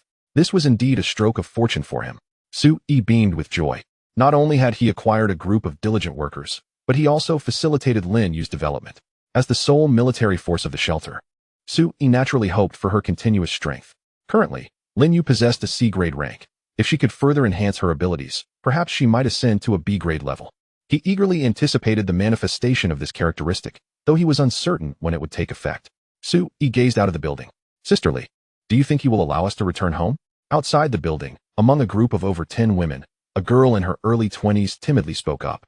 Her delicate face was pale, and her neck bore alarming crimson marks, while her tattered clothing hung in disarray. Despite the scorching sun overhead and the sweltering heat that made one feel as though they might faint, she still struggled to pull together her ragged garments. Desperately trying to cover more of her skin, she was gripped by fear, so profound that she felt cold even in the sweltering temperatures. I can't say for certain, replied a weary woman in her 40s, glancing at her companions with concern. She gently embraced the girl and soothingly reassured her, do not fear. That young man does not appear to be malevolent. He drove away those ruffians with the surname Li, and in that sense, he is our savior. Regardless of whether he permits us to return home, he has not harmed us. It is a pity about Xiao Wang. If only she were still alive. Sister Li took a deep breath, her expression dimming. The girl in her arms could no longer hold back her sobs, tears streaming down her cheeks. And the other women around them displayed deep resentment in their expressions. What will we do if he does not let us in? Someone whispered, their eyes reflecting despair and resignation. I do not know, a girl replied, shaking her head, her gaze filled with profound uncertainty. Perhaps we will truly perish. They had already ventured out, witnessing the chaos of the outside world since being expelled yesterday. All that awaited them beyond was relentless heat and malevolence. With countless dark eyes fixated on their group. Just the previous night, they had huddled together at the subway station, only to lose 3 women. 3 women had vanished innocently into the night, and no one knew what fate had befallen them.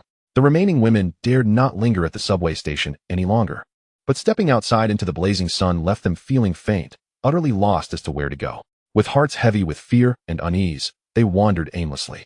Unbeknownst to them, they soon found themselves back near the residential building, only to be confronted by a group of men searching for supplies, who promptly surrounded them.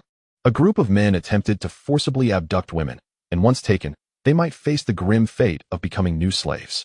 In their moment of utmost despair, Lin Yue appeared, driving away the thugs and leading them to the base of a residential building. The girl wielding a rifle mentioned that her commander might be willing to provide refuge for them. The title of commander brought an involuntary sense of reassurance. This girl was likely a soldier, and her commander would presumably evoke the same sense of security inherent to military personnel. The women could only speculate in confusion within their hearts. Then, she emerged. A sudden cry from one of the women startled the girls, who lifted their heads to see the door of the building before them had swung open. Lin Yue stepped out, rifle slung over her shoulder, her expression grave. The girls noticed a beautiful woman in a cheap house standing before Lin Yue, who seemed to be leading her. Are you the new friends Lin Yue brought back? Jiang Xiaozi's voice was gentle as she stepped forward, naturally taking Sister Li's hands in hers. You must be Sister Li. I've heard Lin Yue mention you. You've been caring for the girls, and you truly are a remarkable sister. Sister Li was momentarily taken aback, at a loss for words. Thankfully, their journey had been perilous, yet ultimately safe, and they had finally returned. Jiang Xiaozi clasped Sister Li's hand and beckoned the girls. What are you waiting for? Come. Let us go home. Home. A timid voice piped up from the crowd. Will that man chase us away again? He drove us out yesterday and seemed to not welcome us. Are you referring to Mr. Su? Jiang Xiaozi turned to the girl, gently explaining, yesterday. He asked you to leave out of concern that there might still be hidden assailants in the building. In order to eliminate the threat to our sanctuary, Mr. Su is indeed compelled to make you endure a night outside. However, this building has now been confirmed to be safe, and as soon as dawn broke, Mr. Su sent Lin Yue out to find you. Admittedly, Mr. Su's actions were somewhat inappropriate in this instance, and I wish to extend his apologies to all the sisters. Jiang Xiaozi spoke with utmost sincerity, an expression of regret gracing her exquisite features. Lin Yue felt slightly uncomfortable standing by, unaccustomed to playing a role in a fabrication. Although Jiang Xiaozi's reasoning seemed somewhat forced, in this chaotic and dark world, even the most tenuous justifications could be accepted. After all, survival was paramount. Is that true? Sister Li's eyes sparkled with hope as she looked at Jiang Xiaozi with gratitude. You truly are good people. When that group of soldiers arrived and dealt with those scoundrels named Li, I knew you were the right ones. Besides, you are all girls, with only Mr. Su among you as a man. Any man who is worthy of your company cannot possibly be a villain. Sister Li's words were a bit disordered, her heart racing with excitement. To return to their former home, free from the anxiety of the outside world, was the innate survival instinct of all humanity. Come back with me. Rest well. I have prepared food and water. Jiang Xiaozi paused, smiling gently. And there's a hot bath available. This weather is perfect for it. The mention of a bath brightened the women's eyes. It had been days since they had last washed. Ever since the Li family had taken over the entire building, they had endured daily torment, subsisting on the meager leftovers provided by the men. Though delectable food and a hot bath had graced their lives merely a week ago, they now felt as if those luxuries belonged to a distant past, centuries away. All right, let us return home. Sister Li nodded excitedly. Leading her companions into the building behind Jiang Xiaozi, Lin Yue watched from the side, her gaze often lingering on Jiang Xiaozi. No wonder the commander values her. She truly is a cunning woman, she mumbled. Jiang Xiaozi turned back. Miss Lin, what are you saying? Oh, it's nothing. Lin Yue quickly waved her hand. Just a figment of my imagination. I said nothing at all. Is that so? Perhaps I am a bit fatigued. Jiang Xiaozi smiled as she turned away, while Lin Yue, startled, quickly stuck out her tongue. Goodness, this woman has sharp ears. Jiang Xiaozi was remarkably efficient. Within half an hour, she had arranged accommodations for all the women.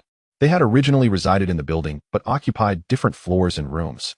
Rather than consolidating them, Jiang Xiaozi directed each woman to return to her own home, to clean up the disorder left by the recent turmoil, while personally delivering water and food to each door. After indulging in a relatively sumptuous meal, they took turns bathing in the second-floor tub, washing away the grime and donning their own clothes. In a moment of reverie, they felt as if they had returned to a time before the apocalypse. Aside from the oppressive heat, it seemed as though the horrors had not occurred.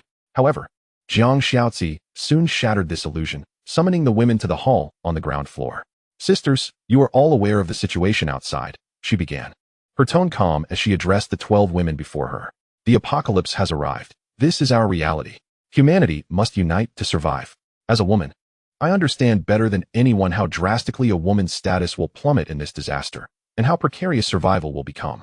Though Mr. Su is a man, he is also a compassionate leader. He has cleared our home, providing us with food, water, and safety.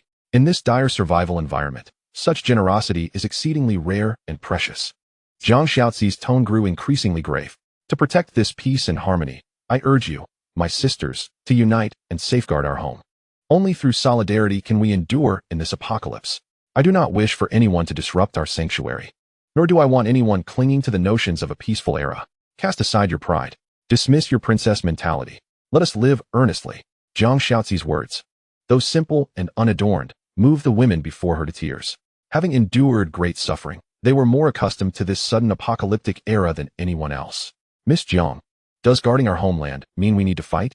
A timid young girl ventured from the crowd. I've never fought anyone before. No, you need not take any risks. Jiang Xiaozi replied gently, offering a comforting smile to soothe the girl's anxious heart. Mr. Su will arrange for specialists to protect us. In our shelter, everyone has their role. For instance, Miss Lin Yue will be our warrior. Naturally, the dangerous tasks will fall to her. Jiang Xiaozi turned to the armed Lin Yue beside her and asked with a smile, Isn't that right, Miss Lin Yue? You will protect us, won't you? I guarantee it. Lin Yue snapped to attention, her demeanor serious and resolute. Protecting the safety of the people is my duty and responsibility. The familiar, emphatic declaration, almost a roar, instilled a profound sense of security in every woman present. The proclamations of the Huaxia soldiers were not mere slogans. They were the embodiment of a tradition forged in the crucible of war and instinctual understanding. Thus, you need not participate in any potential battles. Jiang Xiaozi reassured the women, smiling anew. Of course, we cannot harbor idlers in the shelter. We must all contribute our strength to ensure our homeland becomes safer. For example, we can clean the building, do laundry and cooking, transport supplies, and assist Li Yue in enhancing and repairing the building's defenses and traps. Engaging in these proactive measures will significantly bolster our shelter's resilience when danger arrives. She continued, before that, I will assign tasks based on each person's specialties and skills. There's no need for anxiety. Think of it as finding a job that provides food and shelter. Doesn't that sound much more relaxed? Jiang Xiaozi skillfully managed the atmosphere, and her words gradually calmed the women, their faces now reflecting a yearning for a stable life. At that moment, Lin Yue suddenly tapped her forehead, lowering her voice. Oh no, Miss Jiang, I seem to have forgotten something. I must hurry to report to the commander. Chapter 27, 1 verses 30. Victory is mine. Su Yi stood by the window on the upper floor, gazing down at Jiang Xiaozi addressing the women. Although he could not hear her words, the expressions on their faces indicated that they had been successfully reassured and had begun to trust her. What a skilled manager she is, truly an A-grade talent, he murmured, lifting his gaze to the setting sun, which cast a deep crimson hue across the sky, embodying a heavy sense of oppression and heat. It's already been nearly a week. Why have we yet to see any signs of rescue?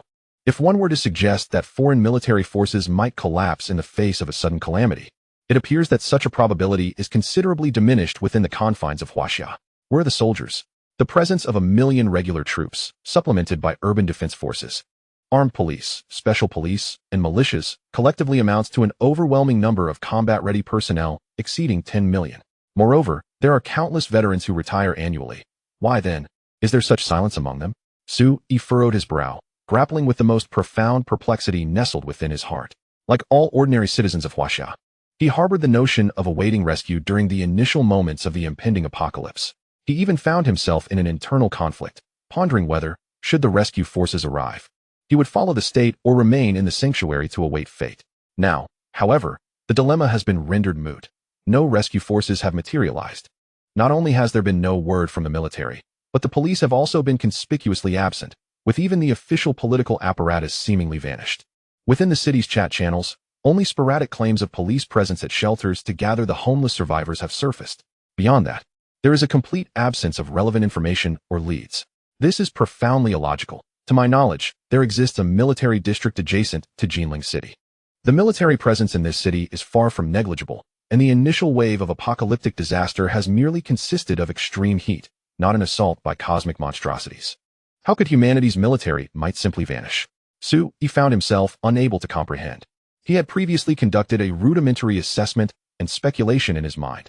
Even if the onset of the apocalyptic game rendered advanced technological assets ineffective, communication methods, aircraft, tanks, satellites, drones, humans remain. Soldiers are, after all, human. Even unarmed, or wielding cold weapons, they constitute a formidable and fearsome force. Given the temperament of Huaxia's soldiers, it is inconceivable that they would simply disappear in the face of calamity. There must be some hidden truth that eludes my understanding. Is it the game mechanics of the apocalypse at play? Su Yi pondered deeply, his brow furrowing.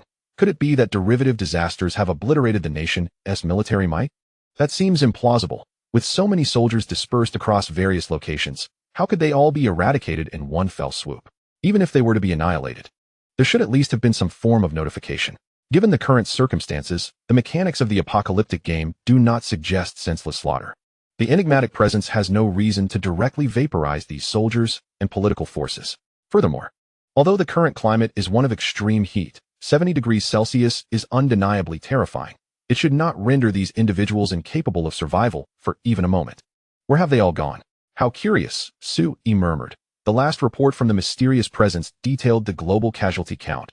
Could it be that the 1.3 billion who perished included prominent political figures and military personnel from various nations? Su Yi found himself bewildered, lacking any channels for relevant intelligence. His sole means of connecting with the outside world lies within the city's regional communication channel, reminiscent of a gaming chat interface provided by the enigmatic presence. Yet, within this platform, the daily discourse consists solely of pleas for help, trade requests, and the lamentations of despairing souls, with scarcely any useful information to be found.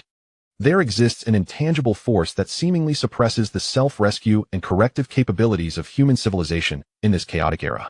Is this enigmatic entity merely an observer, eager to witness humanity's struggle for survival amidst utter disarray? Much like nobles relishing the plight of a cornered beast, it appears to derive pleasure from humanity's despair. Su Yi sat upon his bed, his mind restless. Although he found himself in a relatively safe environment, his thoughts naturally delved into deeper realms. Yet, the more he contemplated, the more he recognized the myriad enigmas surrounding this abrupt apocalyptic game. Commander? Commander, are you there? Lin Yue's voice broke through Suyi's reverie from outside the room. Come in. He replied. Yes. Lin Yue entered, saluting Suyi. Commander, I have crucial information to report. Proceed. Suyi nodded. Lin Yue composed her thoughts before speaking gravely. During my recent mission, I discovered an unguarded large supermarket. Upon investigation, I found it devoid of personnel, with some supplies already taken. However, a substantial amount of resources remain. I cannot carry much alone, so I seek your guidance. Should my focus for collection be directed towards this large supermarket? An unguarded supermarket? Suyi mused, stroking his chin. Could it be a trap? In such turmoil, everyone is struggling to find sustenance, with hungry souls risking their lives to forage. How can a supermarket remain unoccupied? If discovered, it would surely be stripped bare. Commander, I do not believe it is a trap. I have thoroughly verified the situation, Lin Yue asserted, shaking her head. However, there are signs of a struggle within the supermarket, with bodies and blood present. The time of death likely falls within the past 2 days. Based on the evidence, it appears that someone attacked the supermarket's owner and its residents, taking some supplies with them. I suspect the assailants will continue to return in the coming days to transport more resources. So, you wish to seize their spoils? Suyi frowned. That seems rather perilous. Commander, they are unarmed, Lin Yue stated firmly. The weapons used in the murders were sharp objects, most likely conventional commercial tools, devoid of military equipment. 8 individuals were found dead, suggesting a fierce confrontation. It is estimated that the assailants numbered around 10 to 15, and considering potential reinforcements, the total should not exceed 30. And I have this. Lin Yue patted the rifle on her back, her tone exuding immense confidence. 1 against 30. A single gun is sufficient. Very well then, Suyi blinked, internally astonished. Lin Yue truly embodied the archetype of a Chinese soldier, exemplifying the spirit of with me, there is invincibility. The potential 30 adversaries seemed trivial in her eyes, as she fixated on the already occupied large supermarket. Lin Yue, I do not wish for you to come to harm. Are you certain of your confidence? Suyi felt a surge of excitement. The settlement had just welcomed a new batch of individuals, necessitating a stockpile of resources to accommodate their consumption. Jiang Shaoxi was confident in her ability to train this group of women into competent residents of the shelter, provided that Suyi could sustain such a multitude. With complete assurance, she was certain of success. What I mean is, I do not wish to see you harmed. I will not be injured, Lin Yue declared, her voice calm, yet resolute. A band of unarmed ruffians lacks the qualifications to even lay eyes upon me. Ah, such bravado. You are indeed the queen of soldiers. Suyi chuckled. He had witnessed Lin Yue's prowess firsthand. Very well, I agree. You may devise the battle plan as you see fit. I am no expert in such matters. However, I suggest you seek out Jiang Shaoxi for strategic advice. She is astute and can assist you. Additionally, inform Lin Yue to craft some useful items for you. Suyi paused and added, do not rush, prepare thoroughly. I cannot afford to lose you. His words were sincere. It was not a matter of romantic affection. He genuinely could not bear to lose Lin Yue, for she was of utmost importance. I guarantee victory and a safe return. Lin Yue saluted sharply before turning to depart. Having received permission, she promptly sought out Lin Yue, who was engrossed in her research. And together they approached Jiang Shaoxi to devise effective strategies against their foes and logistical plans for resource transportation. The trio of women convened for over an hour before dispersing to carry out their respective tasks. At 8 p.m., Suyi stood by the window, watching Lin Yue, accompanied by Jiang Shaoxi and 12 women, march out of the building with great determination. What a sight! They have left in full force. Except for Lin Yue and Suyi, Lin Yue had mobilized all the women. Each carried a rudimentary steel spear and wooden shield, hastily crafted by Lin Yue in the research facility, endowing them with a semblance of combat capability. I distinctly recall advising her not to be overly hasty. Suyi murmured anxiously. It is already night. Are they planning a nocturnal assault? Such audacious women they are. Chapter 28. Baiting the Darkness, a Night of Danger. At 8 p.m., Jiang Shaoxi led the young women through the streets cloaked in darkness. A few flashlights and makeshift torches crafted by Lin Yue illuminated their path, alleviating concerns about nighttime visibility. Yet, the oppressive heat remained intolerable. The women were bundled in layers of clothing, their faces masked. At first glance, one might think they were preparing for winter, with some even donning down jackets. This was a technique taught by Lin Yue for thermal insulation, utilizing multiple layers of clothing to create air pockets for superior heat retention. The inner garments could be made of moisture-wicking materials, such as cotton or advanced synthetic fibers, to keep the skin dry, while the outer layer could be constructed of thicker materials to block heat effectively. It has proven effective. Although everyone is drenched in sweat from their clothing, it is preferable to avoid direct contact with the searing heat of 70 degrees. Nevertheless, each person still feels dizzy and lightheaded. The relentless heat wave has persisted for several days, and adaptation remains elusive. Just a little longer. Jiang Xiaozi distributed small sips of ice water to everyone to help lower their body temperature while simultaneously boosting morale.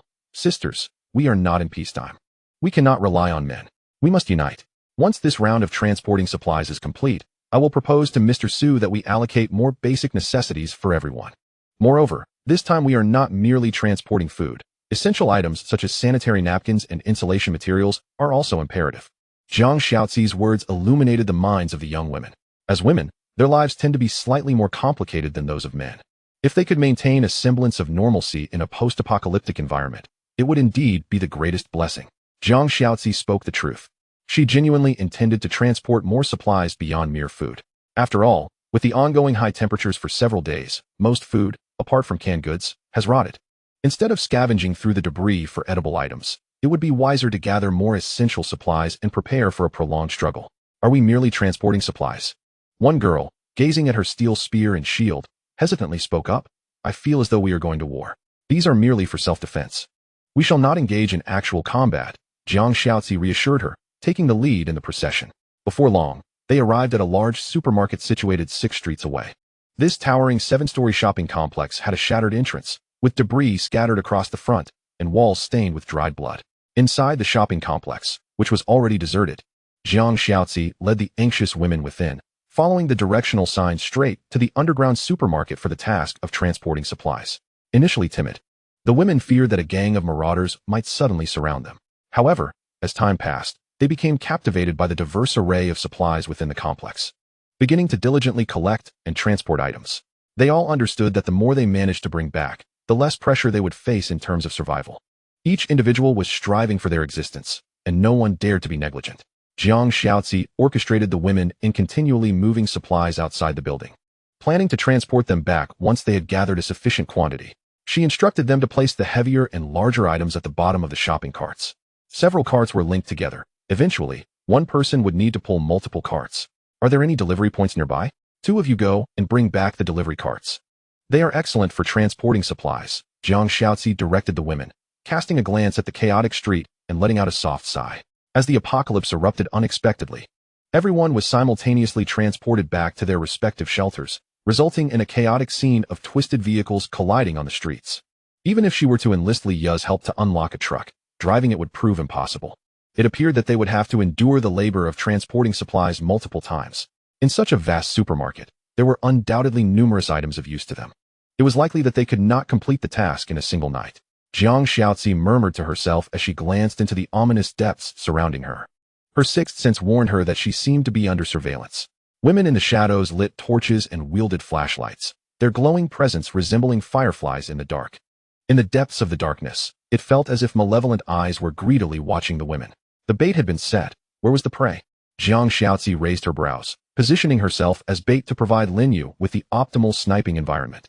To accommodate Lin Yue's line of sight, she had intentionally gathered everyone at the spacious entrance of the shopping complex and had also placed several rudimentary torches around. This was the sole illumination in the darkness, destined to attract hunters drawn to the shopping mall. Boss, look over there. There's a flicker of light, whispered a voice from the end of the dark street, concealed behind several abandoned vehicles. Lower the flashlight. We can't let them see us. Has Shaolin returned? What is the situation over there? I'm back, Brother Dolly. There's a group of women. I checked. No men, just women. Oh, are there still women brave enough to venture out? Brother Dolly stroked his bald head. Crouching behind the car with a knowing smile, a pack of women huddled together is like a flock of sheep. It seems we are in for a feast tonight.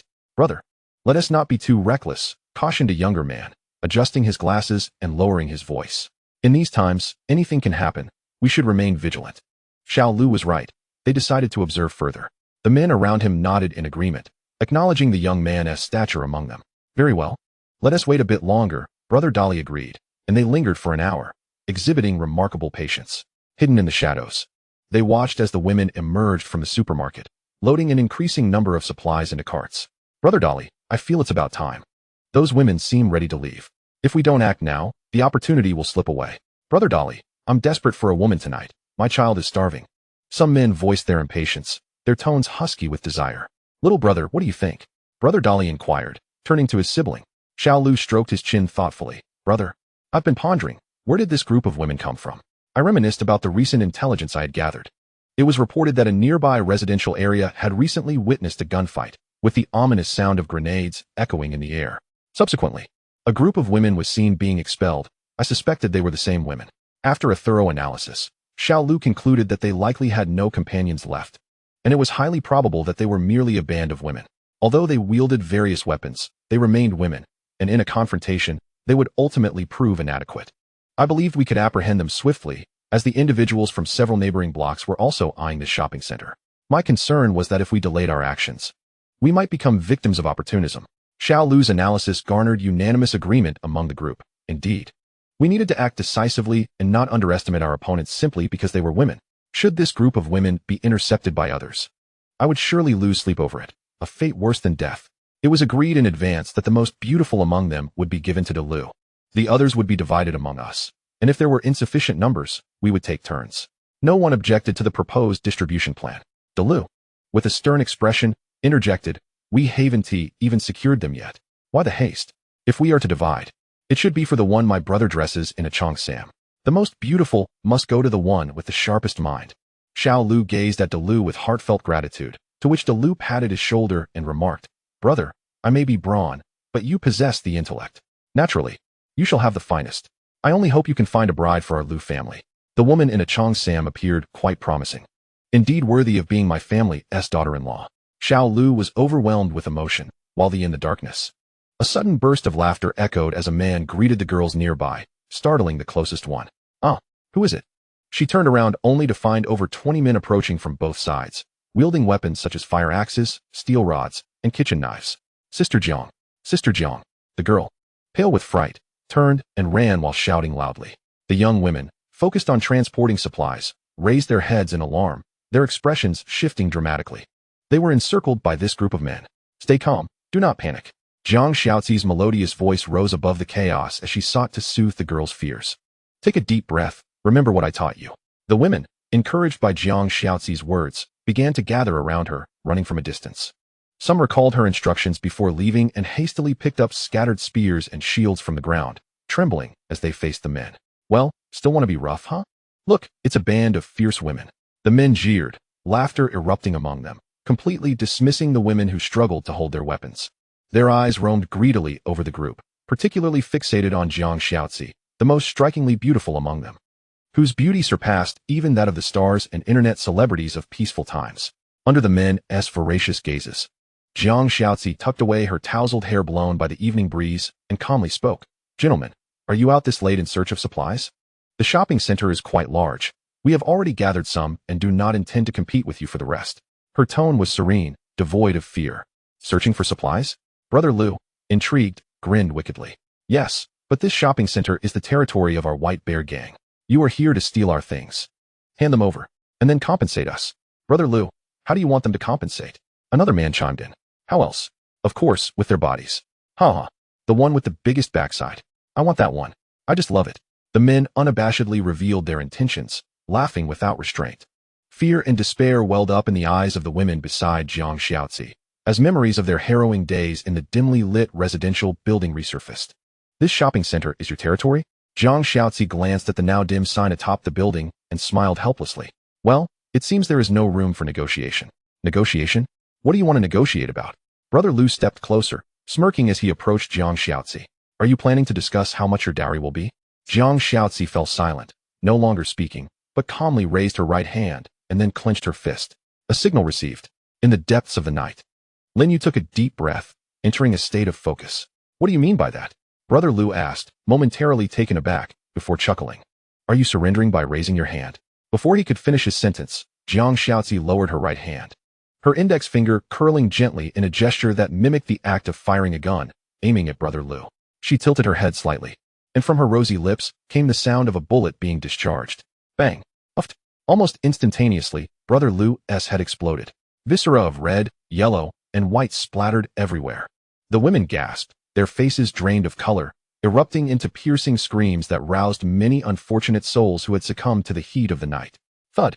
Brother Lu's headless body slumped softly into the pool of blood, and the men stood frozen in disbelief, unable to comprehend the sight of their leader, who had been laughing mere moments ago, now brutally executed. What could have caused such a violent end? Did this woman possess some form of sorcery? The men were momentarily stunned, unable to process the scene before them, for anyone would be bewildered by such a spectacle. Yet, Jiang Xiaozi did not cease her actions. With a playful shift, she aimed again, narrowing her eyes slightly. Bang! Uft! Another man was accurately shot in the head. The tremendous force of the explosion nearly obliterated his neck. Aya! Ugh! One woman could no longer contain herself, screaming and retching. For the gruesome sight was too horrific to bear. Reality bore no filters, only the stark and ruthless nature of competition and combat. The matter of life and death often transpired in the most mundane of moments. Damn! This woman possesses witchcraft. A man suddenly leaped up, and everyone reacted. Their expressions twisted in fear as they gazed at Jiang Xiaozi. Damn it! We must avenge Brother Liu. We can't run. There's no escaping. Let us take her down together. She cannot handle us all at once. Capture her. Break her fingers. Among the men, a clever one realized that fleeing from Jiang Xiaozi was futile and suggested a desperate last stand. Over 20 men charged toward Jiang Xiaozi, who did not flinch but continued to aim with precision. Bang! Uft! Bang! Uft! Jiang Xiaozi seamlessly switched targets, as if her delicate, fair fingers truly could fire bullets, causing one man after another to collapse at her feet. In mere moments, 7 or 8 of the first wave of attackers lay lifeless on the ground, their headless corpses forming a natural barrier, hindering the advance of the remaining men. It's over. This woman truly wields sorcery. Whoever she aims at will meet their end. Is this her innate talent for evasion? One man, paralyzed by fear, stood frozen, murmuring in icy disbelief. Aiming at the void? Whoever she points at will die. Quick! Help Miss Jiang. Amidst the assembly of women, the eldest among them, Steadily, was the first to regain her composure. She wiped the remnants of bile from her lips, suppressing the fear and unease swirling within her, and hoarsely encouraged her sisters. If Miss Jiang perishes, we shall have no escape. Arm yourselves. Protect Miss Jiang. Under Sister Li's fervent exhortation, the young women gradually shook off their stupor, grasping their steel spears and dispersing to form a makeshift formation to counter any potential charge from the men. Though their hands trembled around their weapons, their gazes were resolute. In that moment, all conflicting emotions transformed into a singular wrath, whether directed at the men or the abominable apocalypse. It became the impetus for their fight. They harbored but one thought: to firmly remember the formation and basic combat techniques imparted by Miss Jiang. Then, they would fight with all their might. Their growth exceeded my expectations. Jiang Xiaozi raised her delicate brows slightly, a flicker of satisfaction warming her heart. Her purpose in leading these women out was not only to serve as bait, but also to allow them to witness the brutal reality of combat. It was only under the harrowing stimuli of bloodshed, severed limbs, and visceral threats of death that they could evolve swiftly. Those who could not adapt would inevitably be cast aside by the tides of time. Conversely, those who could adapt would earn the right to become residents of the sanctuary. At that moment, the men stood paralyzed, daunted into inaction, unable to charge forward or retreat. The strikingly beautiful woman in a qipao maintained her stance, weapon raised. Yet she did not aim at anyone in particular. Is it over? Lin Yue exhaled slowly, relishing the respite while allowing the heated barrel of her gun to cool. You just mentioned the White Bear Gang? Jiang Xiaozi tilted her head slightly, her eyes narrowing as she calmly inquired. Where is your shelter? How many are left? Did your group slay the survivors in this shopping mall? As Jiang Xiaozi's questions cascaded forth, the men exchanged silent glances, fear reflected in their eyes. It seemed unwise to offend this formidable woman. She was undeniably beautiful, yet equally powerful. We are the good ones, one man stammered, mustering his courage. His hoarse voice faltered as his gaze fixated on Jiang Xiaozi's finger, apprehensive she might aim it at him. Good ones. Jiang Xiaozi scoffed coldly. Answer my questions. Her sharp reprimand sent a collective tremor through the men, and one could no longer contain himself, shouting, Don't do anything rash. We are from the Little White Bear Shelter. The top boss has our backs. I advise you to be sensible. Your talent is indeed impressive, but the Little White Bear is even stronger. The foremost survivor in the city. If you let us go, we can pretend this never happened and will not disclose your identity. After all, we don't even know who you are or where you are from. In a moment of desperation, a man spoke with a cleverness that caused the others to nod in agreement, their eyes eagerly fixed on Jiang Xiaozi. This duality of threat and a declaration of safety was persuasive. After all, in the realm of common sense, no one wishes to accumulate enemies in a post-apocalyptic world, particularly not one as formidable as the top-ranked brother. The reputation of Little White Bear had resonated throughout the city in recent days. Any survivor with access to a shelter panel was aware of the illustrious name of the Little White Bear Shelter. Even those who had lost their own refuge had heard tales of it. The men reasoned that Jiang Xiaozi, as a woman, would surely not wish to offend the top-ranked brother. Little White Bear. Jiang Xiaozi displayed no surprise, merely pausing in contemplative silence, as if pondering something profound. The men anxiously awaited the judgment of fate until she slowly raised her left hand. Oh, shall we kill them all? Lin Yue was momentarily taken aback, holding her breath before decisively pulling the trigger. Bang, bang, bang, bang. In the darkness, flashes of gunfire illuminated the night as bullets silently exited the chamber, exploding the heads of one man after another with unerring precision. This woman has lost her mind. She intends to annihilate us. Run. Quick run. Cursed wench, you bastard. In despair, the men fled in panic, but their legs could not outpace the bullets. In this open expanse, they became the ideal moving targets for the sniper. Within a mere minute, Lin Yue had dispatched the remaining men. Moments later, only a field of headless corpses lay in a pool of blood, resembling a human slaughterhouse, exuding a harrowing sense of terror in the dead of night. Chapter 30. Commander, you are truly handsome. At the entrance of the building, the ground was strewn with bodies, the pungent scent of fresh blood thick in the air. The women stood in silence, some casting fearful glances at Jiang Xiaozi, only to quickly divert their gaze. Jiang Xiaozi's ruthlessness had instilled a sense of dread among them. After a brief pause, Sister Li broke the silence, suppressing her nausea at the sight of the corpses. She called out to her sisters, "Hurry, let us get moving and clean up this mess." Sister Li's thoughts were straightforward. Jiang Xiaozi had killed. Thus they too must undertake some action. She kills, we bury the bodies. Clear delineation of labor that would also allow them to demonstrate their worth before Miss Jiang. They feared deeply. Although reluctant, they pinched their noses and prepared to work. No need. Jiang Xiaozi waved her hand, her voice calm and gentle. A stark contrast to her earlier indifference. There are too many corpses to handle. It's futile. Quickly continue gathering supplies. Do not waste time. Understood. Sister Li nodded vigorously, her demeanor markedly more respectful as she urged her sisters to resume loading supplies onto the vehicle. A 17 or 18-year-old girl hesitated as she passed by Jiang Xiaozi. Unable to suppress her curiosity, "Miss Jiang, why do you have to kill them all? They have already begged for mercy." The girl looked timidly at Jiang Xiaozi, still unaccustomed to the cold-blooded methods of this new era, having yet to shed her perspective from a time of peace. "Hey, you girl, get to work." Sister Li exclaimed anxiously, stamping her feet and scolding, "Don't disturb Miss Jiang. What gives you the right to question her? Hurry up and do your job." She feared that Jiang Xiaozi might unleash her wrath upon them. Jiang Xiaozi glanced at Sister Li, and then smiled at the girl before her. "I remember you. Your name is Xiaoyan, correct? 18 years old, a freshman at Jinling University." Xiaoyan nodded. Jiang Xiaozi's smile faded as she continued in a flat tone, "Your sister, 15 this year, died in the building. I have seen her corpse. She met a tragic end. That body was the only one I buried myself." Jiang Xiaozi's indifferent words sent a shiver through Xiaoyan, tears welling in her eyes. "No crying. Look at me." Jiang Xiaozi suddenly raised her voice, prompting Xiaoyan to lift her gaze, her expression one of deep grievance. The women around them watched Jiang Xiaozi nervously, fearing a sudden outburst. "If you had been bolder at that time, daring to resist and fight back, your sister wouldn't have met such a dreadful fate." "Miss Jiang, I couldn't overpower them. I tried to resist. Then fight to the death. Let them kill you. That would be far better than your sister's fate." Jiang Xiaozi's tone was chilling, leaving Xiaoyan speechless, her head hanging low. "Even your sister's death hasn't opened your eyes to this era. How can you stand here questioning me? Either strip and find a man to plead for your safety, or take up your weapon and fight fiercely against anyone who infringes upon you." Jiang Xiaozi moved closer to the girl, nearly face to face, narrowing her eyes. "So, Xiaoyan, what do you choose? Will you fight alongside me, or seek out a good man?" I don't know." Tears streamed down Xiaoyan's cheeks as she found herself silenced by Jiang Xiaozi's intensity. Her intent had simply been to ask a question, nothing more. "Miss Jiang, oh dear. Miss Jiang, she is still a child." Sister Li hurriedly stepped forward, pulling Xiaoyan into her embrace, bending at the waist to Jiang Xiaozi with a forced smile. "Please, show her some mercy. I will teach her properly later."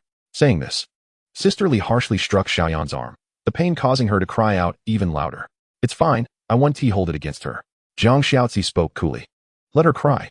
This might be the last time she can." "Miss Jiang, what do you mean by that?" Sister Li's eyes widened, pondering anxiously whether Jiang Xiaozi might actually intend to kill Xiaoyan over a mere question. Jiang Xiaozi did not respond to Sister Li's concern. She turned to leave, but paused after a few steps, glancing back at Xiaoyan. "You just asked me why I kill them all. The gentleman mentioned to me the White Bear Shelter, a notorious killer, the most prolific murderer in the entire city. Consider this deeply. Would such a remorseless fiend spare a group of frail women? We have already been discovered by them. if they do not silence us. They will undoubtedly come after us.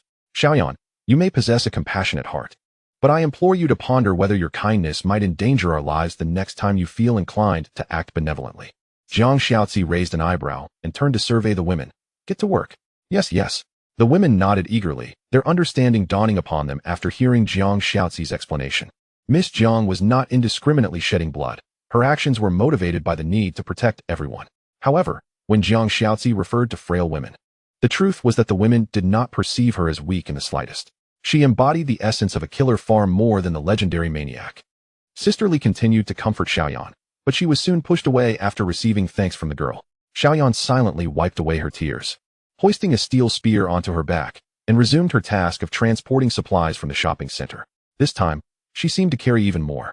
And although it was strenuous, her little face flushed red as she gritted her teeth and persevered. It appeared she wished to bring back her sister's share as well. The stifling evening breeze caressed them. The remaining hours passed without incident, until around 2 a.m., when the team, laden with supplies, embarked on their return journey. At 4 a.m., Su Yi, roused from his slumber, was awakened by the cheerful chatter of women downstairs, accompanied by their melodious laughter. Intrigued, he pushed open his door and descended the staircase to the first-floor hall. With his talent upgraded, Su Yi enjoyed an hour of exemption for outdoor activities daily, alleviating his concerns about impacting his talent rewards. In the corridor, he beheld the hall brimming with an array of supplies, all neatly piled in shopping carts. The hall was filled to the brim, and the women, brandishing torches and flashlights, were joyfully sorting the supplies amidst their laughter, which resonated with the joy of their harvest. This was a happiness that the sweltering heat could not diminish, a beacon of hope for survival. Lin Yue stood against the wall, weapon in hand, her vigilant gaze sweeping the surroundings. Sensing something, she glanced up the staircase and spotted a man's silhouette. Snap! Lin Yue instantly stood at attention, reflexively shouting, "Good day, sir." In that moment, the boisterous women fell silent, the air thick with stillness. Countless pairs of eyes turned toward Lin Yue and then followed her salute's direction. In the hushed atmosphere, the only sound was the distinct and resolute echo of a man's boots on the stairs. A figure gradually descended from the dark staircase. Upon seeing Su Yi, the women noted his impassive demeanor as he made his way down the corridor, approaching them. It was not that Su Yi intended to adopt a particular stance. He simply lacked experience and could only maintain a serious expression without revealing any trepidation. Quickly, stand up. The women responded to one another, rising in unison to form a line behind Lin Yue. Suddenly, Sisterly bowed her head and called out, "Greetings, Commander." The women quickly followed suit, each echoing, "Greetings, Commander. Greetings, Commander." Their voices were somewhat disjointed, yet imbued with reverence and a hint of curiosity. One bold young lady, gathering her courage, lifted her gaze and cautiously scrutinized the commander in the flickering light of the torches on the wall. He appeared somewhat youthful and rather handsome, with well-defined features and eyebrows that resembled swords. His fair complexion gave him the air of a scholar, a stark contrast to the image of a portly commander often recounted in rumors. Su Yi, with his amiable demeanor, quickly garnered the women's goodwill. He seemed harmless despite his stern expression, lacking an imposing aura. Instead, he exuded a warmth that instinctively drew people toward him. Standing before the women, Jiang Xiaozi wore a faint smile, remaining silent to allow Su Yi to take the lead. Lin Yue, like a steadfast pine, stood behind Su Yi, her loyalty unwavering. Jiang Xiaozi winked at Su Yi, silently urging him to say something. This was the commander's first encounter with his residents. Surely he ought to utter a few words. At the very least a greeting. Taking a deep breath, Su Yi suddenly felt the weight of responsibility on his shoulders. His refuge now housed its first batch of residents. These women, who had endured hardships, were now placing their lives in his hands. Indeed, he should say something to ease the worries of these unfortunate souls. As Su Yi slowly parted his lips, before he could utter a word, a clear voice emerged from the crowd of women. "Commander, you are truly handsome."